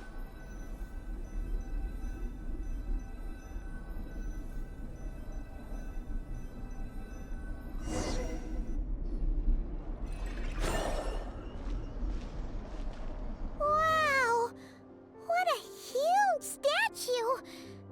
Yeah, no amount of birds or weasels is shifting that. They probably couldn't even get past the mirror. So, Lauma, just how valuable is this statue anyway? In terms of Mora? Not much, I suspect.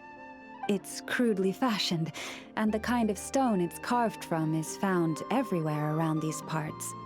But to the moon chanter of that era, and to the Frostmoon Scions of today, it is a priceless treasure. If nothing else, I now have concrete proof of its existence. That's enough to confirm the reliability of several documents on the topic. To me, that makes this a very successful trip. Thank you for your help. I knew I had judged you correctly.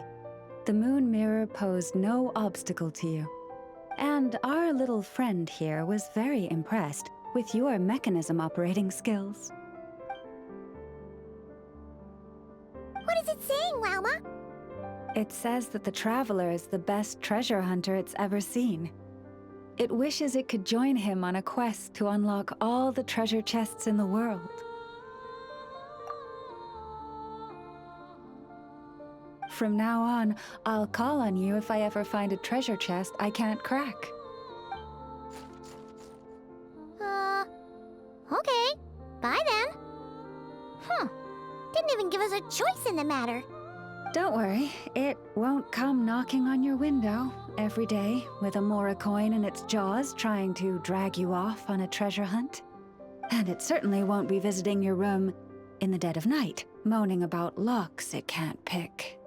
Uh-oh. We better make sure to lock all our doors and windows before we go to sleep tonight. Relax. That weasel's only a child. It means no harm. It's just more talkative than most. All right, let's head back. It's almost time for dinner. Oh, and we still need to figure out how to get this statue back to our library. It seems like I'll need a little help from my friends, after all.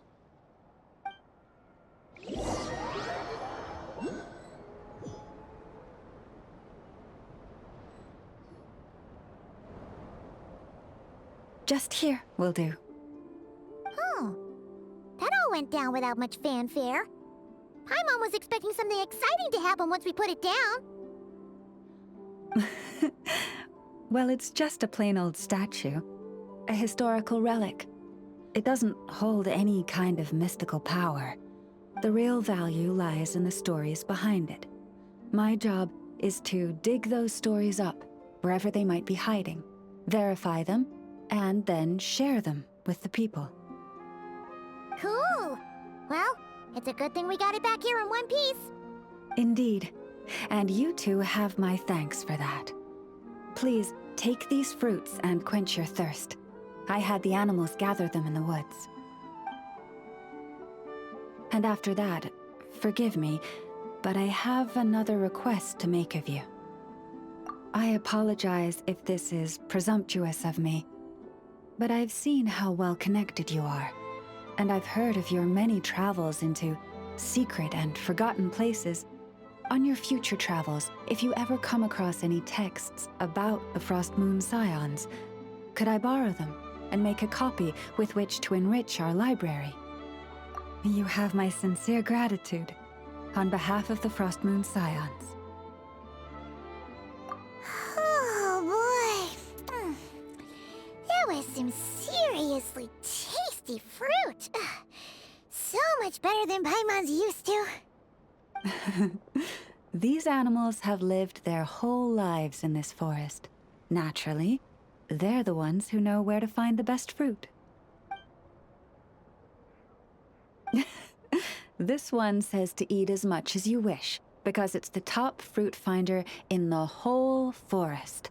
It'll fetch some more right away. Awesome! Thanks so much!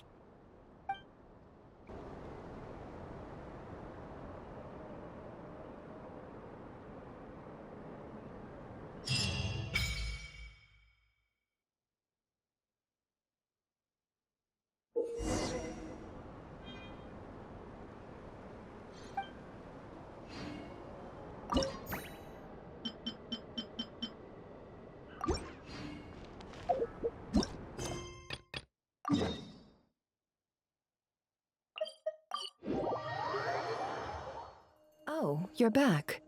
I just made you all a pot of tea. Better drink it while it's hot. Boss Neff, you wouldn't believe how scary our day has been! Seriously, I am never, ever taking random jobs like that ever again! You hear me? Oh, come on now. You even faced the wild hunt and lived to tell the tale. What's left to be afraid of?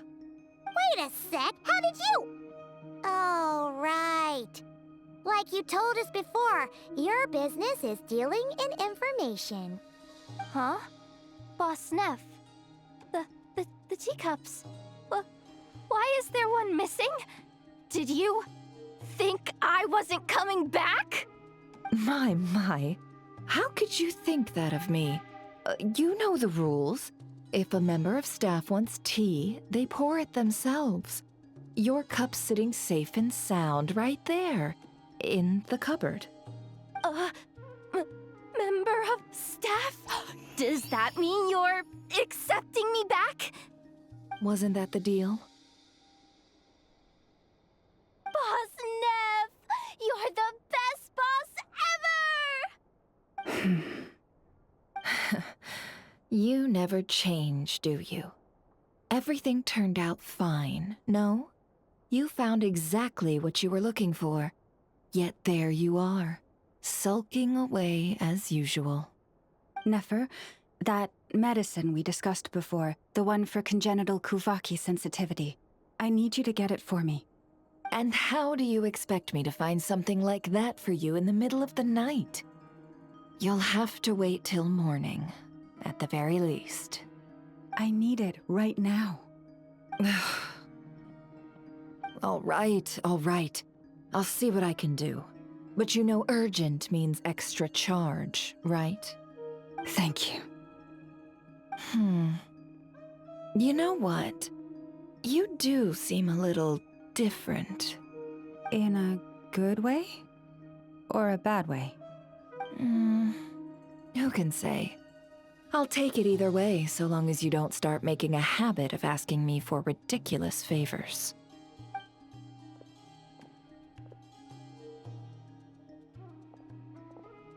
Traveler, Paimon, a lot has happened these past few days. I don't know what I would have done without you. Hey, don't mention it. That's what we're here for.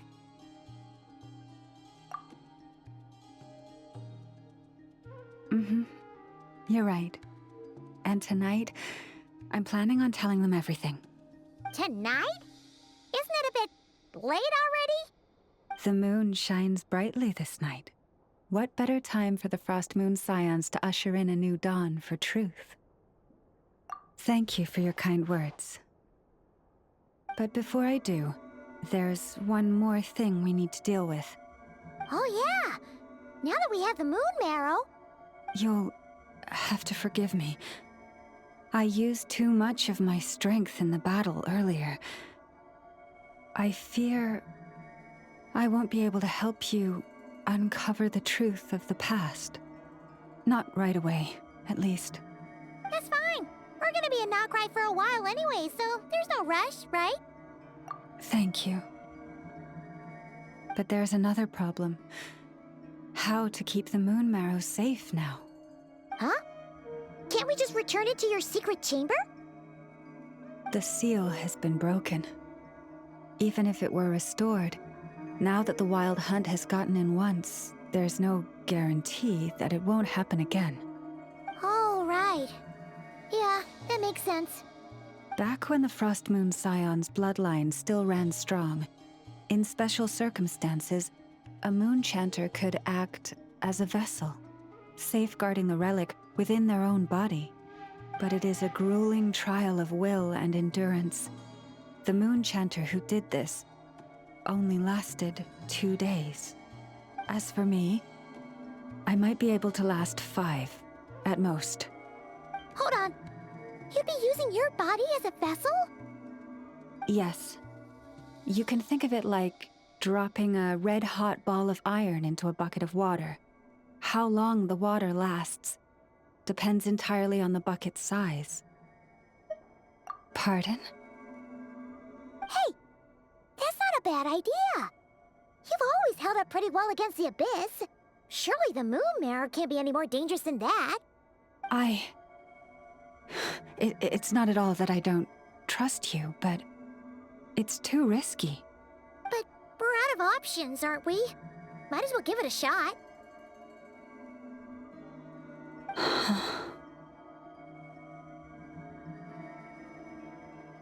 All right.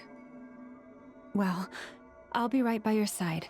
If anything feels off, please tell me immediately.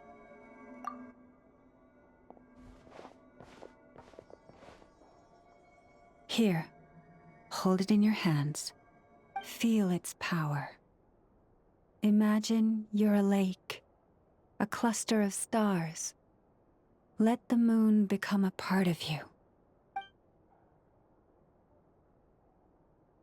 Whoa! It went into your body! How is that? Are you feeling any discomfort?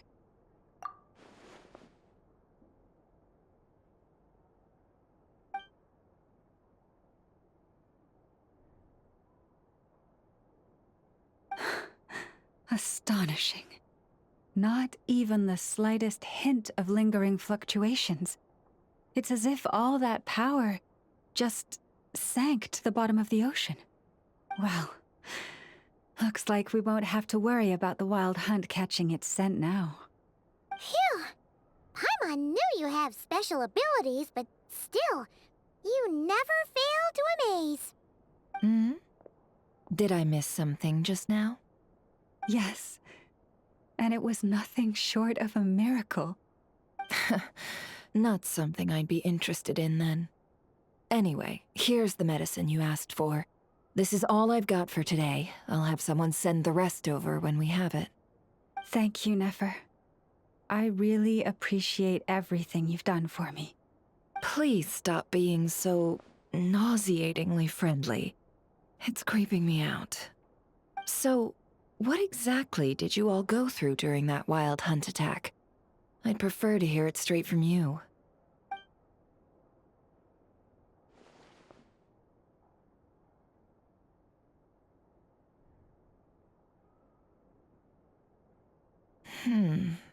A phantom that can mimic the appearance of others. Quite different from what we've seen before. Yeah, and both times it appeared, its goal was pretty clear. It seems like it was after the moon marrow. And on both occasions, it was accompanied by the wild hunt, too. It appears there must be some close connection between the two. I must say, I don't often see you look this serious, Nefer. Too late in the day for thinking, that's all. We'll pick this up again later. You all feel free to keep chatting, though.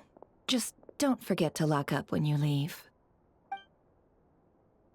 On that note, Traveler, please keep the moon marrow stored within your body for the time being.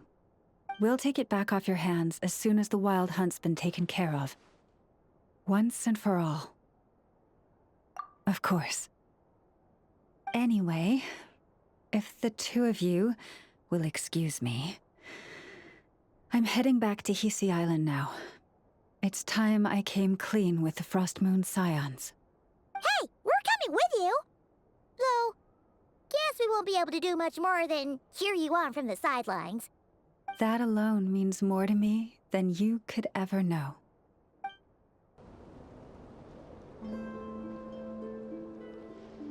What's going on? I'm not sure. It seems like the Moon Chanter has something important to tell us. I heard the relic's already been retrieved.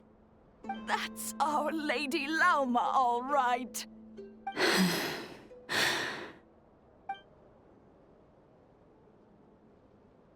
Noble scions of the Frost Moon, my kin beneath the moonlight, I hereby declare the truth to you. Long have our ancestors looked up to the Frost Moon, guided by her serene light.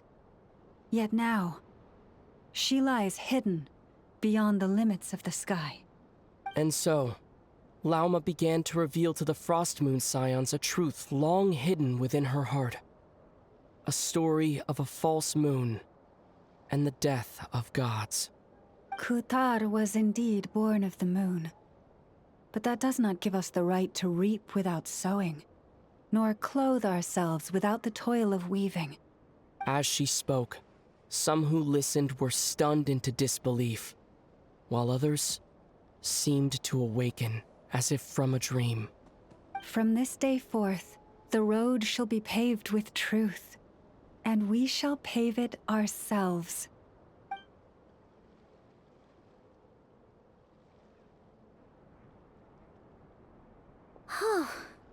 After everything Lauma said last night, Paimon wonders how everyone's adjusting. Still, judging by their reactions at the time, it didn't seem as intense as Paimon might have imagined. Says a lot about how much trust she commands, huh? Hey look! It's Lauma! Welcome, both of you. The animals were most lively this morning. They told me of your coming. Nothing too dramatic happened, did it? No one took it so hard that they went on a binge-eating rampage and ended up cleaning up the whole pantry? Or something? Hey! Paimon's just trying to lighten the mood. Thank you for your concern. Change doesn't happen overnight, and new ideas need time to take root. But nothing as extreme as that has happened, no. Although... although what? Well, just as I thought might happen, some have chosen to leave the Frostmoon Scions for good. For them, losing their faith was like losing their home. Confusion, frustration, helplessness. I saw it all, reflected in their eyes. Oh. I respect their choice. May they carry the Frostmoon Scions' blessings far and wide, should they be willing to do so. If we meet again someday, perhaps we will be able to sit together and share stories once more. Others sought me out afterward, though, and thanked me profusely for sharing the truth with our people. They said they used to see me as distant, even somewhat unapproachable, whereas now I seemed much closer to them. Like a friend, or even a family member. Sounds like a win overall. Paimon thinks you did the right thing, Lauma. Thank you. Though, I wanted to ask, do I really come across as distant? Well, maybe just a little. To people who don't know you, you are kind of tall, especially if you consider the antlers. I see. That's a bit of a hard one. My antlers tend to grow under the moonlight, so I can't quite help it. It brings me comfort to hear you say that. By the way, how has your body been adjusting to the moon marrow?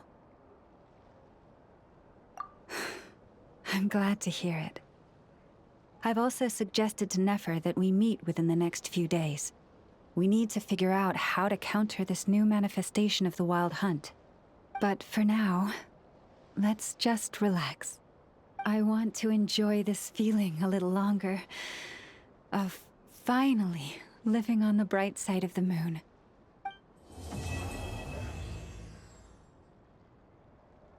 Huge wave. First I've ever seen of that size. Good thing it was so brief. No, I mean there's been another to the north of Nasha Town. What? How many does that make in the last couple of days now? What are the Lightkeepers playing at? Can't be helped. There are only a handful stationed on our side in the first place, and the cannon hasn't been fixed yet either. They've been strained to breaking point for a while now, I'll bet. I'm bugging out if this goes on much longer. And here you all told me this was a good place to do business. Fool me once, I say. Hey now, this could be our big break. My second eldest brother made his fortune off wild hunt attacks, you know. Come on, let's get moving. There won't be anything left for us if we're late. Left for us to scavenge? I did hear about an overturned cargo vehicle over there. Hey.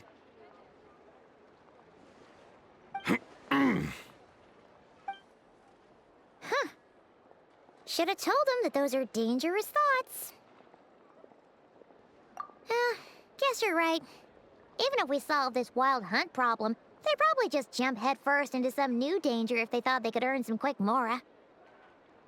Paimon will have you know that when it comes to staying out of trouble, greed and cowardice make the perfect match.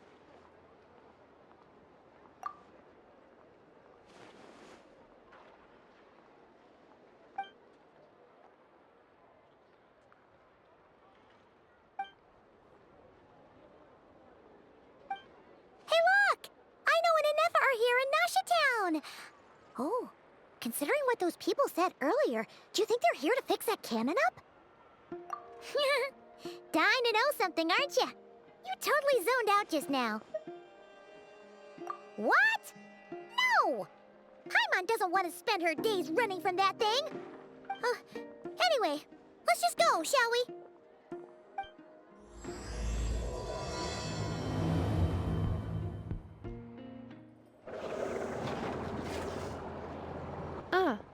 Familiar faces identified. Our good friends, the Traveler and Paimon. Whoa, free manual labor detected. Those evaluations could not be more different. This is Sosi, Sergeant Major of the nearby Lightkeepers. He's stationed here in this town. Wait, that means... He is Flins' superior, as far as position is considered. A pleasure to meet you all. This is the Traveler and Paimon, friends of ours. They're experienced adventurers who are new to Nod-Krai. Hi there! Indeed. The sooner we can get it firing again, The quicker we can ease our current predicament. 2 more wild hunt incursions have come sweeping in at different locations after the last one at Star Sand Shoal. Our manpower is already stretched as it is. This is more than we can handle. Hasn't Flint's gone back to your HQ to ask for reinforcements? When will they arrive? Huh. Has he now? Yeah. That's what he said he was gonna do anyway. He hasn't contacted me about that yet. As per standing orders, he should be leading a team to root out the wild hunt. But I haven't received any reports for a while now. Well, he does act outside the remit of his orders sometimes. I'm a superior, yes, but I wouldn't say I have much control over his actions. So, he made the call for backup on his own initiative? Hard to say. Contacting HQ is a tricky business. I should know, I've tried. They either refuse my requests outright or end up dragging their feet. And all the while, we're the ones who have to deal with the wild hunt, which, by the way, can strike anywhere in Nod-Krai without warning, sweeping across vast swaths of land. This has been a real test of our endurance, to say the least. We need to send our personnel where they're needed most. A single missive will not do much to change HQ's attitude, I fear. Flins understands this well enough, I'm sure.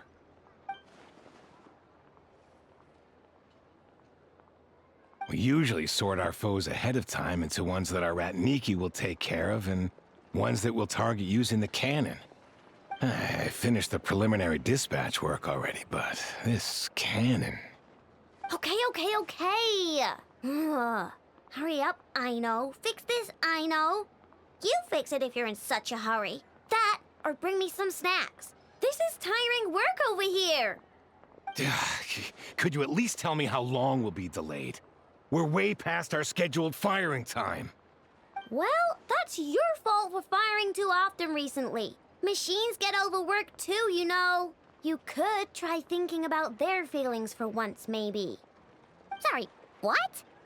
A machine's feelings? In layman's terms, this refers to wear and tear. As such, a machine is more liable to fail the unhappier it becomes. The exact probability here would be... All right. I'm not good at this stuff, I know that. But let me stress that we Lightkeepers are the primary financial backer of this cannon. And our backing does cover the fees for subsequent repair and maintenance. And I'd say that was a good deal for you. You should thank the Kuuvahki craft shop. That means me, by the way, for making you such a huge and powerful weapon for such a measly price. Do you even know how much it would have cost you if you bought all the parts legit and fresh off the assembly line? Reminder, your future snack budget will have to be halved without the long-term commission payment, I know. Calculating a viable and cheaper option. Lavender melon candy. What? No! Absolutely not! Let me think, all right? It should take maybe 3 more hours? Wouldn't this place be crawling with more monsters than there are fungi and Sumeru by then? That might not be the concern you think it is. The monsters of the Wild Hunt are only active in the immediate vicinity of its attacks. They will not spread any further, on their own initiative at least. We Lightkeepers will also keep an eye on those areas, both to monitor the monsters and to prevent people from entering the cannon's blast radius. That said, I'm afraid I can't wait 3 hours before dispatching manpower to the locations that the cannon won't be firing on. And here's where my need for manual labor comes in.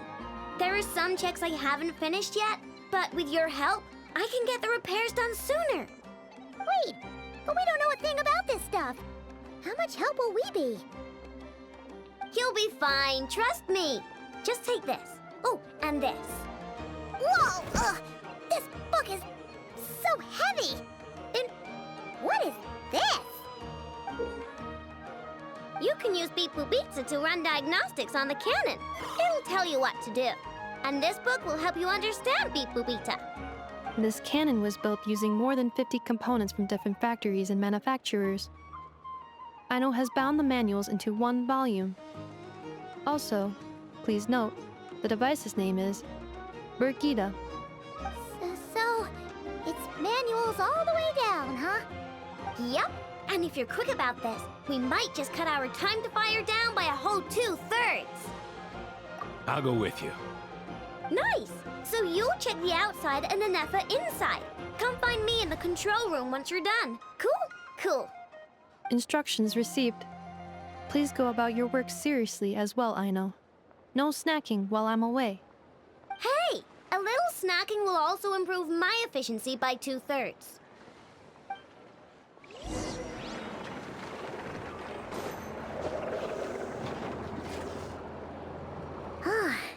Aino's explanations for things that don't interest her are a bit meh, aren't they? Or is that just how geniuses are? Isn't Beep Boopita just following us around? Sure doesn't seem as smart as she said it is. How are we even supposed to know what to check?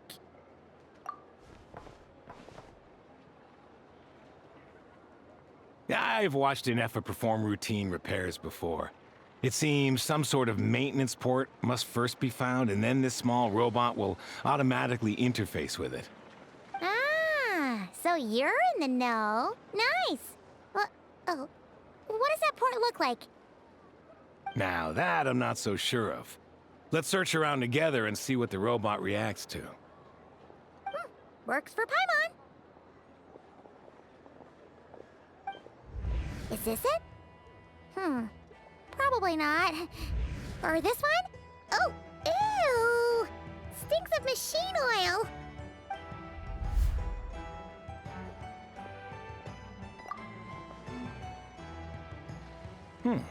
That thing over there looks promising. Where? Oh, yeah! It does! Let's try it out. Whoa! It's flying! Does that mean we got it right? So, what do we do now?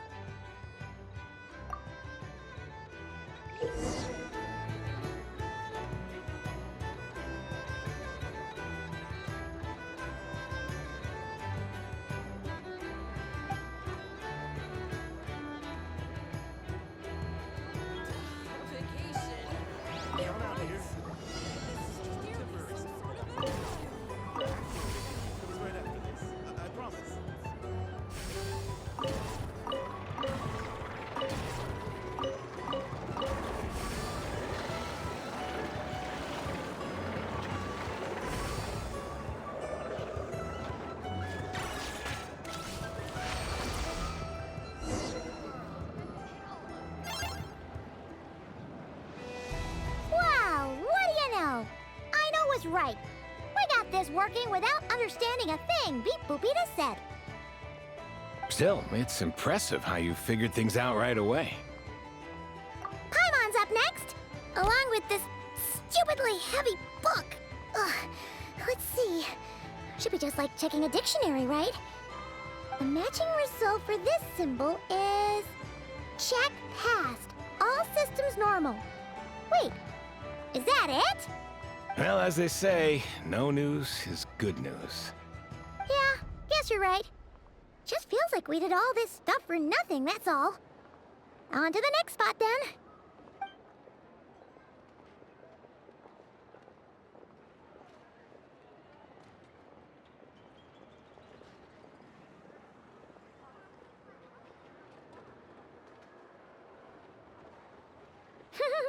Paimon's getting the hang of this now. It's this thing, right? And this time... Huh? Why are you angry?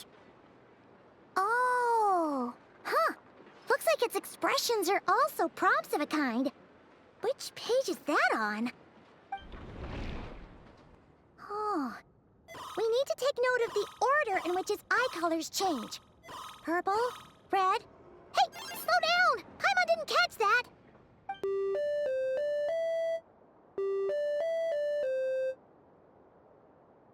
What?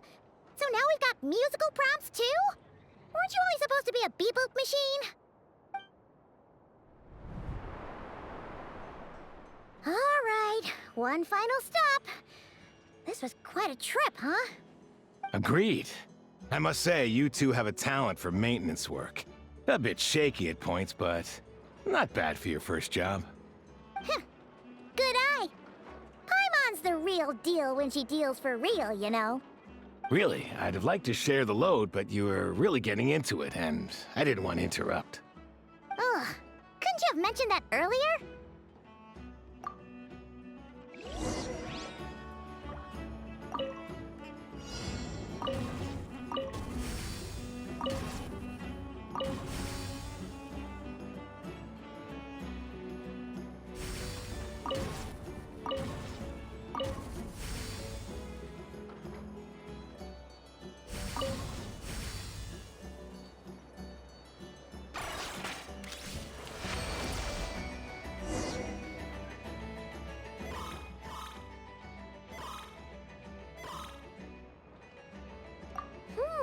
A pictorial prompt this time. Don't worry, Paimon's just about gotten the hang of which prompts are listed where. We gotta take note of the flashing patterns. 1 yellow flash, nothing for 2 seconds, then 2 yellow flashes means the components here are overdue for regular maintenance. Maintenance is a high priority task. The device will be rendered inoperable until it is complete. Switch Beep Boopita to input mode to send out a signal to unlock components. The description of input mode isn't on this page. Ugh, more page flipping. Phew, that was a real struggle. Well, Paimon needs a break now. Yeah, good work indeed. But it seems this input mode requires some additional work to operate.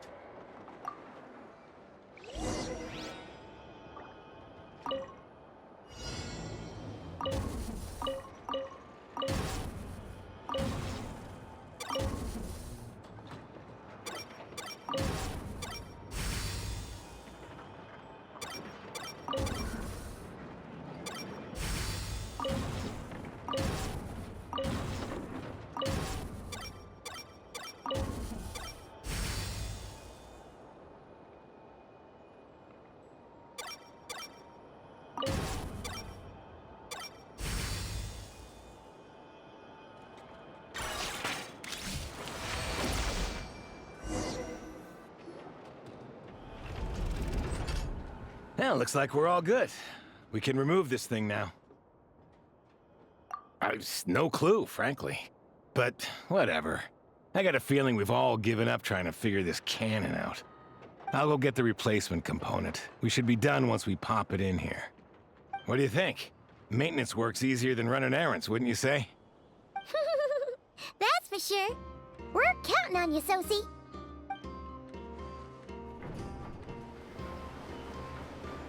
You know what?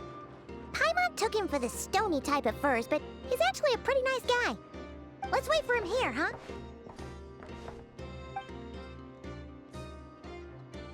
Are your tasks complete? Yep. Sosie's gone to get the replacement component. We'll be done here once we put it on. Allow me to check against the recorded data. Yes. This component is approaching its replacement deadline. The cannon will generate immense recoil when fired. If this is not controlled, the firing platform will become misaligned. This part is designed to anchor the cannon and ensure accuracy when aiming. Huh. So, if the cannon isn't fixed in place, will it start spinning around like some kind of massive firework?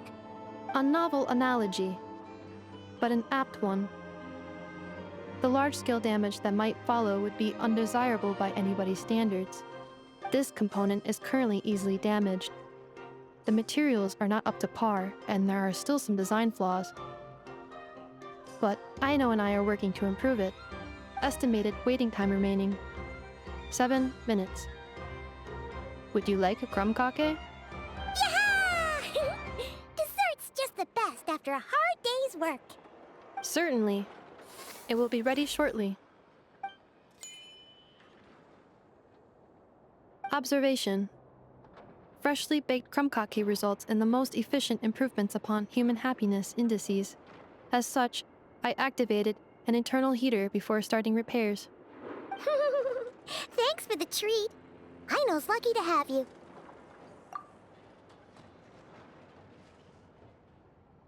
Thanks! Things went great over here, too. So, as we agreed, I'll have the cannon up and firing in no time. Understood. I will inform the inhabitants of Nasha Town and have them make preparations for the shock and noise that will inevitably ensue. And I'll inform the Ratniki stationed around Wild Hunt anomalies to make sure they fall back in a timely fashion. Thanks for your kind assistance. I better make a move. Ratniki from other sites should have sent reports back here, and I'll need to sort them out promptly. Righty then. See ya! Bet this huge cannon's a real sight when it fires. That is correct. A huge crowd tends to gather on its own accord on such occasions. Pure, bright energy rays have never failed to inspire obsessed admirers. If you are interested, you can come back later to behold it in all of its glory. Sure. We did help fix it after all. It'd be weird if we didn't want to see it in action. Oh yeah. Wonder where that strange phantom went. Never mind what it's doing. Let's try our luck at the flagship. See you later, guys! Just be sure not to miss my masterpiece in action.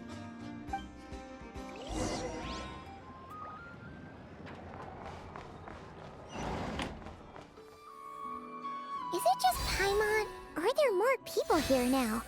Oh, just as well, since we're sniffing for intel and all. And maybe, just maybe, let's get some of their berries and fried meat too, huh?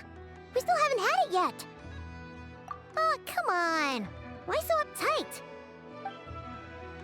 Excuse me, are you guests? Ah, if you wish to return to your room while the banquet is on, please use the side door. No, we're not heading back to our room. Are we not allowed in here right now? That is correct. Only those invited to the banquet may enter. Our goal is to ensure that our regulars can enjoy peace of mind and comfort, so that they can speak freely with one another. Familiar with our ways already, I see.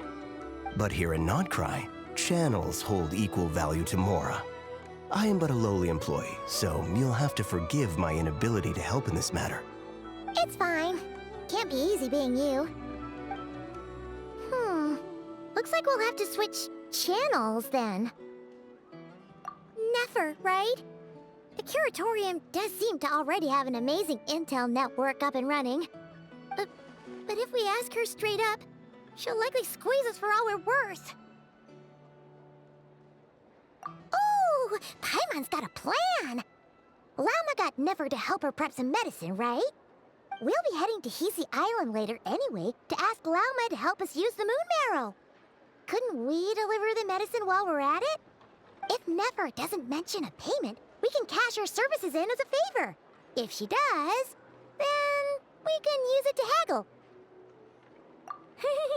The thought of Mora made it worth the effort of thinking up. Come on, let's go! Hey, Black Cat, we're here! Oh, it's you this time. Hello, you two. What's up? Not much. Just here to say hi. Also, we'll be going to Hisii Island later, so we can deliver the medicine to Lauma for you if you need. How thoughtful of them. Bet they want something from me in return. Well, the faster the delivery, the better, naturally. And we're lacking free hands right now, so that would be a great help. Yehoda's gone to get the medicine, and she should be back any moment now. If you have nothing else to do, feel free to wait here. I'll have someone bring you some snacks. Don't mind if we do then. Thanks! Oh yes, I'm sure you've all heard about what's going on. Nasha Town's in turmoil, and right now everyone wants intel. Whether it's to strike it rich, save their lives, or escape whatever predicament they've found themselves in. Ah, so you're busy making Mora. How nice. It's not all good news, I'm afraid. We're stretched so thin that our clients have taken to competing for our services via auction. The price for taking priority slots has all but skyrocketed.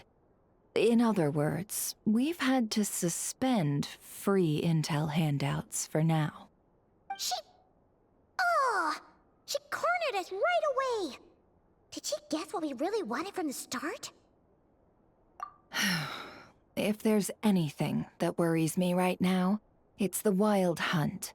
It affects everything we do, yet the number of people who can ensure cargo safety in the face of such a threat is vanishingly small. That doesn't sound too hard. If you need something delivered, hit us up and consider it sent.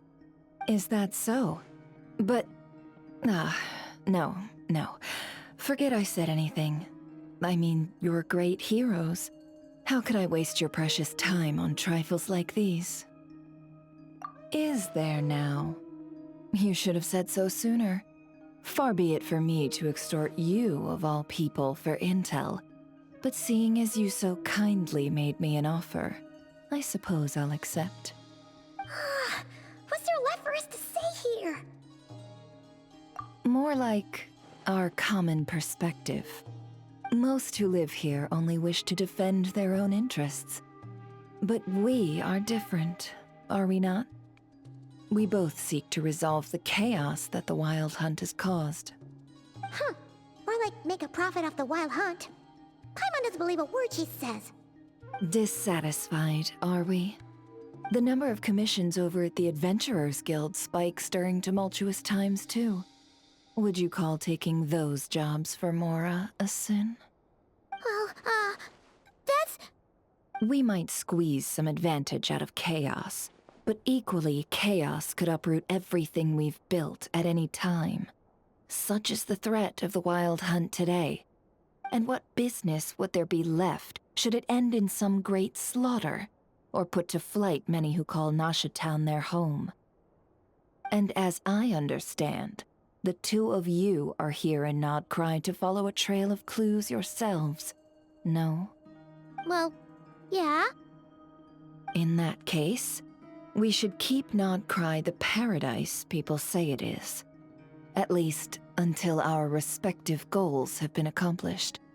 You must understand, no force exists here that would inspire unconditional unity amongst all parties.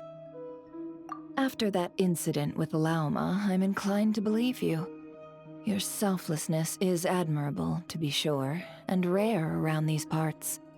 Though it's rare for a reason, kid. Just a shame that our mysterious phantom has hidden itself well.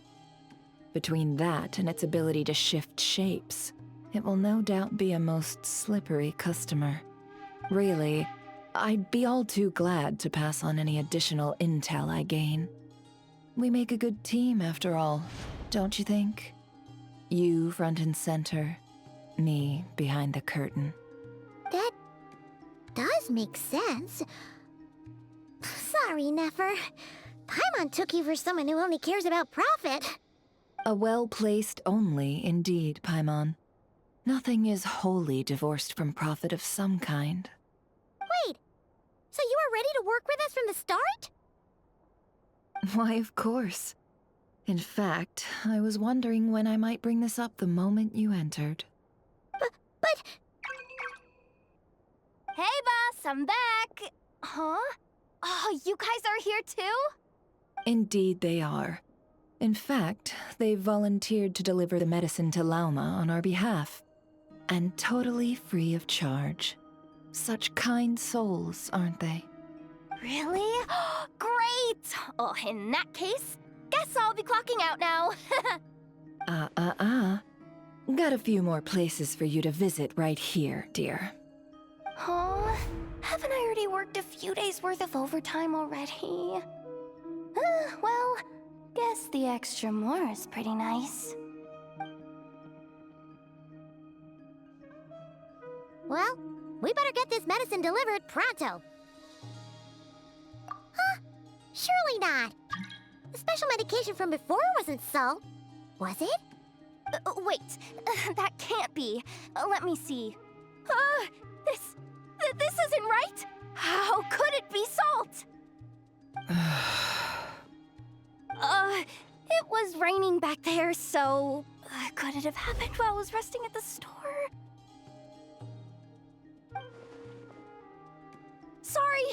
Sorry, boss. I'll get it back right now. Trust me, I'm super fast. Hey! Slow down, you might get hurt! Well then, any plans? If not, what say we go into town and ask around about the wild hunt? Oh, we were thinking of doing that, but we didn't get much out of it. The townspeople are a bit wary of us, and we can't get into the flagship right now. Ah, yes, the banquet is on today. Perfect timing. That's where we'll go. Huh? Can you get us an invitation? Oh, come now. What are we, sticklers for the rules? Lady Nefer, a pleasure to see you. Oh, and our guests from earlier, I see. That's right. My apologies. Consider it my fault for not having explained the banquet's rules to them beforehand. Oh no, it was no trouble at all. Please, do come in. Yeah, sure, thanks. Not even an invitation check? Oh, Paimon didn't realize Nefer was such a big shot. Yes, channels really do take you places.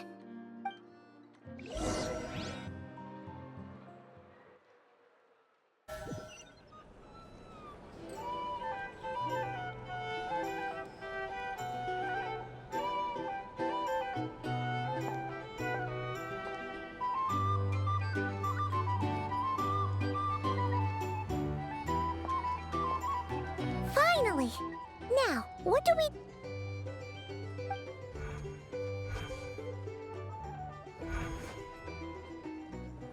Pardon me? I'm sure we're all having a good time, but I would like you all to meet a mysterious guest I invited for just this occasion.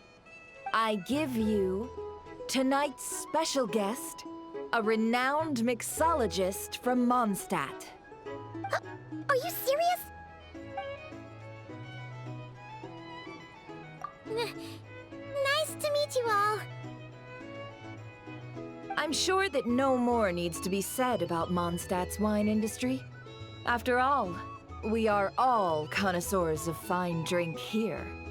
The special drinks menu is being set before you as we speak. Now then, for a time, let us set aside our worries and enjoy these exotic spirits from afar. Ah, I see. A new face for the bar. And here I was thinking, that ain't a familiar face? No wonder. Well, it's a rare occasion to be sure. Want to order a glass or two? Sounds intriguing. I spoke to the owner. The bar is all yours. The recipes are available for your perusal here. Not to worry. I've taken the liberty of removing the more challenging options. How'd you set this all up so quickly? Well, as long as you know what both sides need, negotiations are essentially just a process of confirming the deal. No one would turn a beneficial offer down now, would they? The Flagship already had plans to invite a professional mixologist from Mondstadt anyway. So consider this a trial run, with the list of drinks brought out in advance. Demyon will assist you. Serving guests with drinks will be the perfect opportunity for you. Of course, every guest will have their quirks, so you'll have to be careful not to arouse their suspicions. Got it! We'll give it a try! In the meantime, I'll go mingle with some of the guests who pique my interest. There'll be a little event during the banquet's second half, by the way. See you then.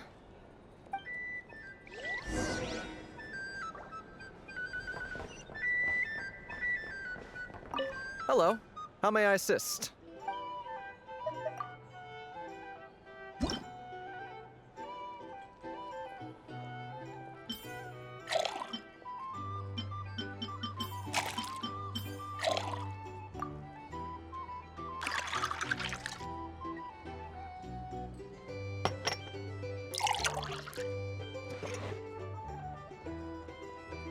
Good work. Now then, get the drink to the guest. Wouldn't want to keep them waiting.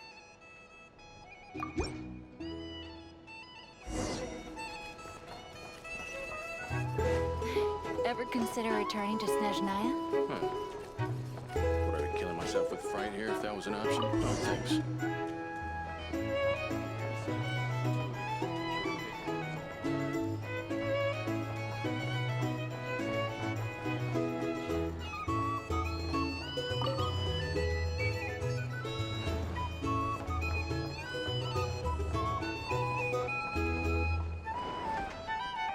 Tell you what, I envy people like you.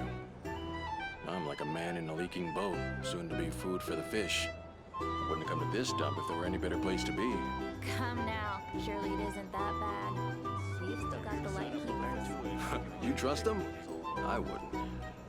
Wouldn't trust anyone, really. We're stuck with a wild hunt here. The Snezhnayans can't be bothered, the Lightkeepers can't spare the people, and everyone else, they're a mess. I'd sooner put an ounce of faith into that cannon. Forget it. Let's just drink. Let's see if this new mixologist is worth the billing.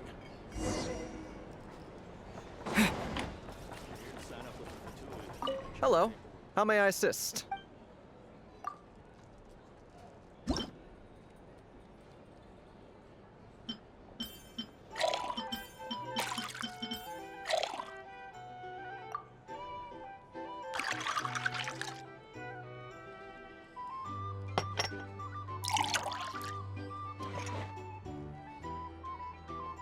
Good work! Now then, get the drink to the guest. Wouldn't want to keep them waiting.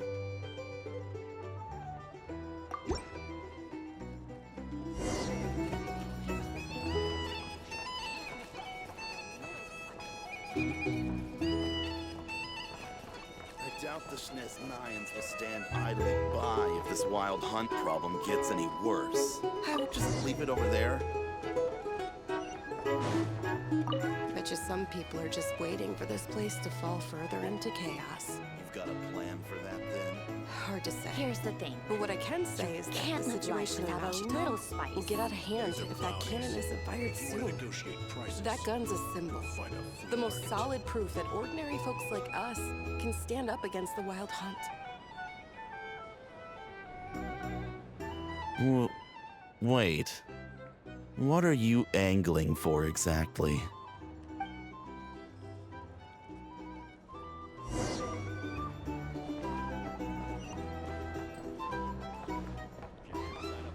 Well, what if that was nothing but an illusion?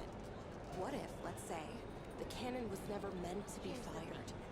For our sakes, at least.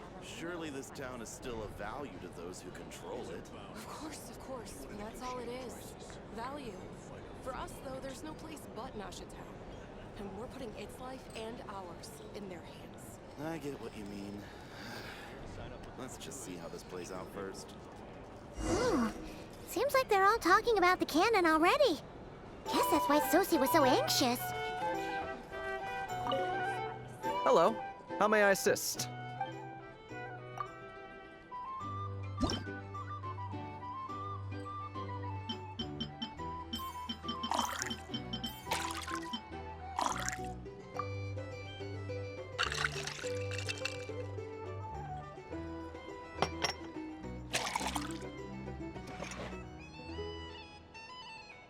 Good work!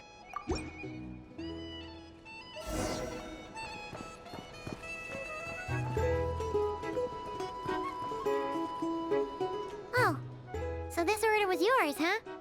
Indeed. So, any notable news? Ah, you two must be Nefer's friends. A pleasure to meet you. If you've got a moment, let's have a drink. On my tab, of course. Paimon doesn't recall there being any other orders right now. Sure then, we can take a break. Then come, sit. Timyon, 2 wildberry trails if you would. Without alcohol, much obliged.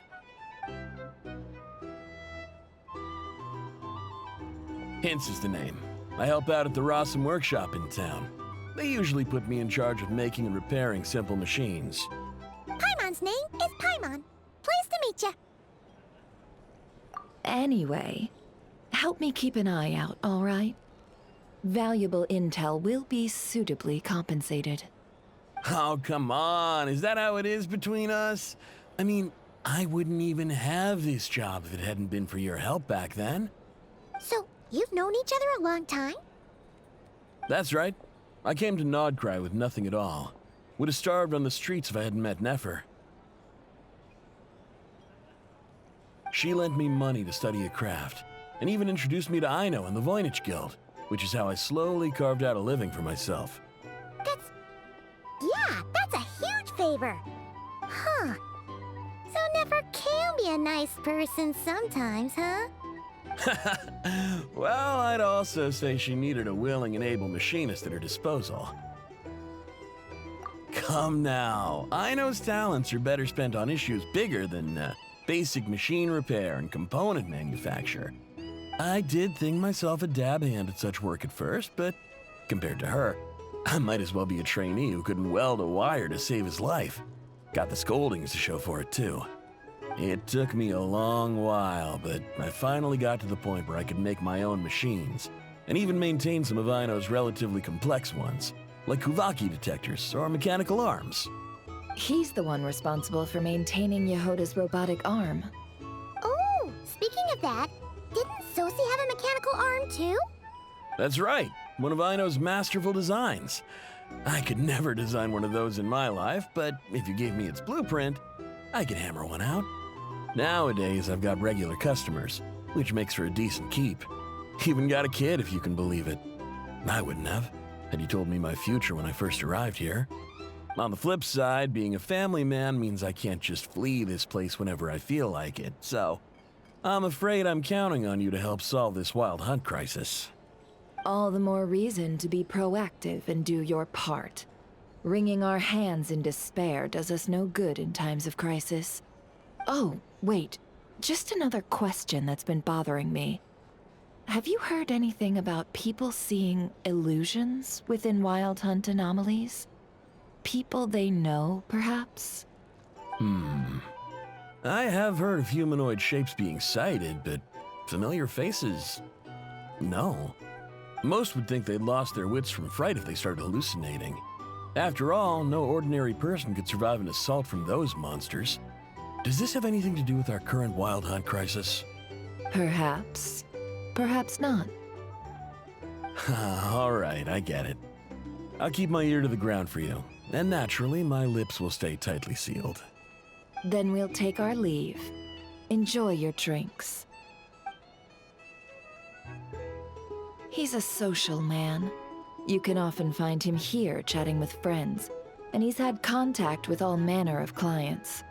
Since he's never heard of the Wild Hunt exhibiting the power to imitate familiar faces, might it be safe to assume that our Phantom wants to keep that a secret? Huh. That does sound worth noting. How about we go talk to a few more people? A good idea. And one our upcoming activity will facilitate. Let me show you how it's done. Come, back to the bar.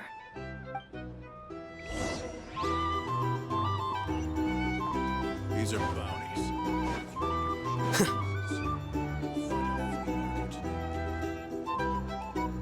Thank you for waiting, everyone. The roulette showdown is ready to begin. Finally! Come on, let's go try our hand.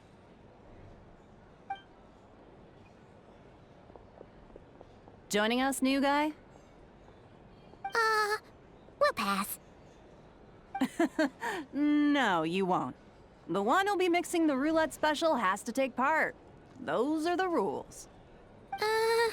But... That's more like it. Since we have a new friend with us today, let me go over the rules in brief.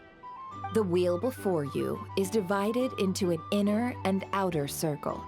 Participants must take turns to spin the pointer of the inner circle. Whatever beverage it stops at, our lucky contestant will drink. The drinks are divided into juice, tea, and alcohol, with that last further divided into 3 levels by intensity. Spin your way to a non-alcoholic beverage, and you'll score no points. Otherwise, you get 1 to 3 based on alcohol content. During a round of drinking, one participant may choose another with less points than them and pose a question, which the other party must then answer. This sounds like it might favor those who score higher, but push your luck and you might not recall any answers you were given the next day. Defeats the purpose, wouldn't you say? And that's why the person mixing the drinks has to take part. You know, just in case they decide to pour heavy, then sit back and watch the show. Not that our newcomer looks like the drinking type. Either way, looks like we're in for a show. Anything you drink will be replenished. And additionally, I have decided to sponsor a grand prize for this grand occasion. A single serving of Dark Horse. What? Do my ears deceive me? A chance to drink Dark Horse and Nod-Krai? Dark Horse. Guess we'll have to take part now, huh? Indeed. The Dark Horse could be yours to enjoy, so long as your luck holds. And so long as you can remember its taste the day after. And if our lucky winner can drain the whole serving in one go, they will gain the right to ask everyone a question, regardless of their score. High risk, high reward. That's gotta be some strong alcohol. Now, if there are no other questions, let us begin. Allow me to get the ball rolling. Intensity 3. Looks like I'll have to put my back into it today.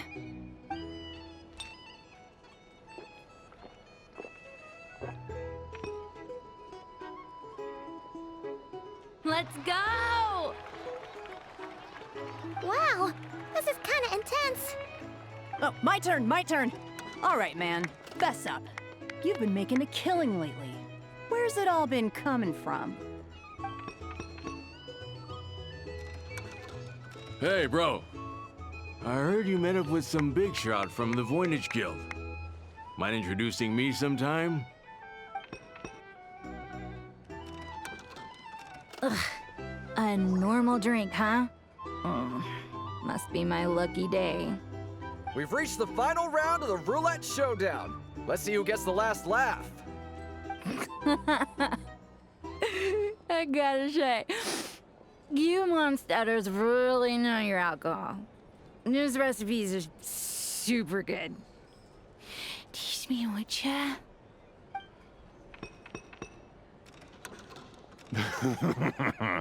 I was wanting to ask about your wife.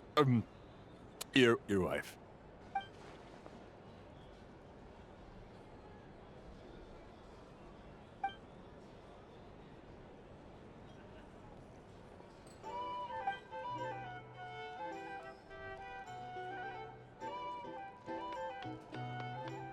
You're up.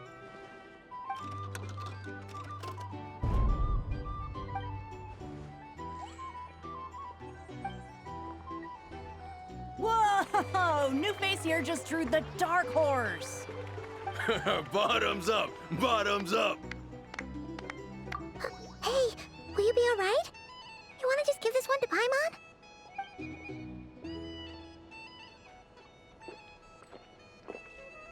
Whoa! He actually downed it in one gulp. Nice job! No wonder you monstaters have such a reputation. Me? Well, what do you think? Monsters, of course. Absolutely. If there was something else, I didn't stop to see it. Just took off as fast as I could. Oh, and guess who showed up just as I'd gotten out of there? Those good-for-nothing rat Niki, that's who. If my luck had been just a little worse, they'd have found nothing but my corpse. Or whatever was left of it anyway. Either way, there's nothing in there you'd want to see.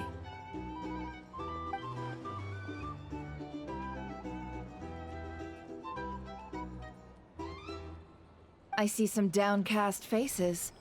Why, have we all hit our limit? Huh. Says who? I'm still raring to go. 'Cause you didn't drink that much. In that case, let me raise another glass. to a blast of a showdown and a wonderful evening. Hello, sir. Lady Nefer has ordered a fresh round of drinks. Could you deliver it to her?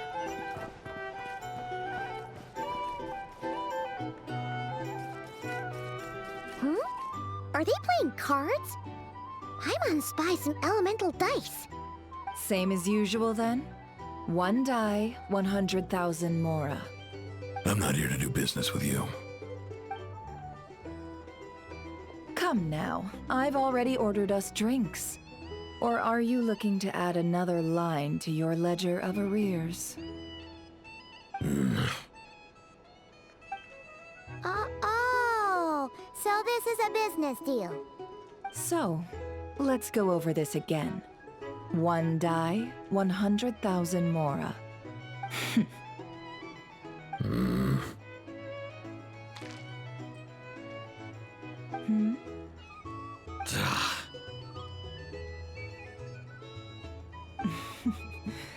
Then we have a deal. Come, you two. Take a seat as well. What are we even doing here? I can give you 3 things. The features of the Wild Hunt, the exact locations where it has appeared, and the intel we've received from the Lightkeepers. The Wild Hunt is in fact a phenomenon linked to abyssal power. Fog and monsters follow in its wake, posing a lethal danger to ordinary people. On the flip side, these monsters cannot leave the fog, so the disaster cannot spread quickly. We already know all that. Fair enough. Then I won't beat around the bush. Here's a map of current Wild Hunt anomalies that I snagged from the Lightkeepers, including the locations they'll soon be bombarding. That's a lot. We've never seen anything like this either. That's why everyone's so worked up.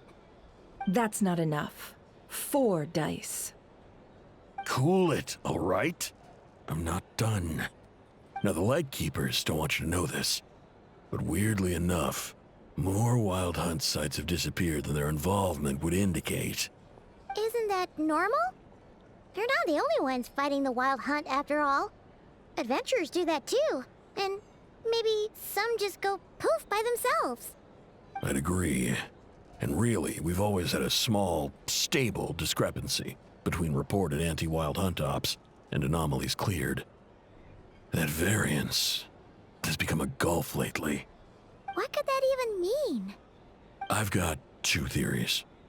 1, that some new force is clearing the Wild Hunt out in secret. Or 2, that some Ratniki are not reporting the work they do on purpose. The odds of the former happening is low. Not many organizations can even engage the Wild Hunt. Never mind keep those operations a secret. If you're interested, I'd recommend following the latter train of thought. Paimon doesn't really get it. What would anyone gain from doing that?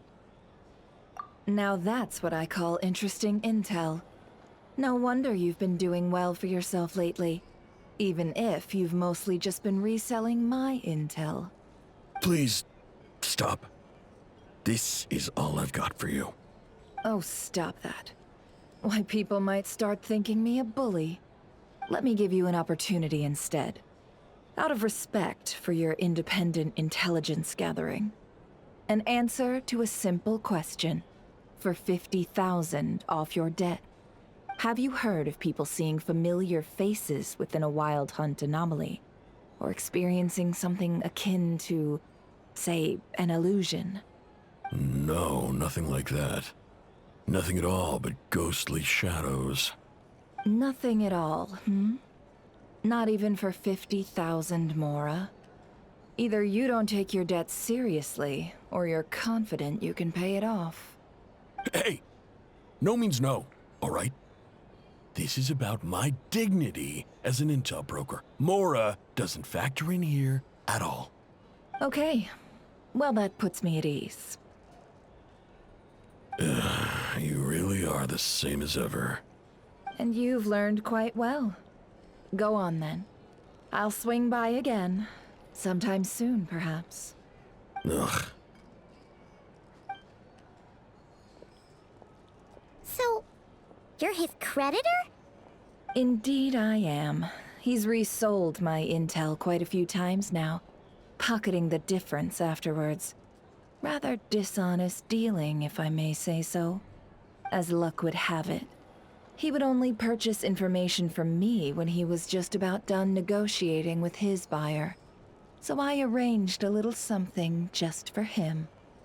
A painful lesson, you might call it. Ooh, that sounds brutal. Oh, I was downright beneficent in charging for that betrayal. It was more about the message, really. In any case, I believe that's all we'll get here. Let's go through what we've learned outside.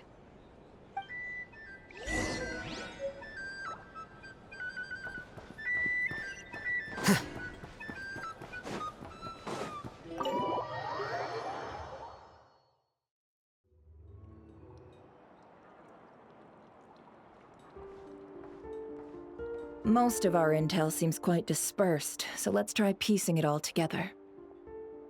Well, first, no one else has seen that weird phantom, apart from our encounter on Star Sand Shoal. Indeed. And we have that from multiple accounts, so each statement corroborates the others. What in Teyvat could that phantom be planning? Agreed. Instances of the wild hunt afflicting Nod-Krai in general have increased in frequency, but the phenomenon itself hasn't changed much. What you encountered must have been something special, with our mastermind concealing themselves within, in order to target the moon marrow. In which case, two questions arise. Who is this mastermind, and why would they want the moon marrow?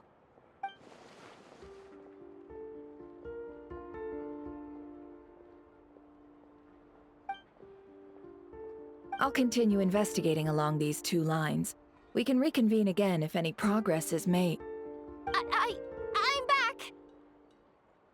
Luckily, the store owner kept the medicine bottle I left on the table safe for me. Here you go. Huh. Thanks a bunch, Yehoda. Take a break. You've earned it. Oh no, I've got work to do later. And anyway, isn't the cannon about to go off? I was watching it the whole way back, praying it wouldn't fire. Not until I got back, you know? Again, lucky me. Huh. So you're interested in that big gun? Of course. I mean, just think about it. Something that size is bound to be comprised of thousands, even tens of thousands of parts, fused in such a way that it can operate smoothly and fire off a supergiant, super strong beam! Isn't that just so cool? I mean, miraculous. Like a miracle created through countless careful calculations. It has been a while since the last time it fired. Go on, feel free to go watch. Work can wait for a while. Thanks, boss. Anyway, y'all wanna come? It'll be worth the while and worth your wait. I swear. Might as well. Fruits of our labor and everything, you know? Woohoo! Let's go! Kaboom! Wow! What a crowd! People seem pretty excited, too. Just goes to show how big a deal this cannon is, huh? Oh, for sure. One shot, one kill, problem solved. Simple and practical. Just the way we like it. And even if that wasn't how it worked, just listen to how it roars. If that isn't power, I don't know what is. If only I had that kind of strength. Hey, don't think like that.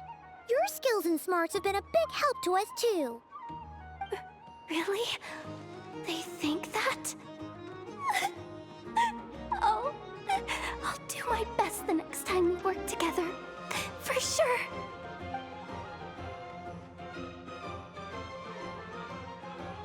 look! It's starting!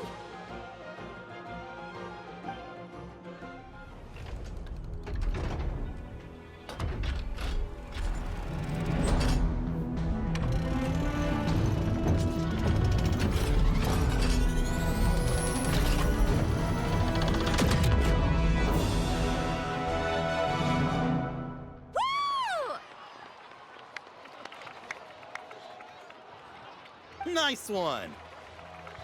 Finally, all fixed up. Nothing to fear now. Awesome! Felt that one in my bones. Whew! That sure was powerful. And pretty dazzling, too. Guess that's why everyone's been counting on this thing. Surely the wild hunt doesn't stand a chance. I feel so alive right now! Overtime! Ha! It's gonna be a piece of cake! You know, Paimon's been wondering, if you're so interested in machines, why don't you go work for Aino? That's what we call drawing a line between your work and your hobbies. I've got some mechanical talents, sure, but this job I have now, no one can do it but me. Not even Aino or her silly robots. Anyway, gotta go. See you later. Says the person who got salt and medicine mixed up. Looks like the crowd's breaking up as well. Let's head over to Hisii Island. Let's not keep Lauma waiting. Let's see now. What's changed since we were gone? Yeah, if anything, looks like things are settling down. That's Lauma for you. Hey there, Lauma! We're back!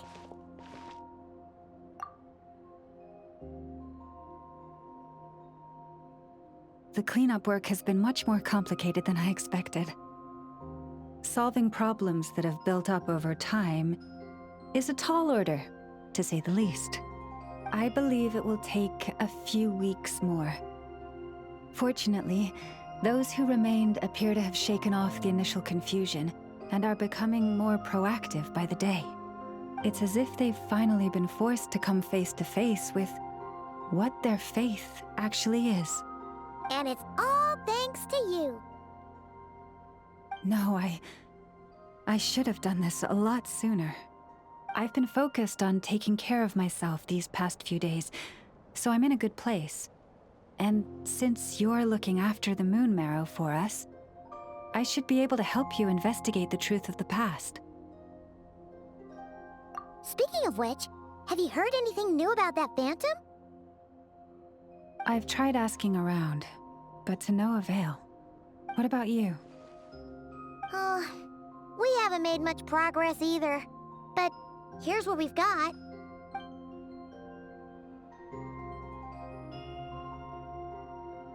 I think I've got the gist of it. Sounds like you've got your work cut out for you too. Don't forget to take good care of yourselves. In any case, please, come this way.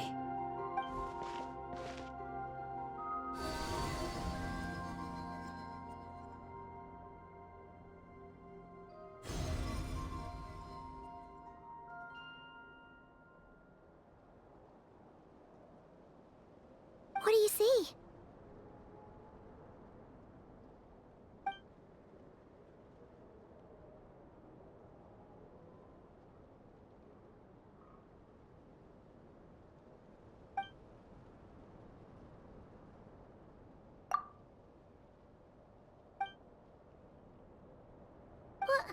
Is it over already? This appears to have occurred a long, long time ago. The memories I sensed are highly turbulent and disordered, so that is all my power allows me to discern.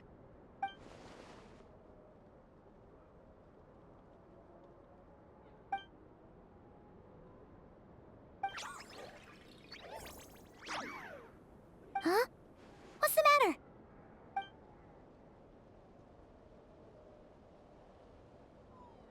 The flowers changed color.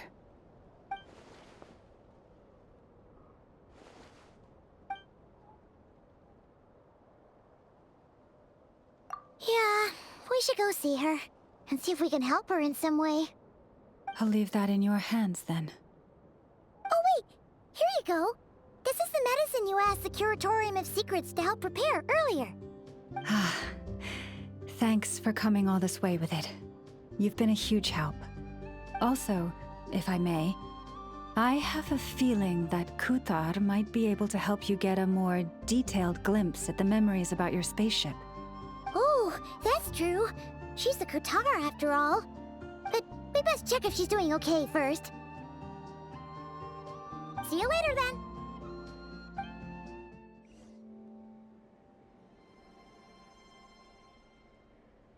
Oh, she doesn't look so good. Sorry for disturbing you, but are you okay?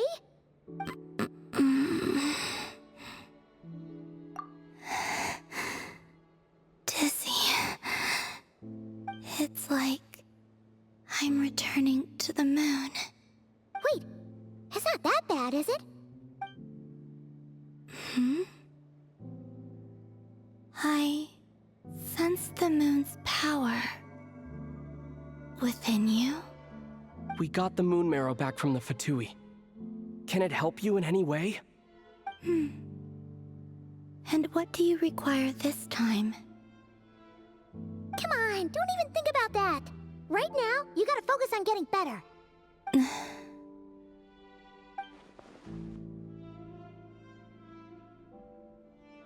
I might need your assistance in the future. Oh. Very well. Give me your hand.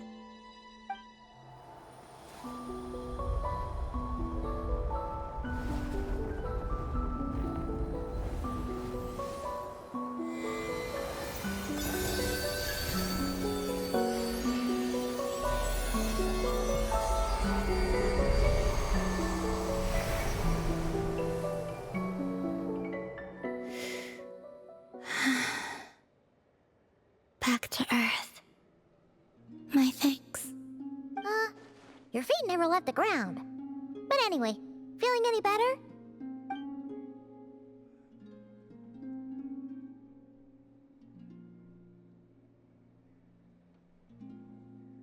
Significantly, the moon within your body, it is as silent as a reflection in the water. Fascinating. I merely drew forth a ray of its light from the water. Enough to keep me tethered to the ground for now. I think I sensed some other changes as well. That is the moon goddess's favor. All things I come into contact with will bear this mark. It is harmless, and will fade over time. Speaking of which, do you want to be the Moon Marrow's custodian, now that you've got your power back? It's supposed to be something that belongs to a god in any case, right? It is the remains of Aria, goddess of the eternal moon. So it does have to do with... Wait, what? Did you not know this already?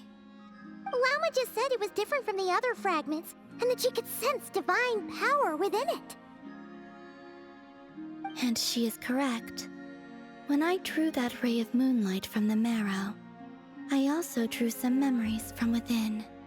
That is how I know that it belongs to the goddess of the eternal moon. But Lauma also saw the past by using the moon marrow. Why didn't she see that?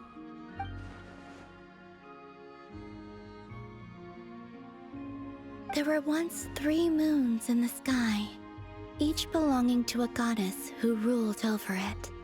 But after the War of Funerary Flame, all 3 lay slain, and 2 of the 3 moons were shattered during the conflict. After Aria's death, her power coalesced into this moon marrow. The iridescent moon's remains have never been found. And while the Frost Moon's goddess died herself, her moon was never broken. As the prophecy stated, this moon would birth a new deity sooner or later. The entity the Frostmoon Scions call the Kuthar.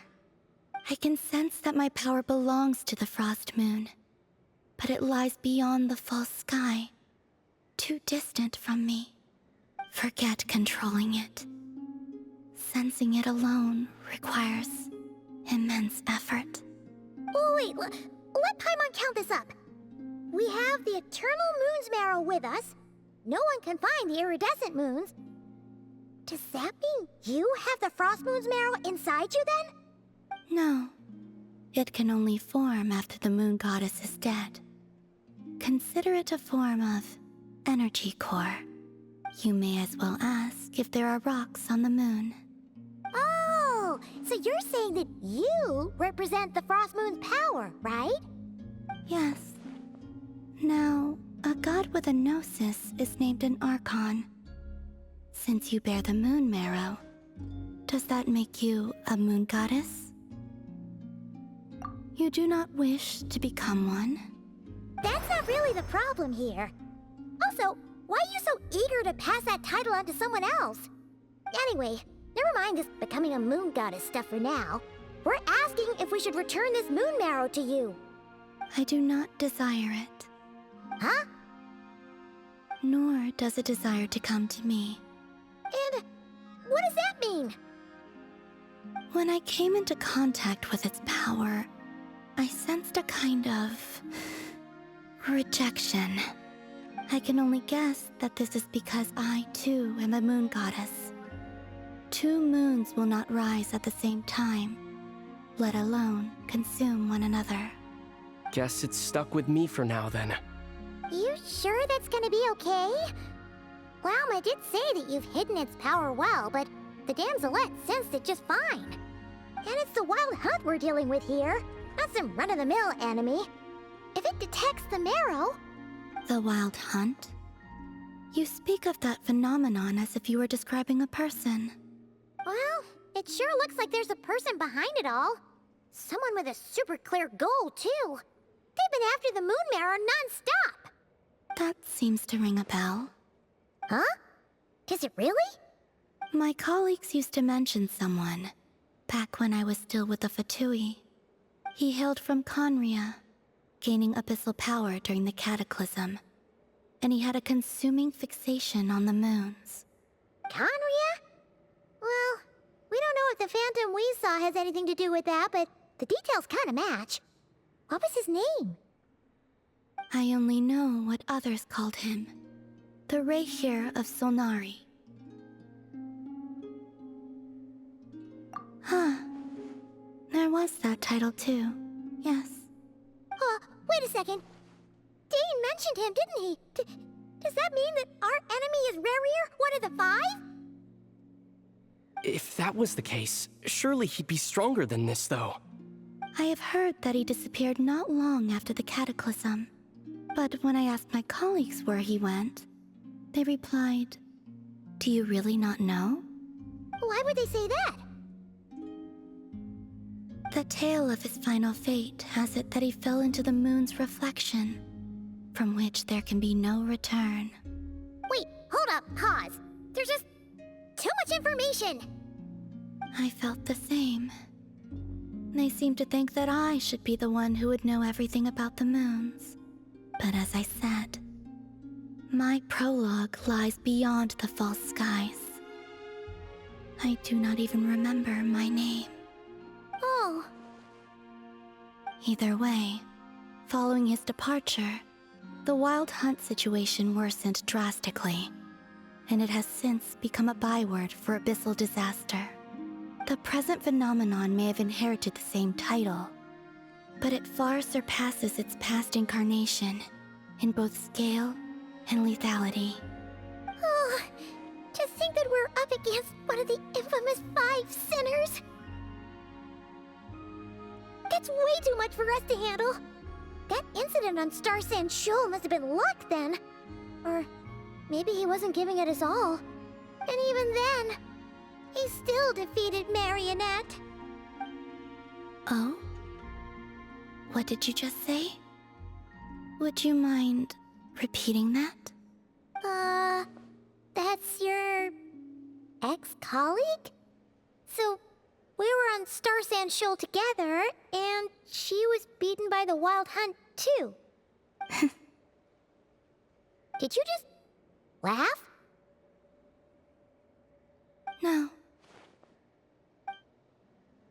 She totally did.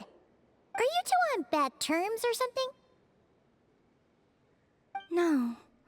I simply imagined the put-out expression she must have worn in that moment, and found it interesting. She seemed quite shaken. Oh, she'll adjust soon enough. She's very good at that. Okay, anyway, we've gotten off topic. Now that we know how dangerous the guy targeting the moon marrow is, you sure you want to carry it around with you, Traveler? If fatui intelligence is to be believed, Rerir would prevail even if all of Nod-Krai were to stand against him. Perhaps something restricts him, if only for the moment. Before I decide, there's a favor I'd like to ask you, Columbina. What do you need? Do you think you'd be able to show me what happened when my sister and I arrived in Nod-Krai? I mean, when our spaceship first landed. Sure. That was quick. As I said, this to me is but a single ray of moonlight. Nothing to it.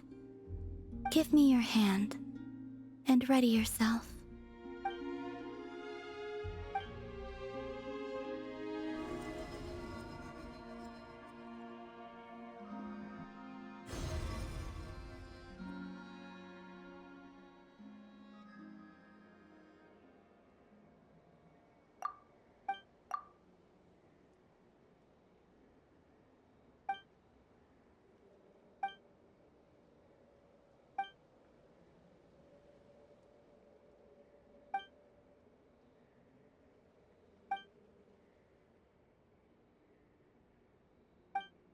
Where is this?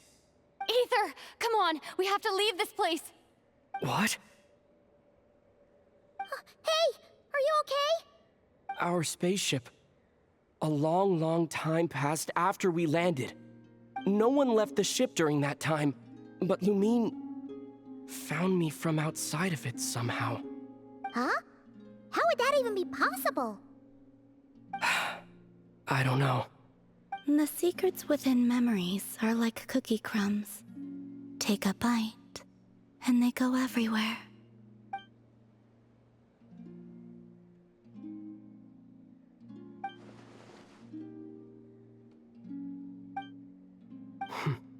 All right. I'll keep the moon marrow with me. Well, if you say so. Paimon can't stop you, but still. Ooh. Will you need my help?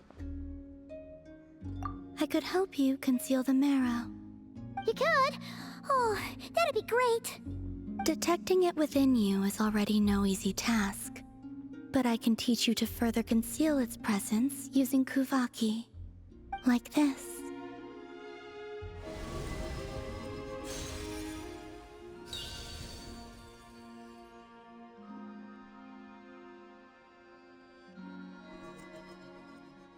Ooh, looks like a shield.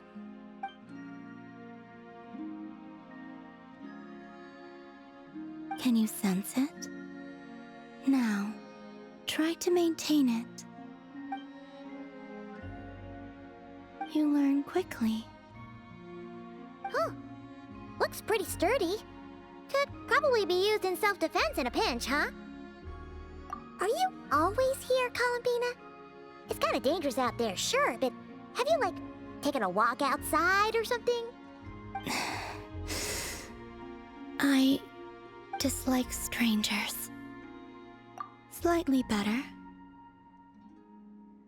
Yeah, the Frostmoon Scions have changed since you last saw them. Who knows? You might actually like them.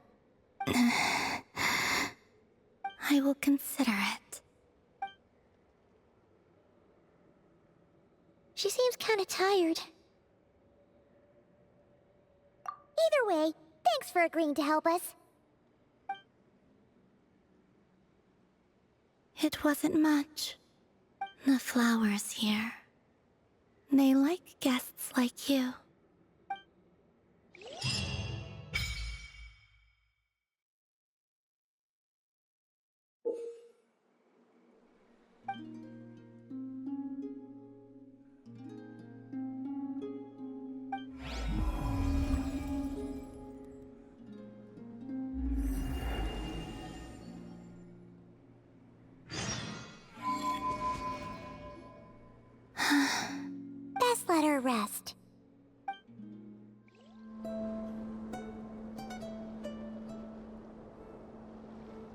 The Rerir of Solnari.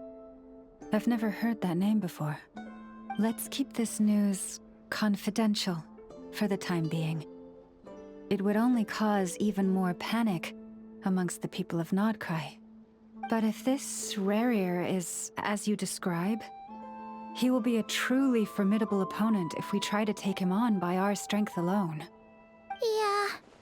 Things might be okay if everyone was willing to work together, but right now... Exactly. Whatever the case, let's start by telling those we can get to join up about the crisis. As it happens, we have our own reasons to protect Nod-Krai, but even if we didn't, we'd never leave people in the lurch. That ain't our style. Thank you. The Frostmoon Scions will stand with you to prevent this crisis as best we can. In addition, I believe that the relationships between the various factions in this land are not cast in stone. The winds of change are blowing, and we Scions have nowhere to run. Our faith, our sect, all of it is here. Whether our foe is the Fatui or this Rerir, we must stand our ground and remain true to ourselves, even to the last. Let's see. Speaking of allies, the Kuuvahki craft shop is the closest by, right? Ineffa is sure to help us.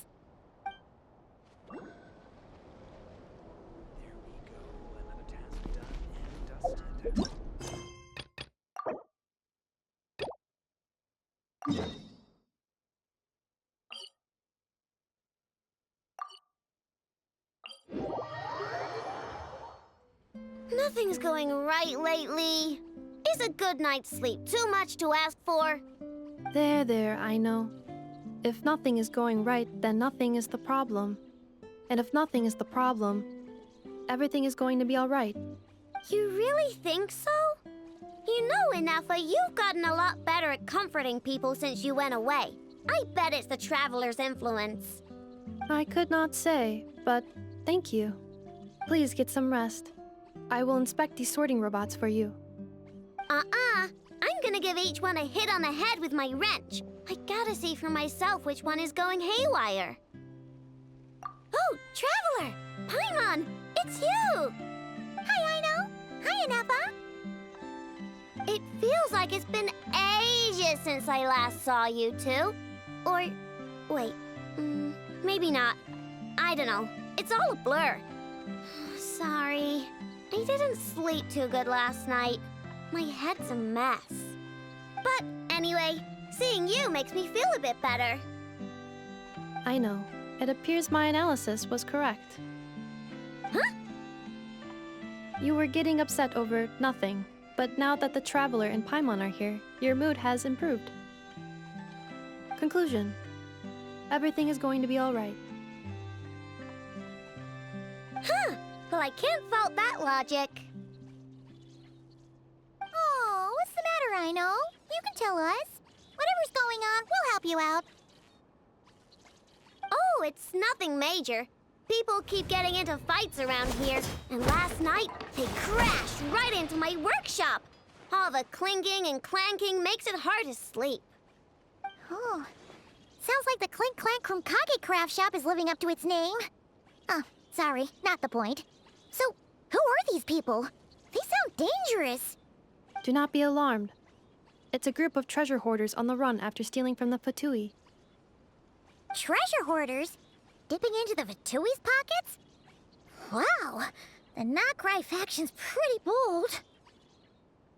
Sorry, again, not the point.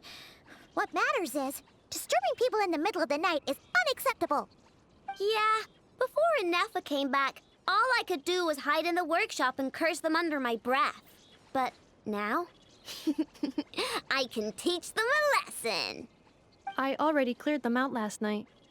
You will not be bothered again, I know. You're the best, Ineffa. Wow, so problem solved, right? Well, the sleeping problem is solved, but now there's an issue with my prospector bots. They're supposed to sort out the useful treasure from the junk. Nice! Sounds impressive. No, not impressive. There's a traitor among them! Correct. The sorting bots delivered several items of no utility this morning. The ratio of useful to non-useful items suggests that one of the bots has malfunctioned. My bots don't just break down for no reason. You know what I think? It was sabotage! And it must have been one of those people from last night. Then we'll find them and make them pay. Yeah! But first, I need to figure out which bot they messed with. How are you going to do that? By staring him down. You gotta put a little pressure on him and see which one starts to sweat. Okay, so psychological warfare? That works on robots? I don't know. If it doesn't work, I'll just drag them into a small room and interrogate them one by one. Whoa! How's that fair? Two of them are just hard-working little bots. If I take them apart even though nothing's wrong, it'll hurt their feelings. Okay then. Ahem. All right, listen up, you three. One of you has messed up big time. And if you don't own up, you'll be dragging your friends down with you. So, time to come clean. Or we'll... what are we gonna do again? We'll let you off. But just this once.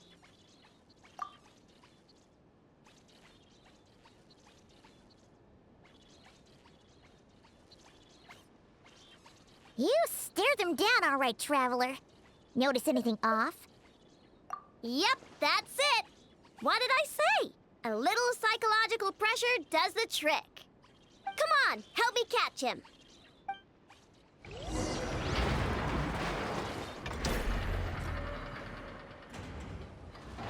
Aino! Ineffa! We caught him! Do you need to check him over?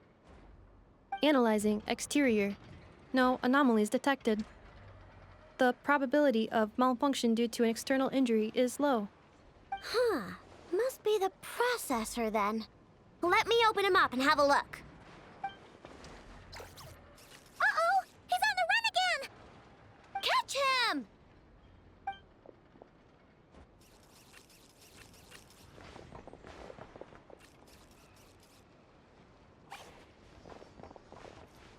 What? Is that him?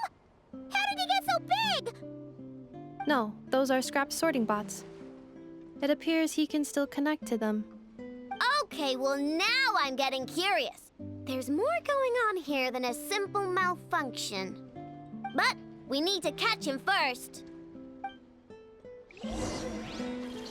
Try sucking him out.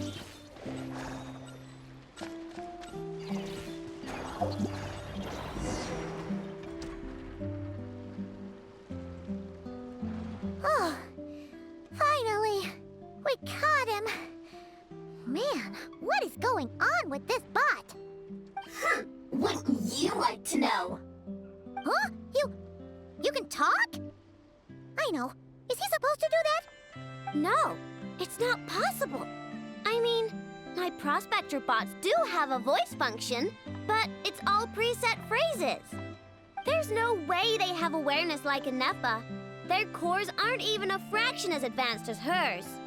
But it seems like he can communicate. Could his core have been upgraded or something? Can you mind your own business? Jeez, why is this bot so aggressive? It's like we're the ones being interrogated. Oh, just you wait. If you don't get out of my sight, I'll round you all up and send you straight to the Fortress of Marrowseed. The Fortress of Marrowseed? What kind of place is that?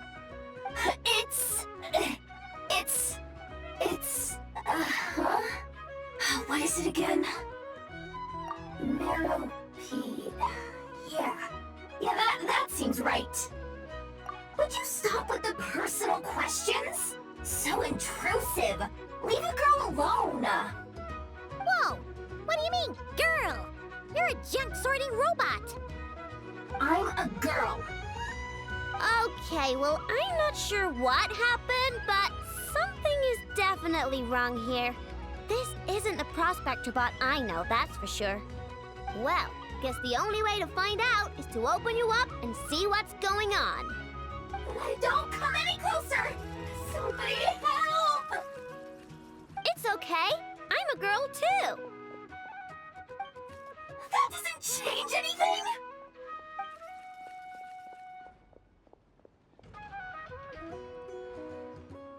Apologies, Traveler in Paimon. Aino prefers to devote her full focus to solving problems. I believe she needs some time to get to the bottom of this issue. Perhaps it would be best to follow up tomorrow.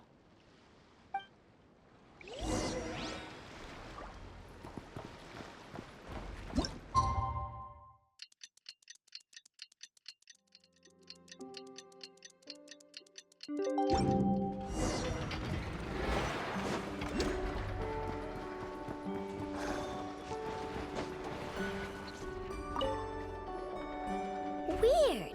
I know I only installed an average Nod-Krai machine core. Aino! Ineffa! We're here! Greetings. I mean, I found the source of the malfunction, but now I have way more questions than answers. What? Why? The bot has the wrong core. It is not the one Aino installed originally, but the core of a clockwork mecha from Fontaine. It has the wrong core? Oh, so now we have to hunt down the original one? It's no big deal. The original core was just something I salvaged from a pile of junk. Believe me, it's nothing special. The problem is, this new core is really advanced. I don't even understand half of its functions. Really? Is that why it can talk like Ineffa? No idea. What I can tell is that this core went through a massive explosion at some point. Almost all the modules are damaged, but I can't fix any of them. Wow! If even Aino's stumped, it must be really complicated. The core originates from Fontaine, but little is known about this technology. Without relevant knowledge, a breakthrough will take time. Yeah, but it's not all bad news. I managed to extract a useful bit of information from the data I could salvage. One word. Charred. Charred? Is that its name? I doubt it, but I'm sure it's important. It was stored in the deepest part of the core. That's the best protected part, which is why I was able to salvage something from there. The best protected part? In the event that my core sustained damage, that's where I would move all Aino-related data to keep it intact. Ah! Knock on wood, knock on wood! Your core is gonna be just fine, Ineffa. Don't jinx yourself like that. I was engaging in a hypothetical discussion. Doesn't matter, you still gotta say it. Say knock on wood. Knock on wood. Like that? Yeah! Whew, that was a close one. Huh? Anyway, I bet there's other data preserved deep in the core too. Otherwise, this thing wouldn't be able to talk. And I'm gonna extract it all. Here, data, come to Aino. Man, this core is so mysterious. But if it's so high-tech, how did it end up inside a random prospector bot? Bingo! That's the question, isn't it? Who replaced the original core with this one and why? I mean, even though it's damaged, the research value is off the charts. Bingo! That has to be the answer. You know what happened the day before it started malfunctioning? The fatui chased a group of treasure hoarders straight into my workshop. I'm thinking the treasure hoarders stole the core from the fatui and needed a place to hide it. So, they stuffed it in my prospector bot and handed the original core over to the fatui to smooth things over. Makes sense, don't you think? I'm pretty clever, right, Ineffa? Of course. In fact, intel from the curatorium appears to corroborate this hypothesis. Several of Marionette's subordinates were robbed on their way back to Snezhnaya, although it is unclear what was stolen. The culprits were identified as a group of 3 treasure hoarders. Their leader is a silver-haired woman wearing a hood. As for the remaining 2 members, there is a man with pink hair and a man with purple hair.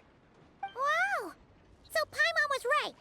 The local treasure hoarders around here aren't bold. Actually, This group has only been active recently.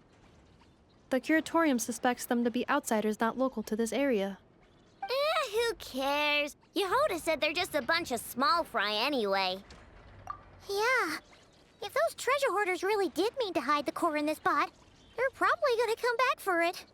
Let them come. If they're nice, I'll even share my crunkakes with them.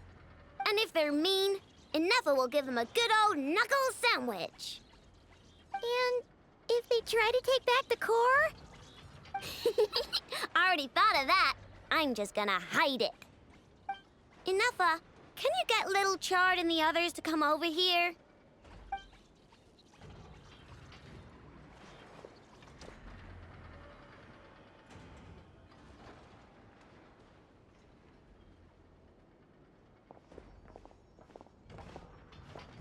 Okay, hold on to your hats.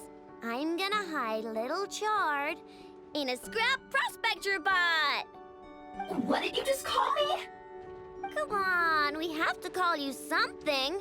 What? Do you already have a name? Lombro. What kind of name is that?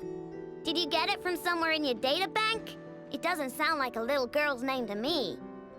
Oh, so use Lombro as a last name. Huh, I kinda like it. Then it's decided. You're Chard Lombro from now on. No complaining, all right? You're stuck with it either way. You're the one who decided to hide out here, so from now on, you work for me. Don't think it likes the sound of that. Correction. This bot has no capacity to like or dislike something in its current state. Huh? Why? Because its core was destroyed 6 ways to Sunday. So, right now, its tone and mannerisms are all just a simulation of whatever data has been preserved. Like, remember how I found the word chard in the data? Well, if that refers to a person, then basically, Little Chard is just imitating their way of speaking.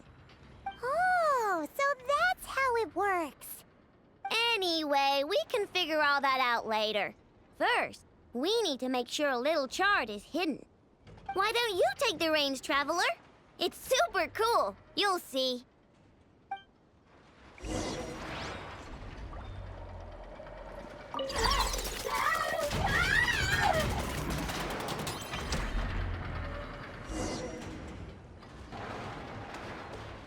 Nice job! You've got some engineering chops, that's for sure. And thanks to you, I'm now the proud owner of the most advanced prospector bot in town. I expect good work out of you, Little Chard. But don't worry, you'll be compensated. Like I care. We gotta do something about that temper of yours. Maybe a little flower on your head will soften you up a bit.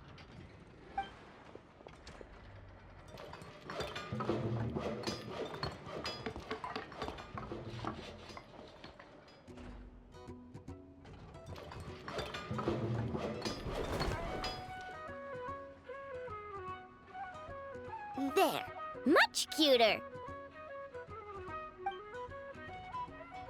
Oh, that reminds me. Traveler, Paimon, if you ever pick up stuff you have no use for, like screws and nuts and things, just bring them to me. I can make them into flowers or use them to upgrade my console. Oh, and I don't expect you to hand them over for free. I pay good prices for scrap. You're gonna want to stop by every day. Deal? Awesome! Turns out Ineffa was right all along. Everything is gonna be all right. Good luck out there on your travels. I hope everything goes all right for you, too.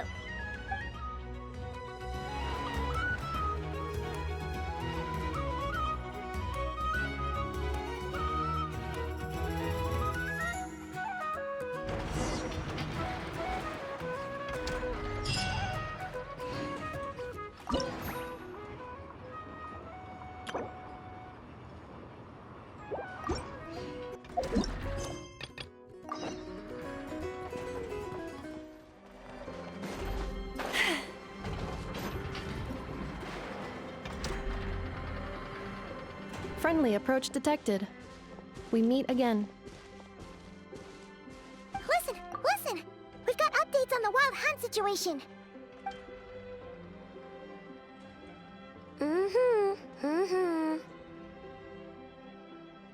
Threat level exceeds expectations. Phew, doesn't matter if he's the Rerir or Solnari or Solari or whatever. One volley from my cannon, and he'll be blown to smithereens! You were there when we fired it, right? If that isn't the kind of firepower that helps you sleep at night, I don't know what is! True, but the cannon only works against shambling monsters, right? What if Rerir's super fast? Well, we'll just get Ineffa to go grab him and tie him down. You're not taking this seriously at all, are you? Anyways, firepower is not a concern. See those canisters over there? That's all concentrated Kuuvahki, which we'll be shipping to Nasha Town.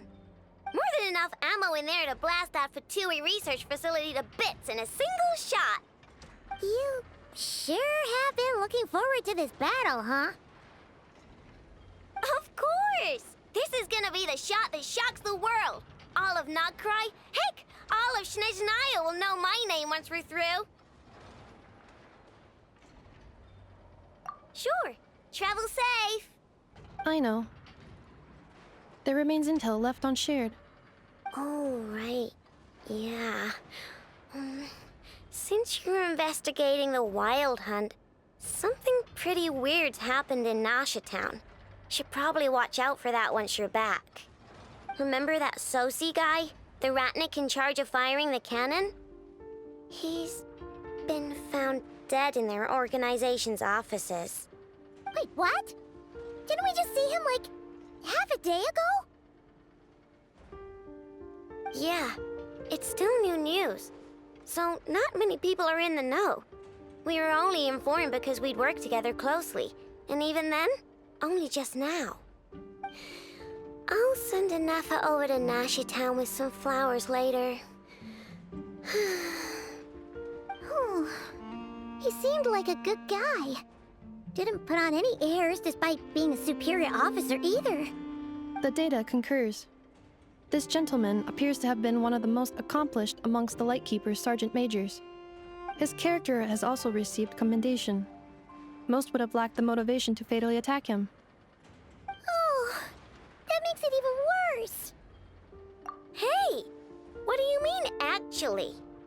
Either way, I'm not clued in on the details. Only Ratniki have been allowed on site to investigate the scene. You'll have to find some way in if you want to check it out for yourselves. Got it. Let's go then. You coming along, Ineffa? My tasks are incomplete. The last few batches of ammunition must be randomly inspected. You go ahead. All right. We'll see you later. This must be it. Oh. Doesn't look like there's any chance of us getting in with that ratnik guarding the door, though. Should we go speak to the guard first? Might as well try squeezing blood from a stone. Ah! Never! When did you... I came over to take a look as soon as I received the news just now. Aino told you about this then?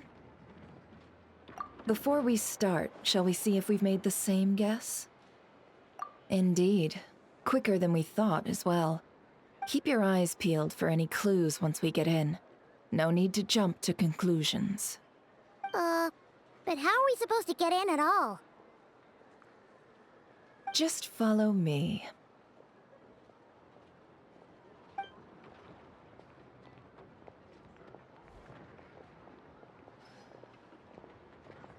I'm sorry, but we're not open to guests right now. Sorry about that. They're here to investigate. All of them? The paperwork checks out. All right then. Enter.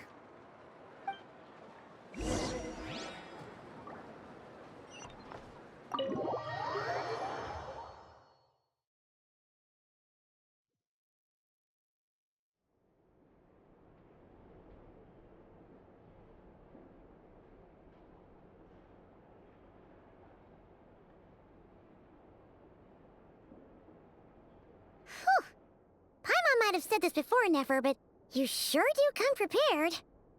Shishich, my old friend. Fill us in, if you would. Greetings. If you would allow me. The murder happened not long ago.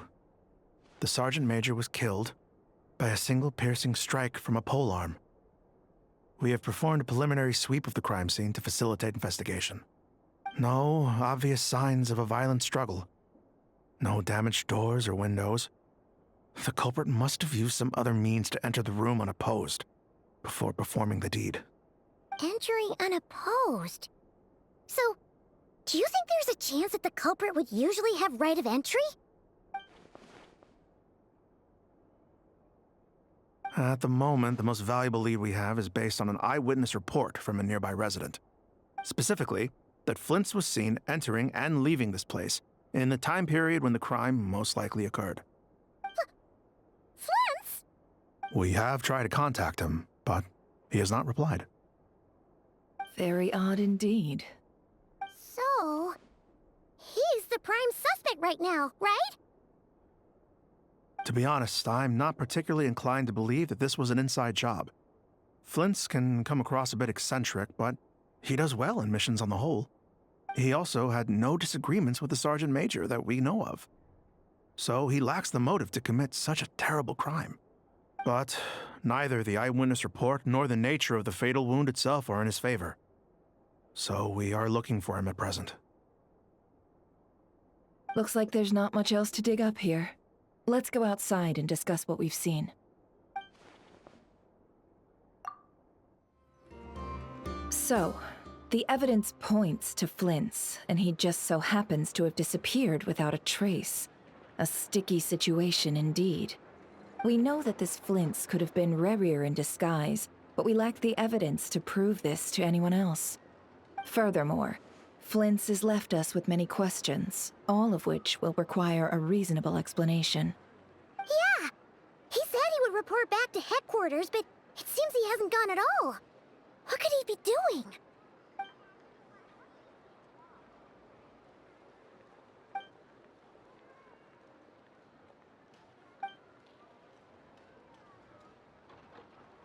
Let's approach the issue this way. First, we must determine our culprit. Was it Flins or Rerir in disguise? Yeah! What reason would Flins have to murder Sosie anyway? None, as far as I know. And even if he had a motive, it would have been easier to do so out in the wild, rather than in Nasha Town. Yeah! They would have often gone out on missions together. Plenty of chances there. Yes, but there's one thing worth noting here. Remember the intel we got back at the tavern? No one has ever seen a phantom that can take the form of other humans within the Wild Hunt. This means that he has been hesitant to abuse this ability, or allow it to become common knowledge, likely so that he could act in secret under other guises. But no matter what, borrowing identities comes with risks, right? What if you bump into the person you're imitating along the way? Precisely. In other words, his goal must have been worth the risk, similar to how he came in disguise to obtain the moon marrow. He likely knew then that the real Flins would not appear and get in his way during this time. We'd have to ask Flins ourselves, I'm afraid. But we shouldn't jump to any conclusions here. We can't discount the possibility that he might actually be the murderer himself. Not yet, at least. And there are other, less likely scenarios. For instance, Rerir may have already killed Flins long ago, and been living as him for some time now. Yes, that is our ticket to a breakthrough. Then we've got to find him before the Lightkeepers do, or we might never see him again. Steady now. Our friends should be back soon. We've tracked him down to a beach north of Nasha Town. The Wild Hunt is present too, so we're putting a force together. I'll have you know that this is top secret information I'm leaking here. Don't worry, you'll receive a top-class reward in return. The beach is all yours. I'll stay and slow the Lightkeepers down. Things might go south if you bump into one another. Oh right, before we go, should we reveal Rerir's secret? Since he's trying to keep it all hush-hush, why don't we just pull the curtains on his little trick? That'll teach him to sneak around pretending to be other people. you laughing? Oh, I was just imagining how satisfying that would feel. But I'm afraid this revelation would only stir up more chaos. Setting aside the matter of evidence, some may trust Flins on our account, whereas others would suspect him on account of his behavior.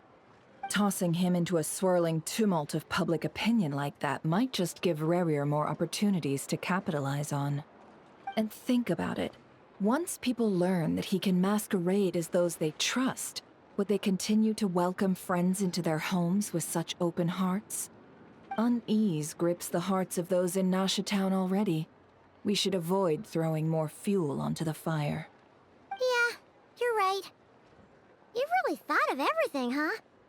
Nothing for it, then. We've just gotta find Flins. Indeed. But just in case, let me stress once more. We should neither be excessively afraid of Rerir, nor trust in Flins too lightly. This light source is of special Lightkeeper design. It provides illumination within wild hunt anomalies, and can briefly dispel the abyssal fog within. Oh, right. We'll have to deal with that mess, too. Yeah, this'll be important. Thanks a bunch, Nefer. You're welcome. I've charged it to your account, by the way. Hey, you!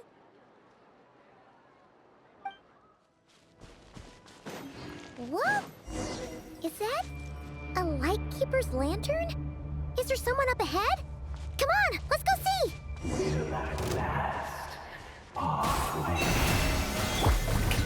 Monsters!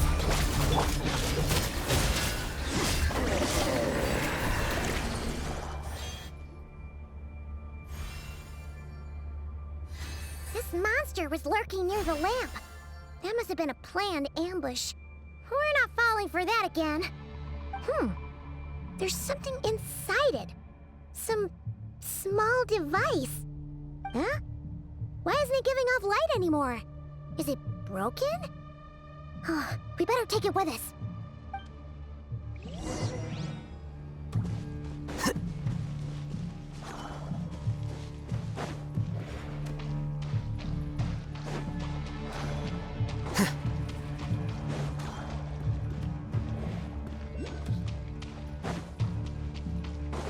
Is someone there? Please, help me! Isn't that Flins' voice? Did you hear that? But... How shall the Savior save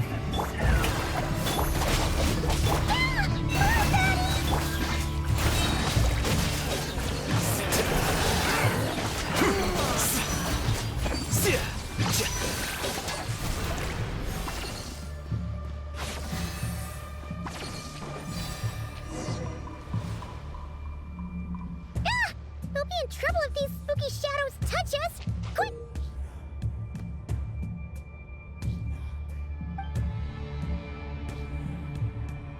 Use the lantern!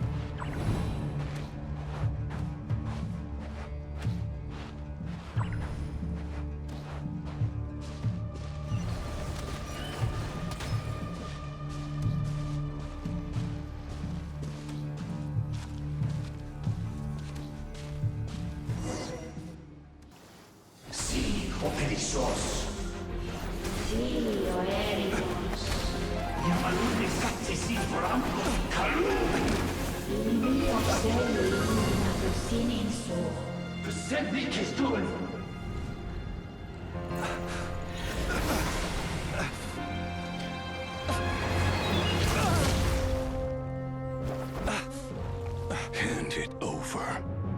That was mine from the first.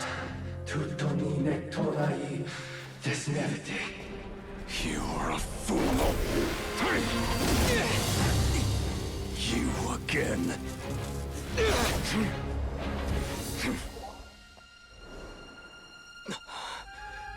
What the?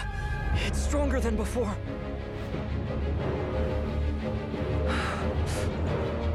Lantern now!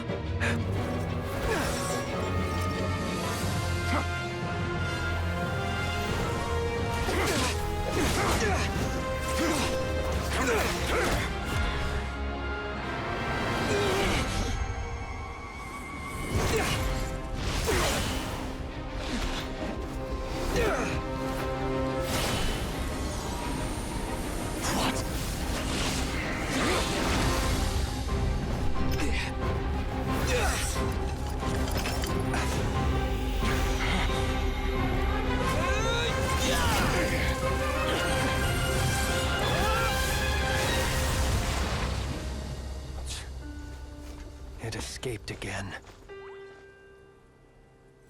This situation speaks for itself, I presume. So, you were tangling with Rerir out here all by yourself.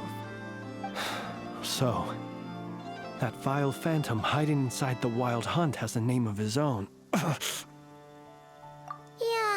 you don't look so good.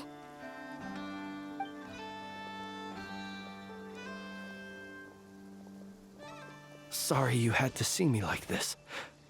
All the same, you have my sincere thanks for your aid. To think you had the power to so easily cleanse the filth staining the lantern, which tormented me so.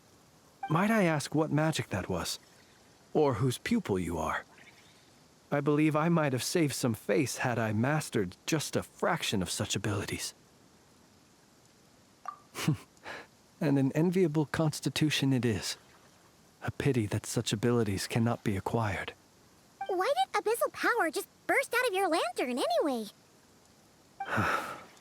That is a long story. Many moons ago, when on wild hunt clearance duty, I shattered one of its cores only for a special crystalline object to fall out. I sensed a power surging within it that was at once familiar yet strangely illusory. I freely confess to being an avid collector of ancient gems, coins, and other curios. And curiosity it was that had me store this crystal inside my lantern. Afterwards, I wound up collecting a few more such crystals quite by accident, and discovered that they could merge into a single piece without my prompting. Though my understanding ends there. It was only recently that they began slowly emitting abyssal energy, which could neither be dispelled nor weakened. Is that what Rerir claimed belonged to him? That must be what he's after then! I concur. And here's the kicker. Before he was exceedingly weak. In fact, I've already beaten him several times, though I could not destroy him completely. But I noticed while engaging him that the crystal fragment would restrict my powers. As such, it occurred to me that I should hide it rather than tangle with him any longer. Alas, he has proved most fixated upon this fragment. And for some reason, his strength has grown by leaps and bounds since I last encountered him. And where, might I ask, would it be safe? Or do you think it wiser I threw it away? Were our places switched, would you discard it, knowing that its perilous might was beyond your ability to counteract, yet capable of causing greater harm should it lie beyond your grasp? Yeah, throwing it away would mean giving the bad guy what he wants. But exposing yourself to its corrosion and growing weaker by the day, that sounds super dangerous too. Only those who shoulder risks are qualified to welcome in the turning of the tide. Those who flee when troubles come are nothing more than deserters. Though I shan't deny that I have your fortuitous arrival and most outstanding assistance to thank for my continued ability to speak such platitudes. Either way, it seems this fragment is now utterly still. That must have made it useless to Rerir. I doubt he would have retreated so readily otherwise. I imagine this wasn't the only reason you came looking for me, though? Well, no, but...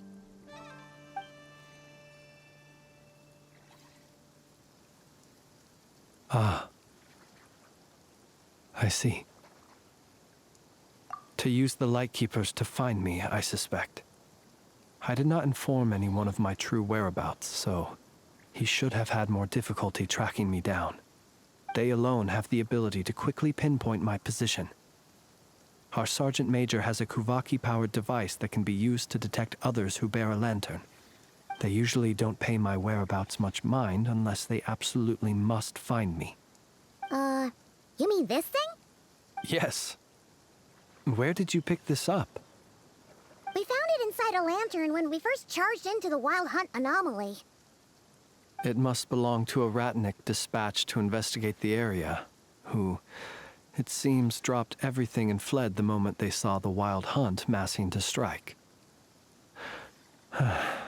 Well, at least they're not dead. Guess it's not surprising how they found you so fast, then. But if Rerir could have shapeshifted into Sosi, why didn't he just use that Kuuvahki device to find you himself? Were he to use it, that device would likely fail to act as it should, owing to abyssal interference. Ah, guess that explains it. So not only is this Rerir ruthless, but a purveyor of dirty tricks, too. You might not be familiar with Sergeant Major Sosi, but he put his heart and soul into every mission. Our deployments are subject to orders from headquarters, and his orders were to be stationed long-term in Nasha Town. As such, he was very seldom able to go back and visit his family. He worked so hard, seeking to produce excellent results that might convince them to transfer him out. Oh. But every year they would say, wait a little longer. Wait a little longer. He often wondered if it was because he was lacking somehow. In truth, everyone had nothing but the highest praise for him. But good work does not always lead to good outcomes. The higher-ups would think, he's doing great where he is. Let him stay there forever. A most convenient choice for them, at least. Whereas his subordinates would think, wouldn't it be a shame if we were to lose such a talented, easygoing boss? So he waited. And he waited. Until the world closed its eyes in the depths of the night, and a lantern was slowly lit for him alone, that no one could see. One that has played out many times throughout history. Another reason to take this Rerir's head. Oh. Well, at least we now know that he's looking for these fragments inside Wild Hunt anomalies. And yet, what did the Sergeant Major have to do with any of this? Why did he have to die? Could Rerir be angry that the cannon Sosi set up to fire destroyed the fragments he wanted to collect? Could you take me to the scene of the crime? We shall just have to exercise some discretion then. Come on. Let us be on our way.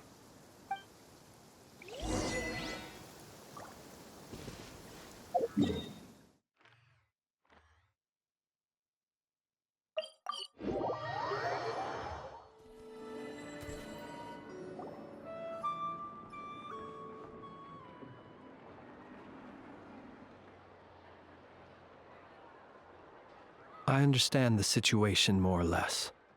Much has happened, I see. Either way, I suppose we were lucky not to receive a warm welcome on the way over here. It seems my fellow Lightkeepers do not wish to make this case public just yet. Yeah. Guess Nasha Town's already been enough of a mess lately. Let's stop here. Any further and the Ratniki might detect us. Since you two can enter, I'll have to request that you kindly pick me up once you're inside. Oh? And how are we supposed to do that? You'll know when the time comes. See you later.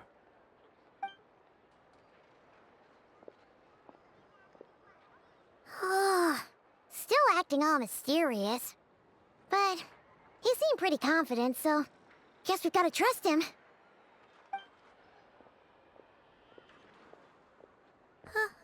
Hello? Ah, you're the special assistants for this investigation, right? Yep, that's us. Well, you're just in time. We're basically done investigating the crime scene. All that's left is to finish writing up some records. Then properly dispose of Sergeant Major Sosi's remains. If there's anything else you'd like to look into, this is your last chance to do so. Sadly, no. The motive behind the killing remains a mystery. And while we somehow managed to get news of Flint's, an unexpected accident caused us to miss him. But considering that Nefer from the Curatorium of Secrets came forward to help investigate, I have no doubt that a breakthrough's not far off. We'll do our part too. All right, we're going in. See you later.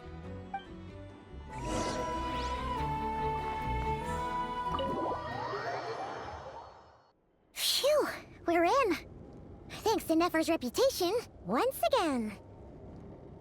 But we still know nothing about how Flint's is gonna enter, or how we'll pick him up. Never mind how we'll leave later on. Something the matter? Huh. That looks like Flint's lantern. But where is he exactly?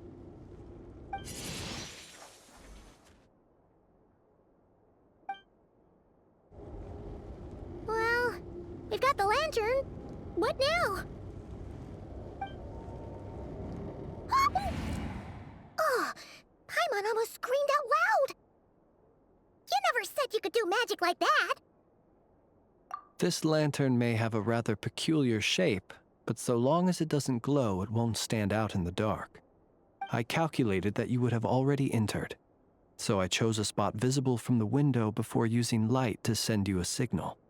As I thought, you're both sharp-eyed and on the ball. The perks of being veteran adventurers, huh? Your composure is more impressive still. You're right. That required a little trick of my own. But let us leave such trivial topics for a more relaxed moment. Our time is limited after all.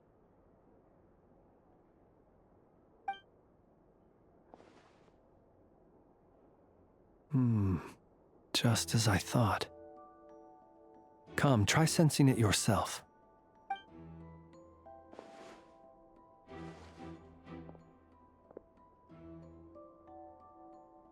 Identical powers must flow from the same source.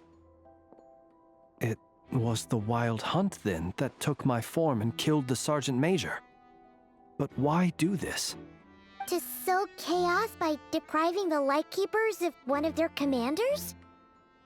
If the Wild Hunt's true form is powerful enough to stand against the world as you claim, I fear not even the full force of Lightkeepers could stand against him, let alone the handful of us stationed in Nasha Town.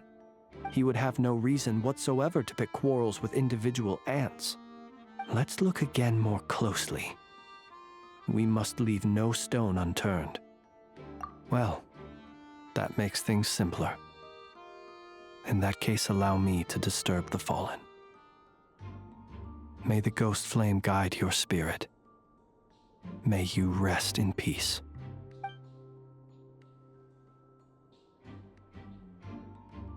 When we fought, he seemed like quite a reckless foe. Certainly not the meticulous mastermind type. Yet here we are, grappling with this enigma he has left us.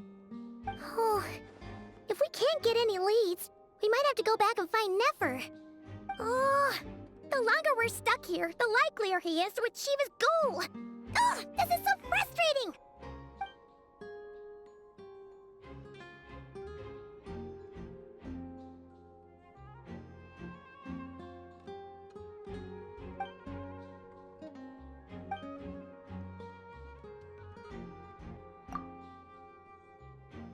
You mean this? I'm not well versed in machinery, but that means his mechanical arm is malfunctioning, right? It might have been broken in combat. No, that's not right. Paimon remembers this signal. We saw it before while repairing the cannon. It doesn't mean that the components are damaged. It just means that they're due for regular maintenance, so the device has stopped operating. But the real problem is that... Yeah, he even helped us find the maintenance port. It could still be a coincidence, but considering it hasn't been long at all since we were repairing that cannon... The Sosi you met could have been Rerir in disguise. In other words, he played the Sergeant Major before disguising himself as me. That's right! If only there was some way to prove it. You mean Hisii? We had a short chat with him once at the tavern, but it's so late. Guess it'll have to wait till tomorrow. I know where he lives. The situation is critical, so let us now take up the role of uninvited guests ourselves. Ah, yes. And one more thing. Remember to pick me up by the window.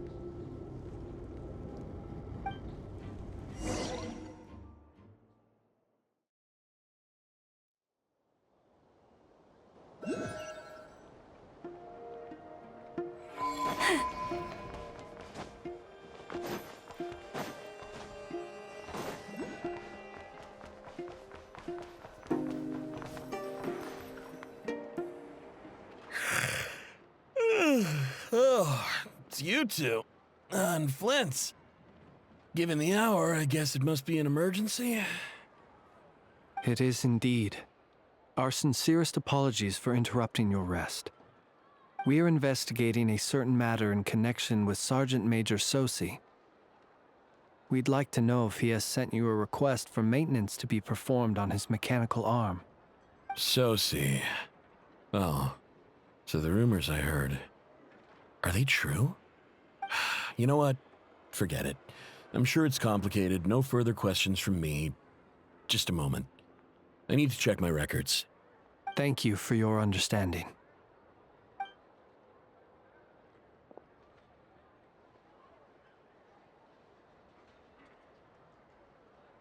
Got it. 8 days ago, he came to request a round of regular maintenance. But as it happened, I had run out of the required components. His mechanical arm is especially sophisticated, having been designed by Aino personally. The parts, too, could only be made by her. As such, they usually take several days to arrive. In fact, this time, he even asked me if we could push his request forward. And I understood, completely.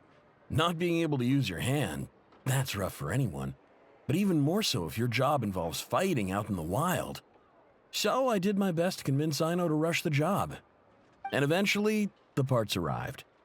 3 days ago, if I remember correctly. I sent word to the Lightkeepers immediately, but he never showed up. I assumed he was just out on some mission or other. What's with those faces? Everything all right?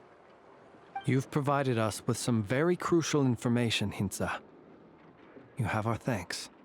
We can't make everything public yet, but once our investigation is complete, I will return to thank you and provide an explanation on behalf of all the Lightkeepers. No worries. Just glad I could help. Thanks. Good night. Good night. Hope the investigation goes well.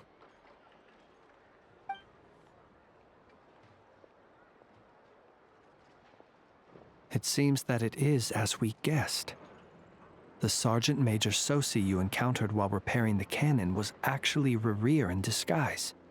8 days ago, he had yet to act. But at some point after that, he attacked and imprisoned the Sergeant Major. With the immense gap in strength between them, the job was finished in a single blow. and thus Rerir had no opportunity to discover the malfunctioning mechanical arm. Perhaps his mastery of shapeshifting extends only to outward form, and not therefore to complex internal mechanisms. Hence his oversight of the uniquely mechanical traits of the Sergeant Major's arm, and in turn, this flaw in his disguise. You're saying he thought no one would realize his mechanical arm is actually made of some kind of black muck on the inside, so long as it worked, right? Still seems like there's a lot of guesswork involved here, but it mostly makes sense. This also has me stumped for the moment. The cannon has always been used to destroy the wild hunt, and it works as intended. But how would that help Rerir exactly? Assuming he plans to collect the fragments within wild hunt anomalies, firing the cannon works against him, since it would blast those fragments to smithereens. So we solved one mystery, only to dig up another. Whew. This is getting Paimon kind of down. And sleepy too. Yes, I'd say it is high time we took a break. Seems like there's a lot left to investigate. We'll have to fight Rerir eventually. And we'll do a poor job if we're not well rested. Yeah, we should totally get some sleep first. A reasonable suggestion. I have no doubt that my quarters have been turned inside out by now, at any rate. My colleagues have never failed to live up to my expectations of their discourtesy. Well, guess we'll just have to pick you up as usual. That would be good, yes. Feel free to put the room costs on my tab.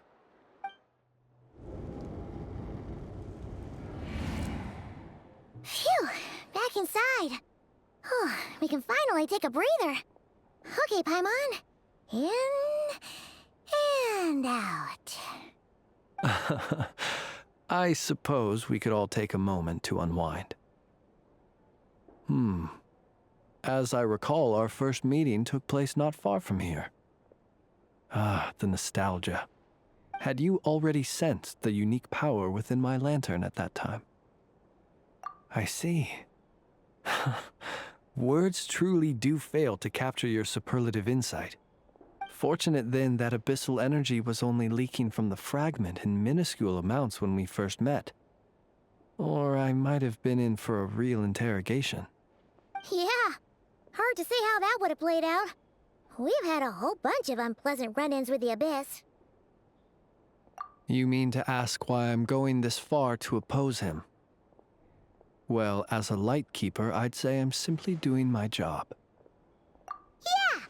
You're covered in more mysteries than Paimon could shake a skewer at. You can't just get out of explaining yourself by making lame excuses. All right.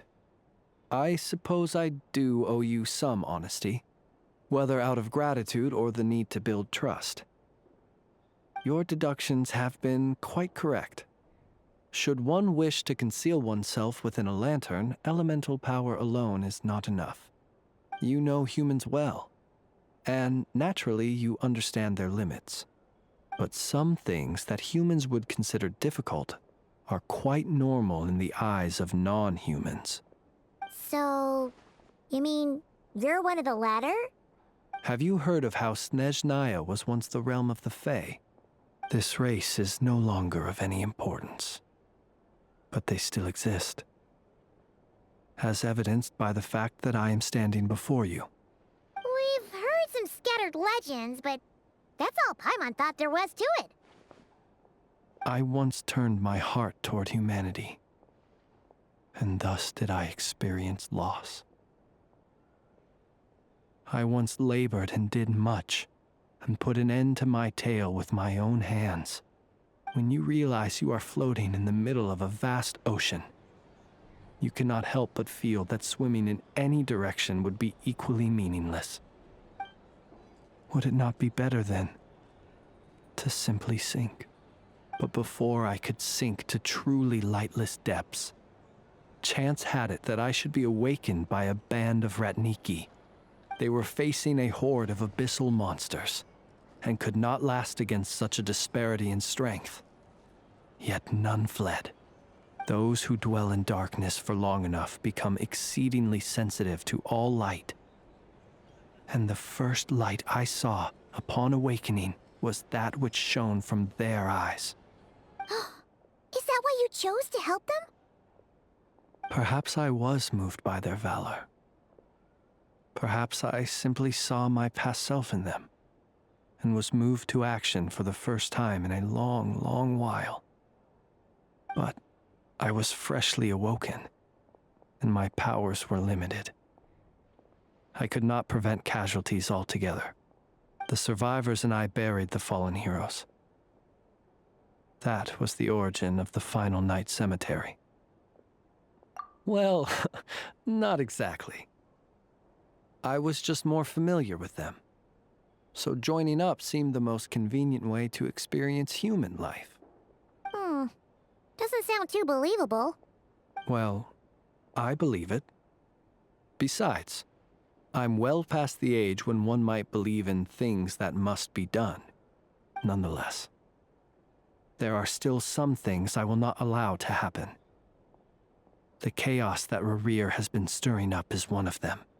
Tomorrow I shall go and check our records to see if I can find any connection between the Wild Hunt, Rerir, and the Canon. Will you need us to get you where you need to be? Oh, I'll be fine. I keep a backup copy at my residence in case of emergencies. Can you even go back there right now? Won't there be Ratniki watching it? Thanks for the reminder. I believe they'll have checked my place, but they won't have stayed. All things are ranked according to their priority, and we lack the manpower for such an open-ended stakeout. And even if someone is waiting, I have ways around that. I am the master of my own house, after all. All right, then. We'll trust you. We sure ended up chatting for a while, huh? I'm super tired now. But, you know, feels like we can breathe easier, now that we know you better. I didn't take you for the cautious sort. Anyway, I hope you'll help me keep this a secret. I'd prefer others not to know about my past unless strictly necessary. Nor do I want to attract more trouble on account of being a fae. Paimon's lips are sealed too. All right. Thanks again for your help. Good night, you two. Finally, we can rest. Let's go get some sleep. There's tons to do tomorrow.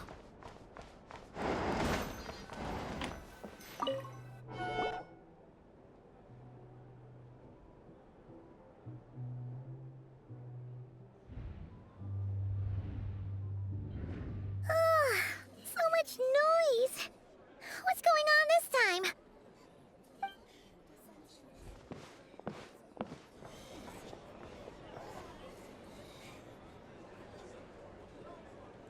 Hey! Where's Flins? Is he here, or isn't he? We would be most obliged if you would pipe down a little, dear guest. Our other guests are resting. Resting? We're all about to be done for, and you're talking about rest? Flins is a wild hunt shapeshifter, here to deceive us all! If we don't get rid of him now, there'll be no end to this! You'd better give him up. If anything happens, your business here is done for. You want that, huh? Or are you in cahoots with him? You with the wild hunt too, huh? What happened? Did something leak out? But we were so careful last night. How did anyone see us? What do you mean? This is so confusing! What do?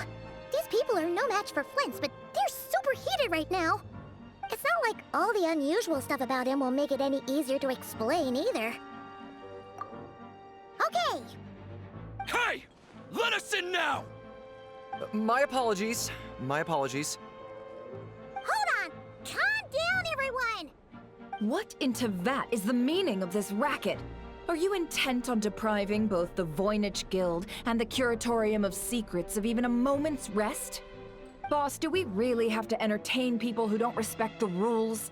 Call a few of your boys and have them thrown out. And what hole did you crawl out of? A watering hole, of course. The one you've just disturbed. A place to get a moment's respite from all the recent unhappiness, and to escape from all this talk of the wild hunt, or strange ghosts and phantoms. Who'd have guessed people like you would come bursting in, shrieking louder than any ghoul? This is a matter of utmost importance. We've got solid evidence. All we need now is to confront Flins face to face. Exactly. And you sure don't look like an impartial party either, Nefer. Oh, don't I now? How about this then, boss? Let them do their search. If they find their man, they can have their little chat. But if they don't, then they owe everyone here an apology, as well as compensation for all the racket they've caused. Wait, it's... All right. I suppose that's the only way. If we don't let them in now, they'll be back sooner or later. What a mess. Oh, all right then. Well, I'd say that sounds like an impartial proposal. What say you? Or are you suddenly unsure of yourselves? Come on, everyone! Move it!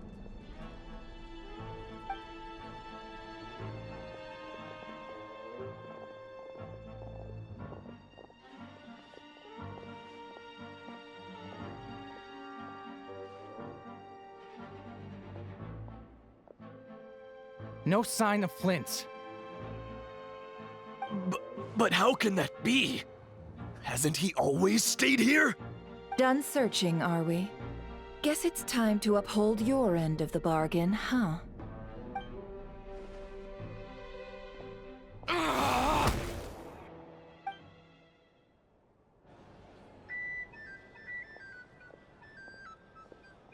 So, Paimon, you've been waiting to ask me something, haven't you? Yeah, how did they even find us here? My inside man with the Lightkeepers informed me that you paid the crime scene a late-night visit.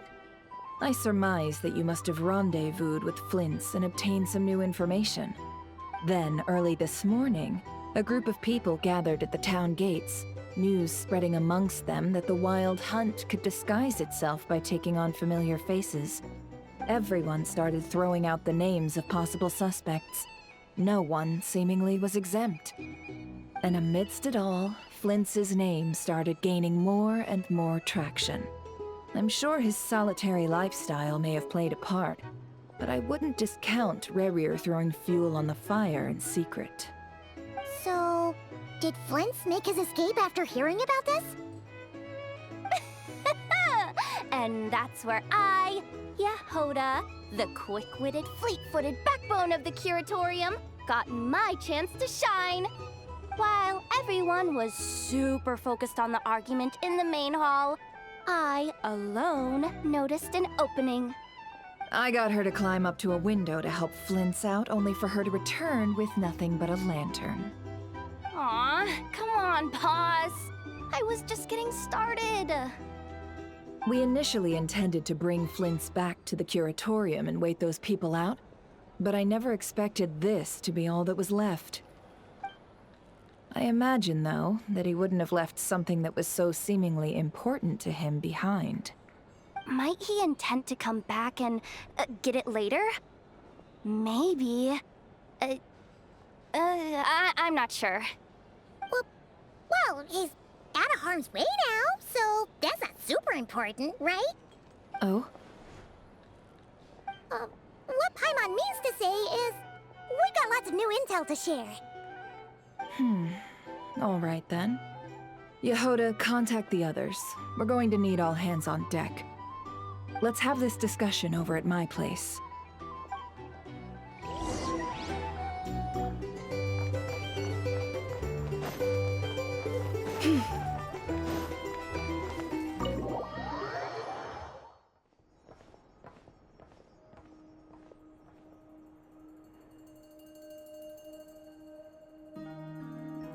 I see. So Flins has a fragment taken from within a wild hunt anomaly. Is he gonna be okay now that he's on his own again? Earlier, he said that the fragment had gone still, so it's probably of no use to Rerir now. In that case, Rerir shouldn't have any reason to keep pursuing him, right? So was all that ruckus back at the flagship just an act of spite? Or what? If I were him, I would have simply turned my attention to collecting other fragments. A reasonable course of action. Remember what we heard back at the tavern? The actual number of wild hunt anomalies destroyed has been greater than Lightkeeper records would indicate. Some of these must have been Rerir's doing. He must have been seeking more fragments. Huh. This much is pretty easy to understand, but why would he pretend to be Soci and put so much effort into getting the cannon up and running again? Maybe 'cause that'd be more efficient than having to clear anomalies himself? Yeah, I'm confident that the ammo we're packing has the oomph to do that. But I am a mechanic after all. For me, test data and their conclusions speak loudest. Ooh, why don't we find a few of those fragments ourselves and use Kuuvahki to carry out a little experiment? Our lab could certainly accommodate such a test. In other words, we gotta destroy a couple of anomalies and collect fragments from them, right? Lightkeeper operations have just about ceased following the Sergeant Major's passing. Meanwhile, the wild hunt continues to grow in scale by the day. I fear only we can keep the situation under control now. Then we best act fast. Paimon's got a bad feeling about this. A feeling we all share, I'm afraid.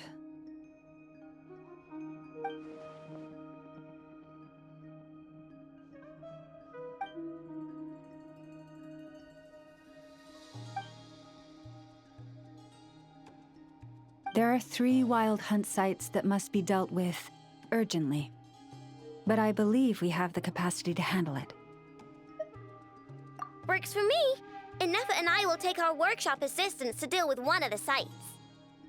The Curatorium will handle another. And we Frostmoon Scions shall deal with the remaining one.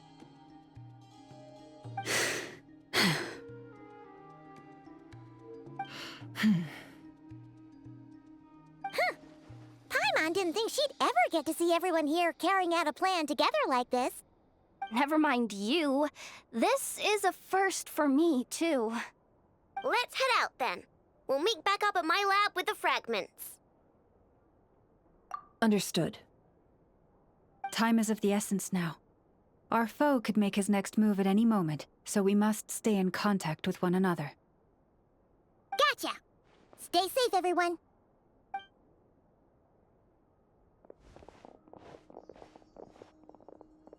Huh. Anyone seen the lantern? Has Flins dropped by already?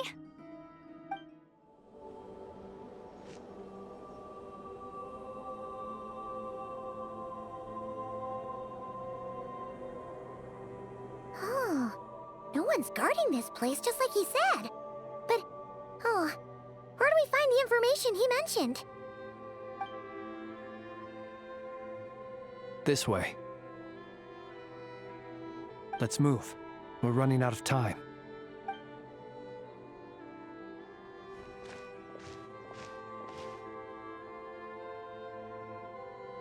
Ah! There you are! Okay, let's split up and make this happen. Or not! How are we supposed to read through this many files? Difficult, yes, but it is also our most efficient option. To expose the true intentions of this Rerir, we need to dive into Nod-Krai's history. Hope we don't land on our heads then. Ah! Ghost! That file suddenly moved by itself. This is a graveyard, right, Flins? Do these things just gotta happen? Many strange things happen here. But this is not one of them. But that file really did move by itself! Hey, come out! Don't scare Paimon like that!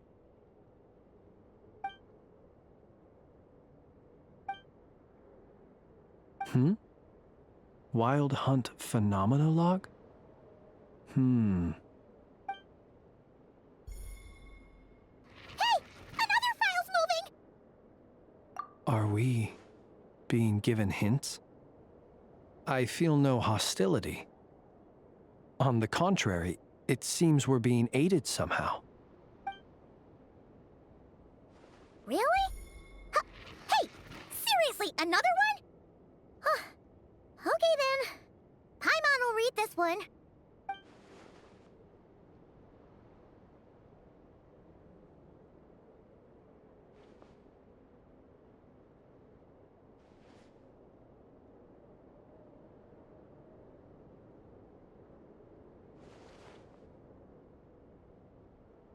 Phew!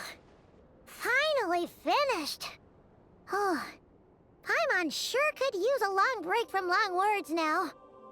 Hope she can remember it all. The material I've read through has all been about past Wild Hunt incidents of enormous scale. What about you?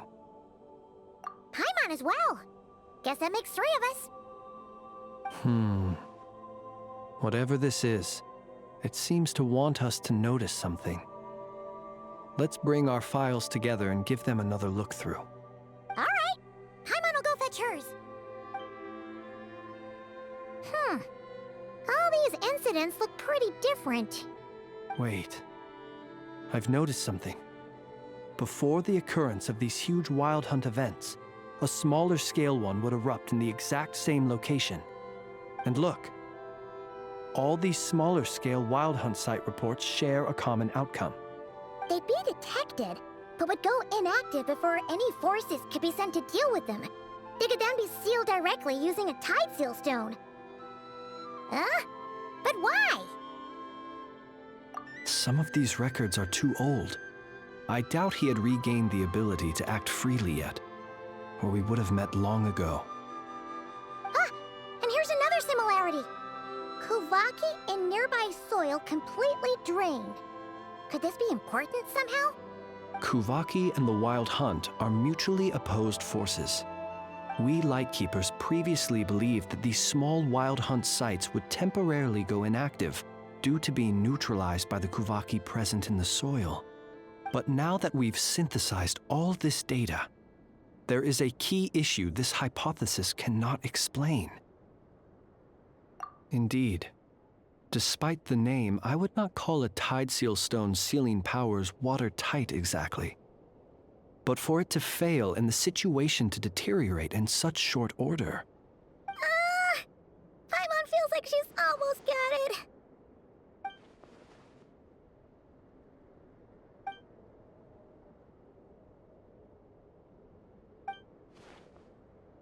Yes, that might be it. It could be that when Kuuvahki and abyssal energies meet, the stronger side will suppress the weaker one. And while Kuuvahki can indeed destroy small-scale Wild Hunt anomalies, should Rerir be strong enough, the Kuuvahki might be his for the taking instead. Paimon kinda gets where we're going with this. What are you referring to? Oh, we had a real close encounter with the Abyss in Natlan. It's a force that tries to taint everything. It's hard to explain in detail, but basically, your reasoning makes sense. Was there a gap between him pretending to be Sergeant Major Sosi and the cannon being fired? There was. Aino needed to make some adjustments after we finished those repairs. Rerir, disguised as Sosi, left at that point, leaving him more than enough time to shapeshift into you, return to the Lightkeeper's office and set up the crime scene, before heading over to the cannon's target area and absorbing the Kuuvahki. It all makes sense. And all that just for the fragment I had with me. It begs the question, what makes it so special that he needs it so badly?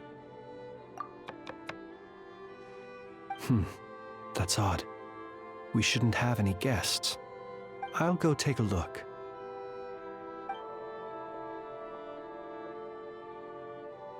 Ah, it's an ibis. It's carrying a letter!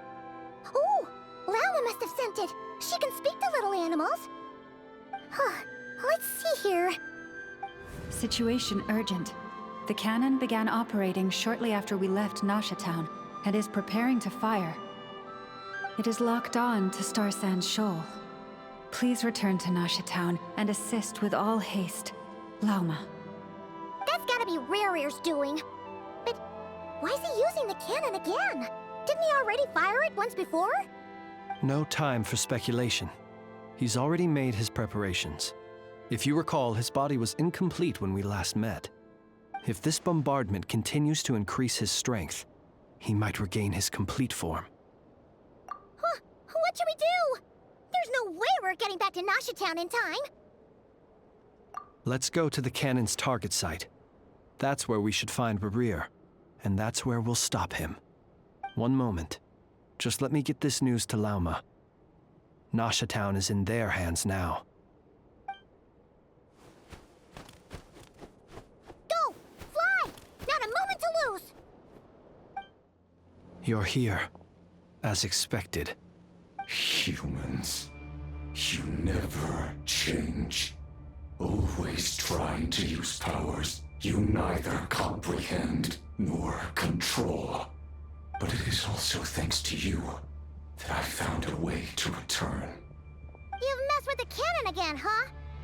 Sorry, but this round's not gonna go your way. Such faith in your companions. But will the inhabitants of Nasha Town understand why they wish to stop the cannon? I think not. When all they see is the wild hunt surging up everywhere they look, the cannon must seem like their only lifeline. This is the truth I have revealed to them. They did this all of their own volition.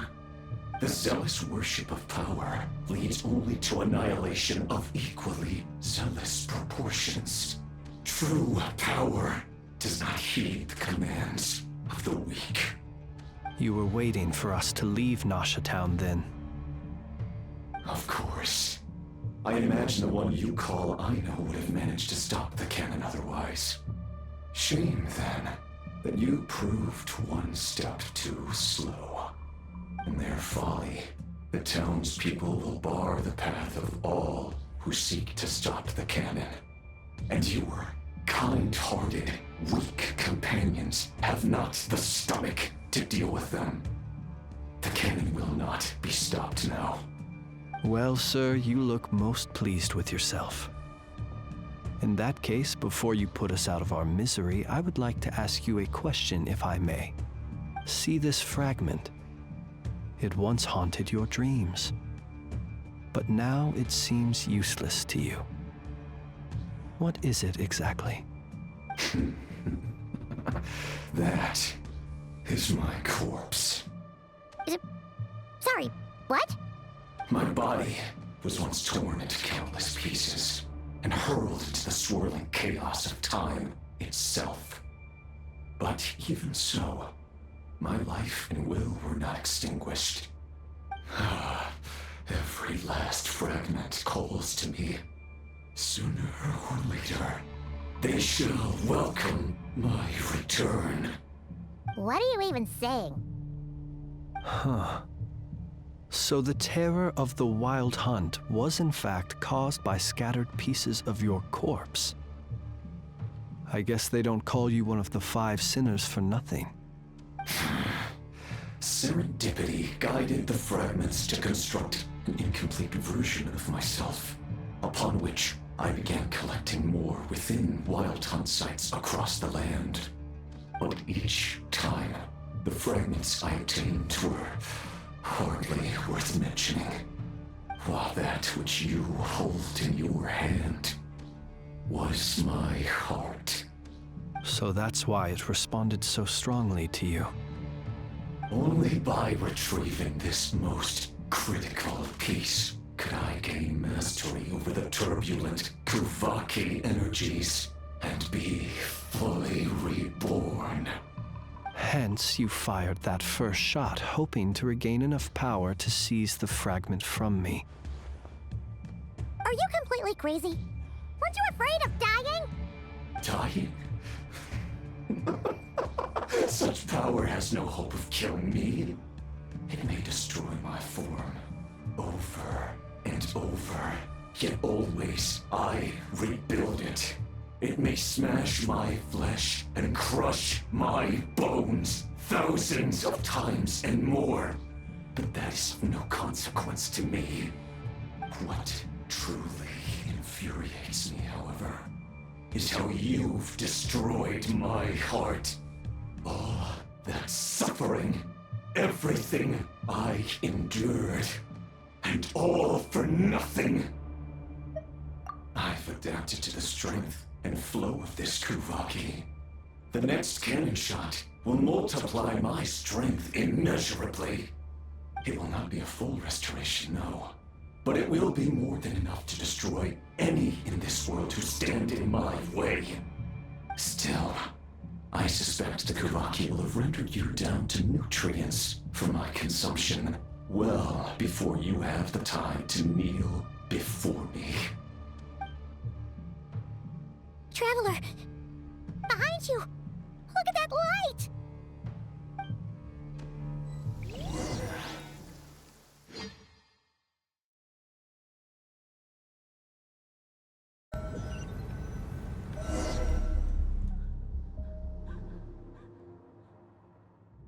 Dang it!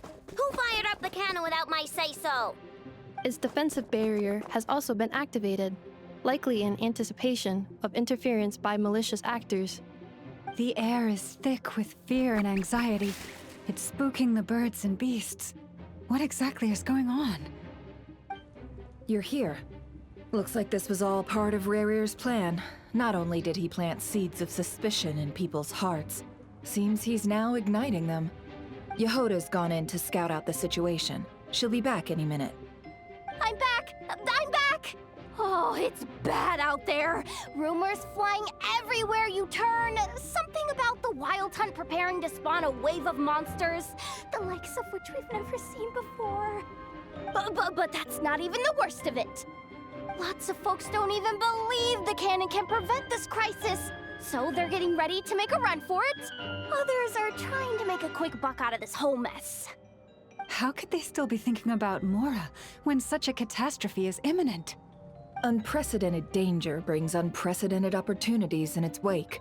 A chaotic situation can bury much wrongdoing. Even those who flee without reserve put themselves at the mercy of the divine. Is it any wonder, then, that some will aim to profit? After all, a gamble that might rewrite one's entire life is hard to come by. Even so. Well, seeing as you disapprove of their actions so strongly, Lady Moonchanter, I suggest that you be the one to handle them. Not like that's the only major problem on our plate right now. Affirmative. We must quell the chaos in Nasha Town as soon as possible. Also, the unexpected activation of the cannon entails a high risk of incorrect operation. This must be stopped in a timely manner. Well, about that, people have been talking about how someone might come to stop the cannon. They've decided they won't let anyone in. What? I made that thing! They can't just take it from me! Oh, let me over there! What are they gonna do, stop me? They might, if Rerir has already formulated some countermeasure. For example, he might have spread a rumor that the Wild Hunt would take your form.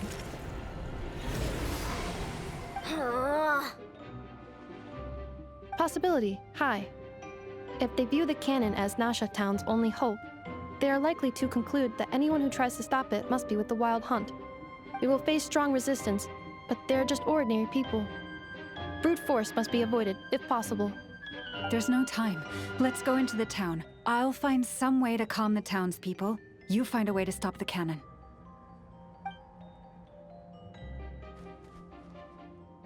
Oh, you're back. And you have a letter? The Traveler won't make it back in time. So they're heading straight over to Star Sand Shoal instead. Wait, what? Isn't that the cannon's target? Why would he go there? Assessing risk level. Maximum. So if we can't prevent the cannon from being fired... Then he's prepared for the worst.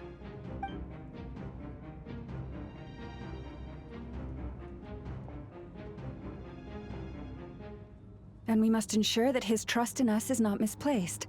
Let's go.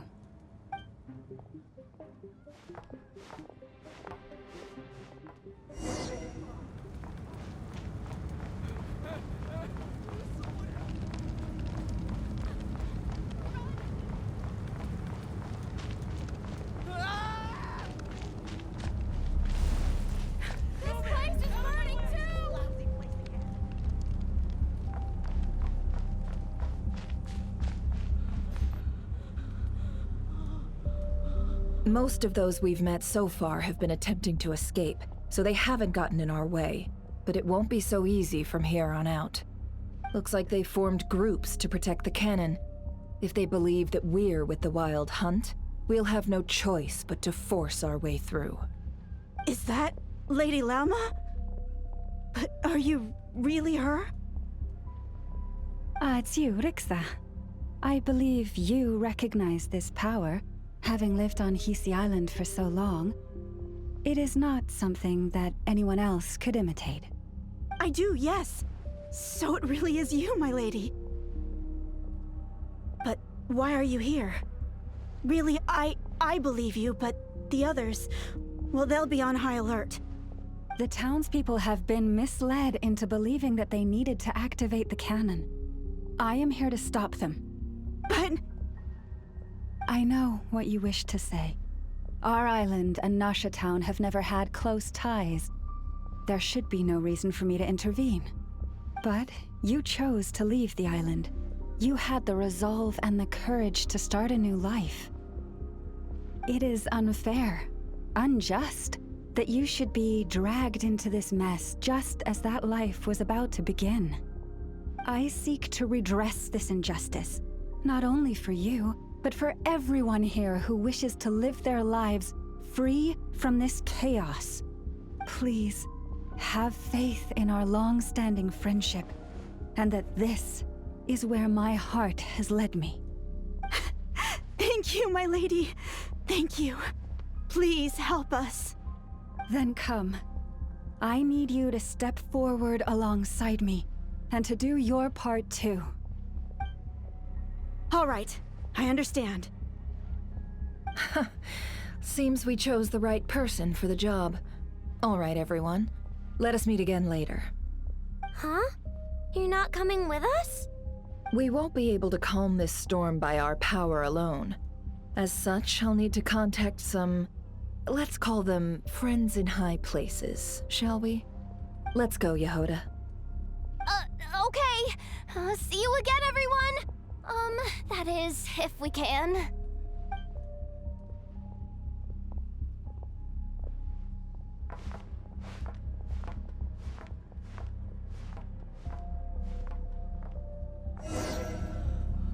Remember these words. The road shall be paved with truth, and we shall pave it ourselves. It's you, Lady Moonchanter. It's her. Everyone, it's her. You're right, my lady. At times like these, we must rely on ourselves. Something's off about you. You're actually won't let you pass, creature, aren't you? Time to teach you a lesson. Leave this to us, Lady Moonchanter. Go.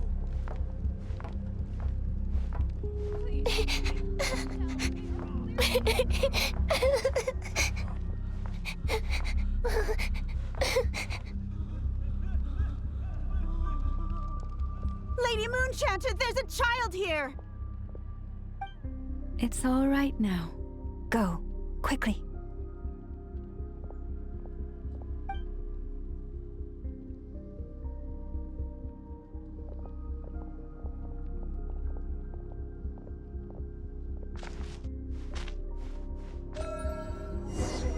You wretched monsters! You're not getting anywhere near the cannon!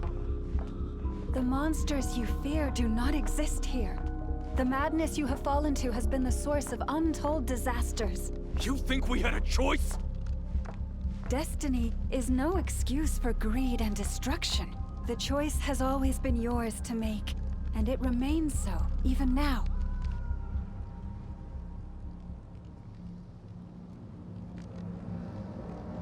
Thank you for bringing us here.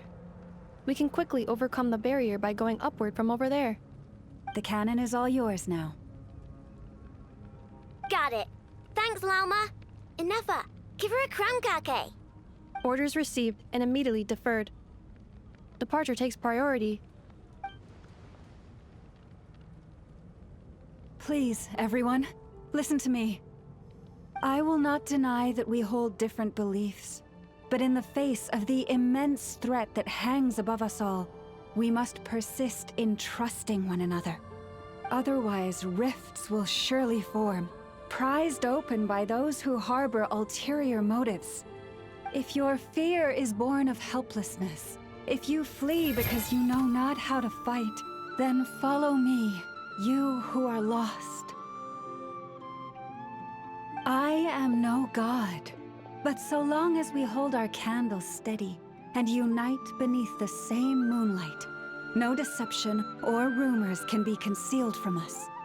Let us resolve then to defend ourselves and to stand firm against the false illusions by which our foe seeks to beguile us.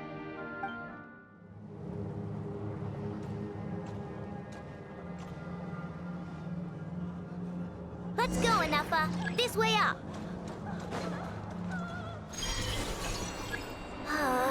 This is making me dizzier than I expected.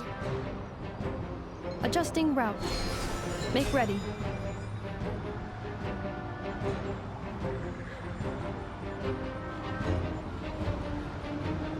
Out of the way, small fry.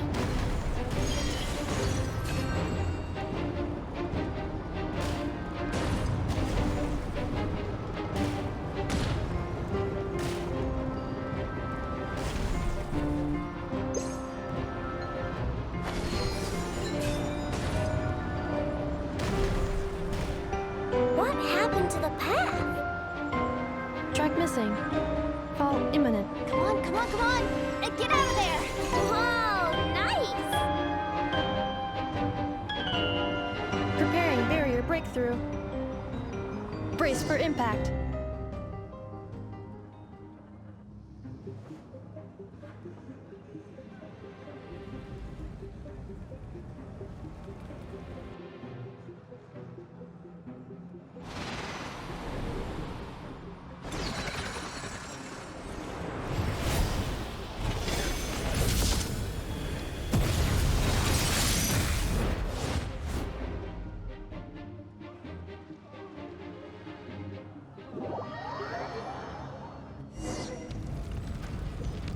Knuckle-Duckle, what are you doing here?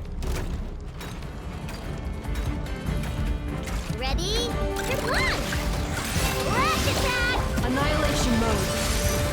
Defensive mode engaged.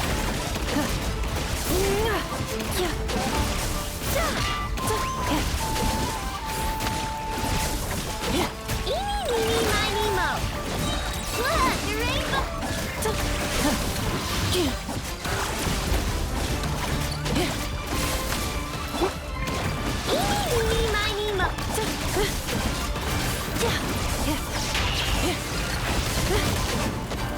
Interference detected. Entering countermeasure mode.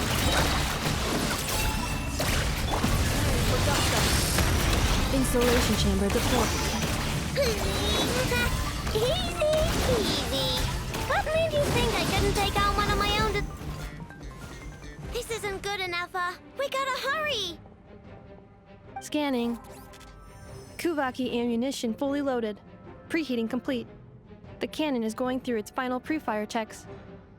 All right. Let's hit the emergency brake.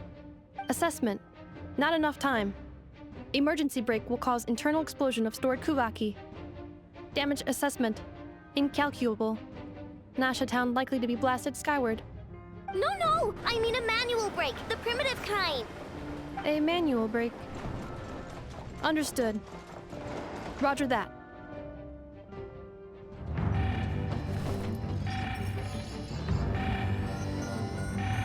We are out of time.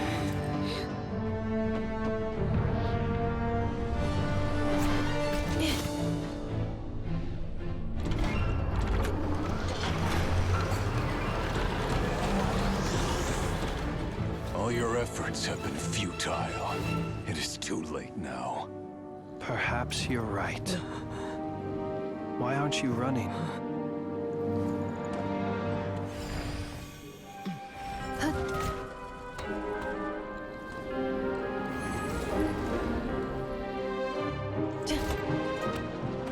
Sigi sato passa sax, niti ipotutos. Necritus necrus baptisi, que omnes tu zonos pentusi. Osesticos palatin pirantur resurcu, topir tu aetion veratum.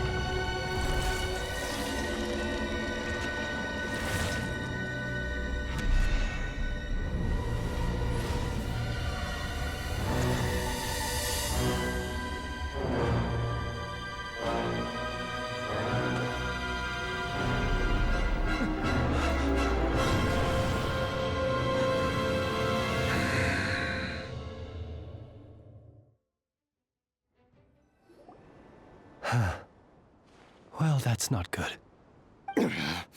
Sluggish, torpid.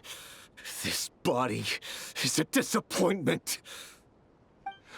I can barely muster 10% of my original strength.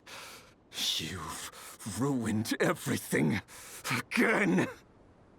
Let me guess. You didn't get a human body back, did you?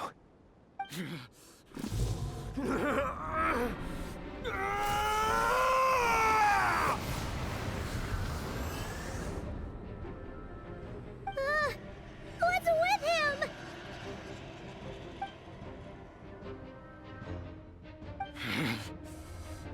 Pitifully, Rhine-daughter. Flinders.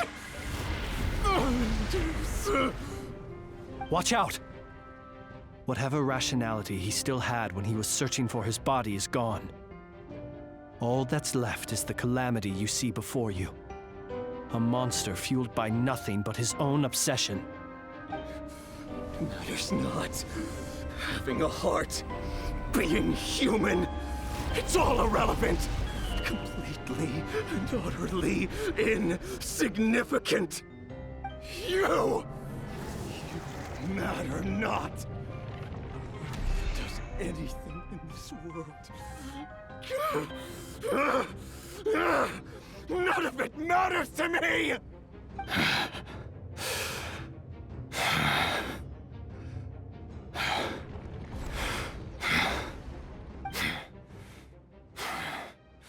Fools. Time to die!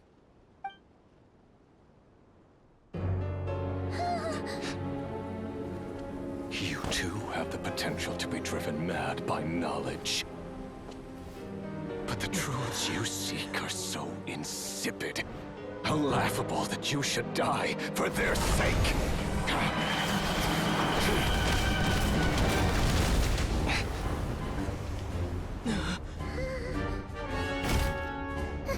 You're wrong. The unknown is but a fog to be dispersed.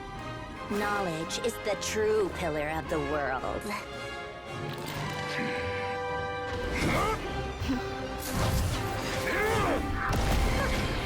You're not the only one who got stronger. Polonia!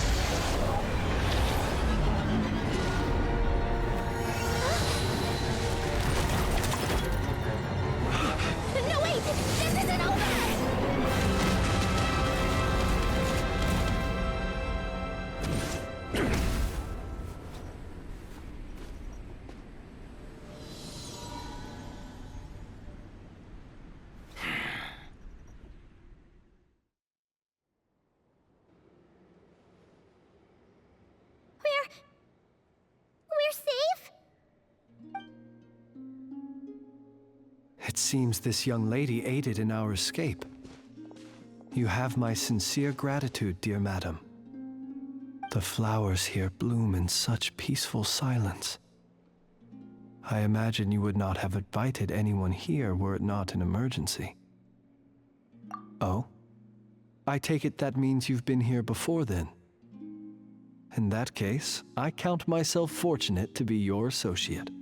Columbina! What did you do that for?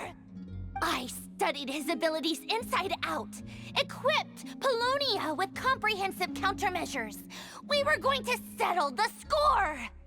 But he still broke through, did he not? What? You expect a battle to be completely one-sided? I just didn't expect him to have no sense of honor whatsoever. Polonia would have been fine in a head-on clash, but battles just get chaotic. Oh, so you actually thought you could win. Have you been taking care of yourself lately? Your calculations seem to have deviated quite seriously. Perhaps you could try sleeping and rising earlier. Or you could adopt my previous recommendation and... Hey, listen here, Columbina. I tolerated your nonsense previously because we were colleagues. There's a fatui warrant out on your head, and don't you forget that. Don't make me fight you right here and now. Oh, I was just a little concerned about you, that's all. Just like that time when you weren't making any progress with your research. So you went and cooped yourself up all alone. That was none of your business! And don't you ever drag me out to one of your freaky hovels again! Come on, Polonia! We're leaving!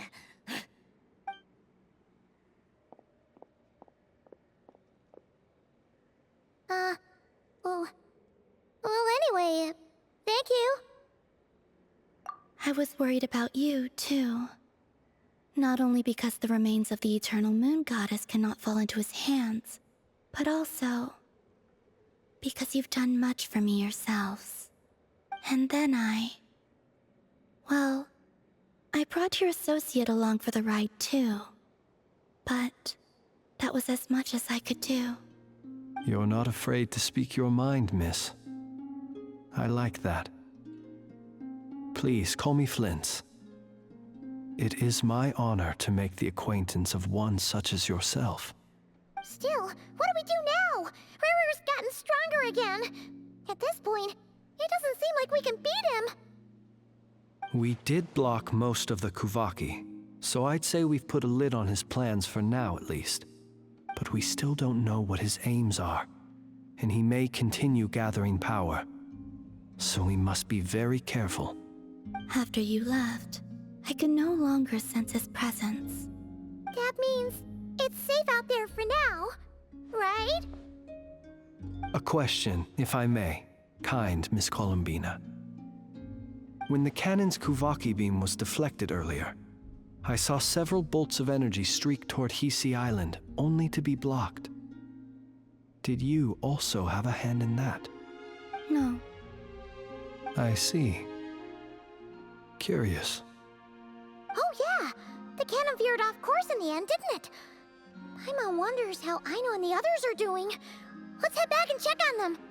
In that case, Miss Columbina, I shall not disturb your serenity any longer. Thank you once again for coming to the rescue. Go now, all of you. Do not worry.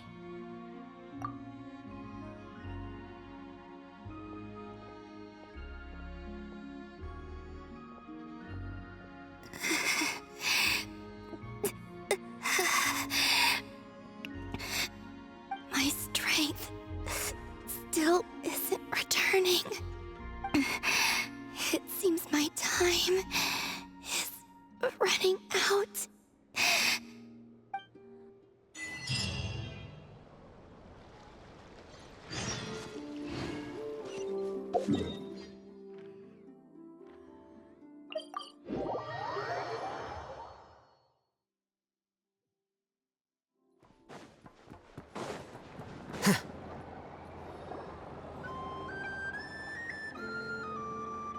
Fortunately, we were able to minimize the harm. Only a few townspeople were hurt. But the Rerir of Solnari has now gained a complete form, while we still know nothing about his goals. It seems we have done something akin to releasing a vicious cuckoosaur into the wild. I'm sorry.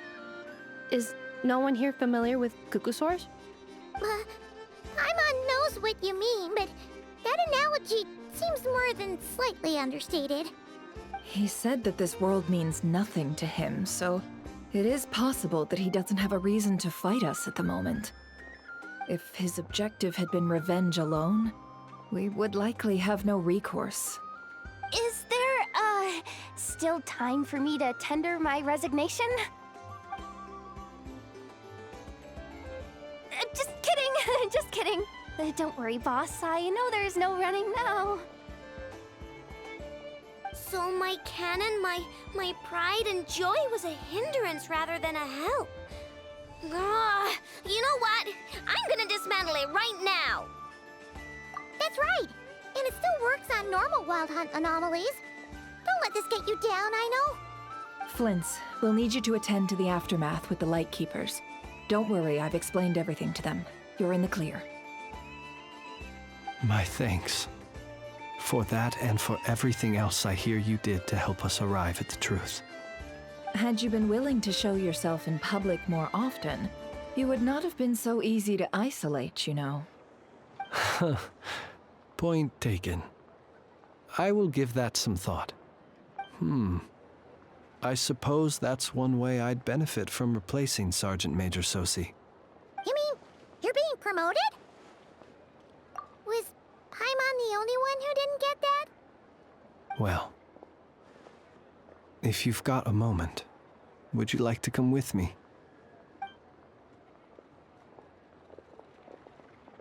There's a certain gentleman I'd like to send off on his final journey.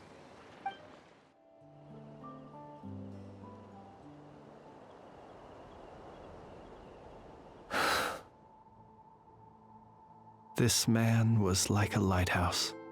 Here he lived as if it were a mere matter of course, and brought light and grace to those around him.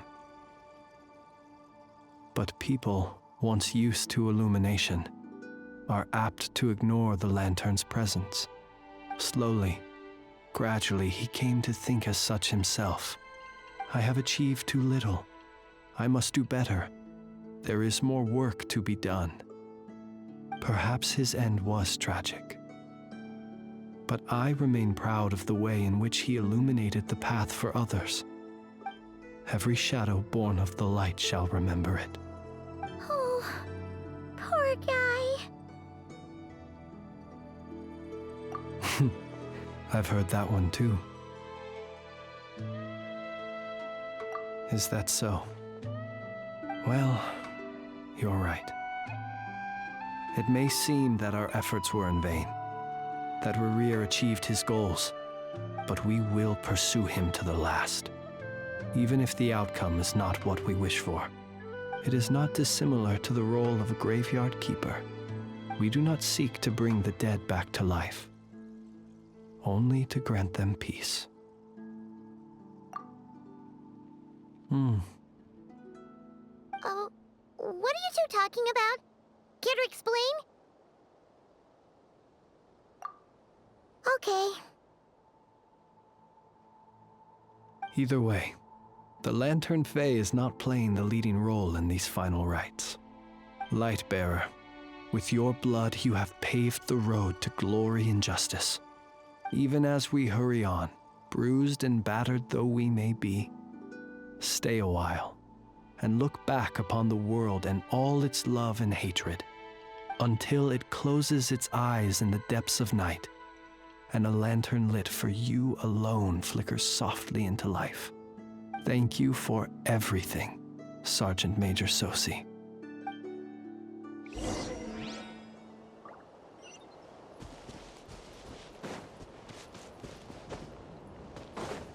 Hey, it's the Wanator! Should we go after her? Or do you have someone else you'd like to meet?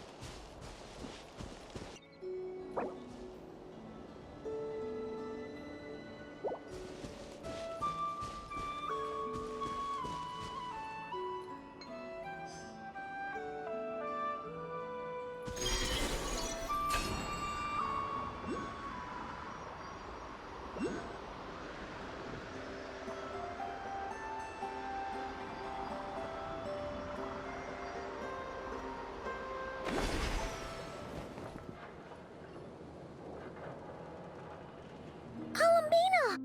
What are you doing here? Was it not you who recommended such walkabouts to me? Yeah, but aren't you afraid the fatui will see you? Zandrone seems uninterested in my capture, and the others are unlikely to risk making contact at all. They have more troublesome affairs to deal with. Well, it's good to come out for a walk either way. So, how do you feel? Is Nasha Town to your liking? The flow of Kuuvahki is somewhat turbulent, and the people are ill at ease. However... Is this where you purchased the dishes you treated me to? Are you serious? That's what she's concerned about? Berries and fried meat? Well, we can take you to grab a bite if you'd like to. There's all sorts of delicious stuff out here that you won't get to try at home. You've been quite subdued. Thorny questions on your mind, perhaps? I could not gain any insight into his schemes, I fear.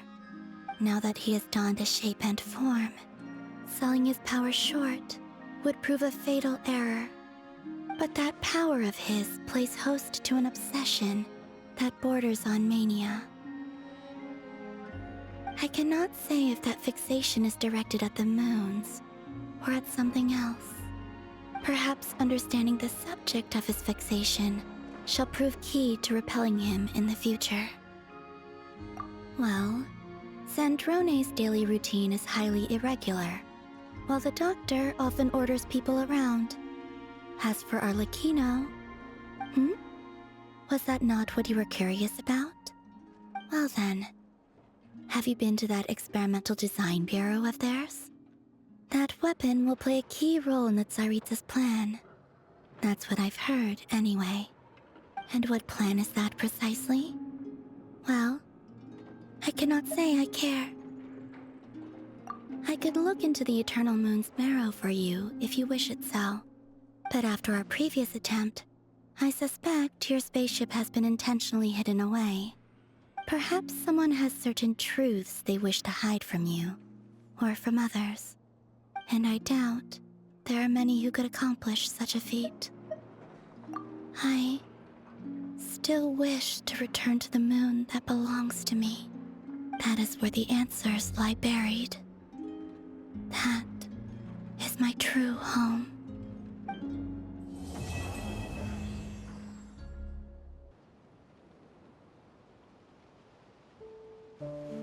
Interesting.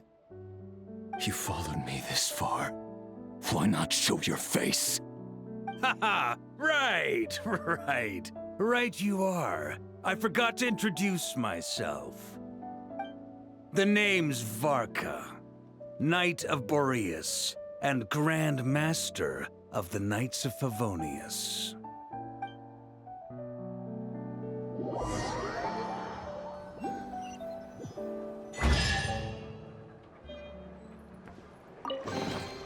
Here you go.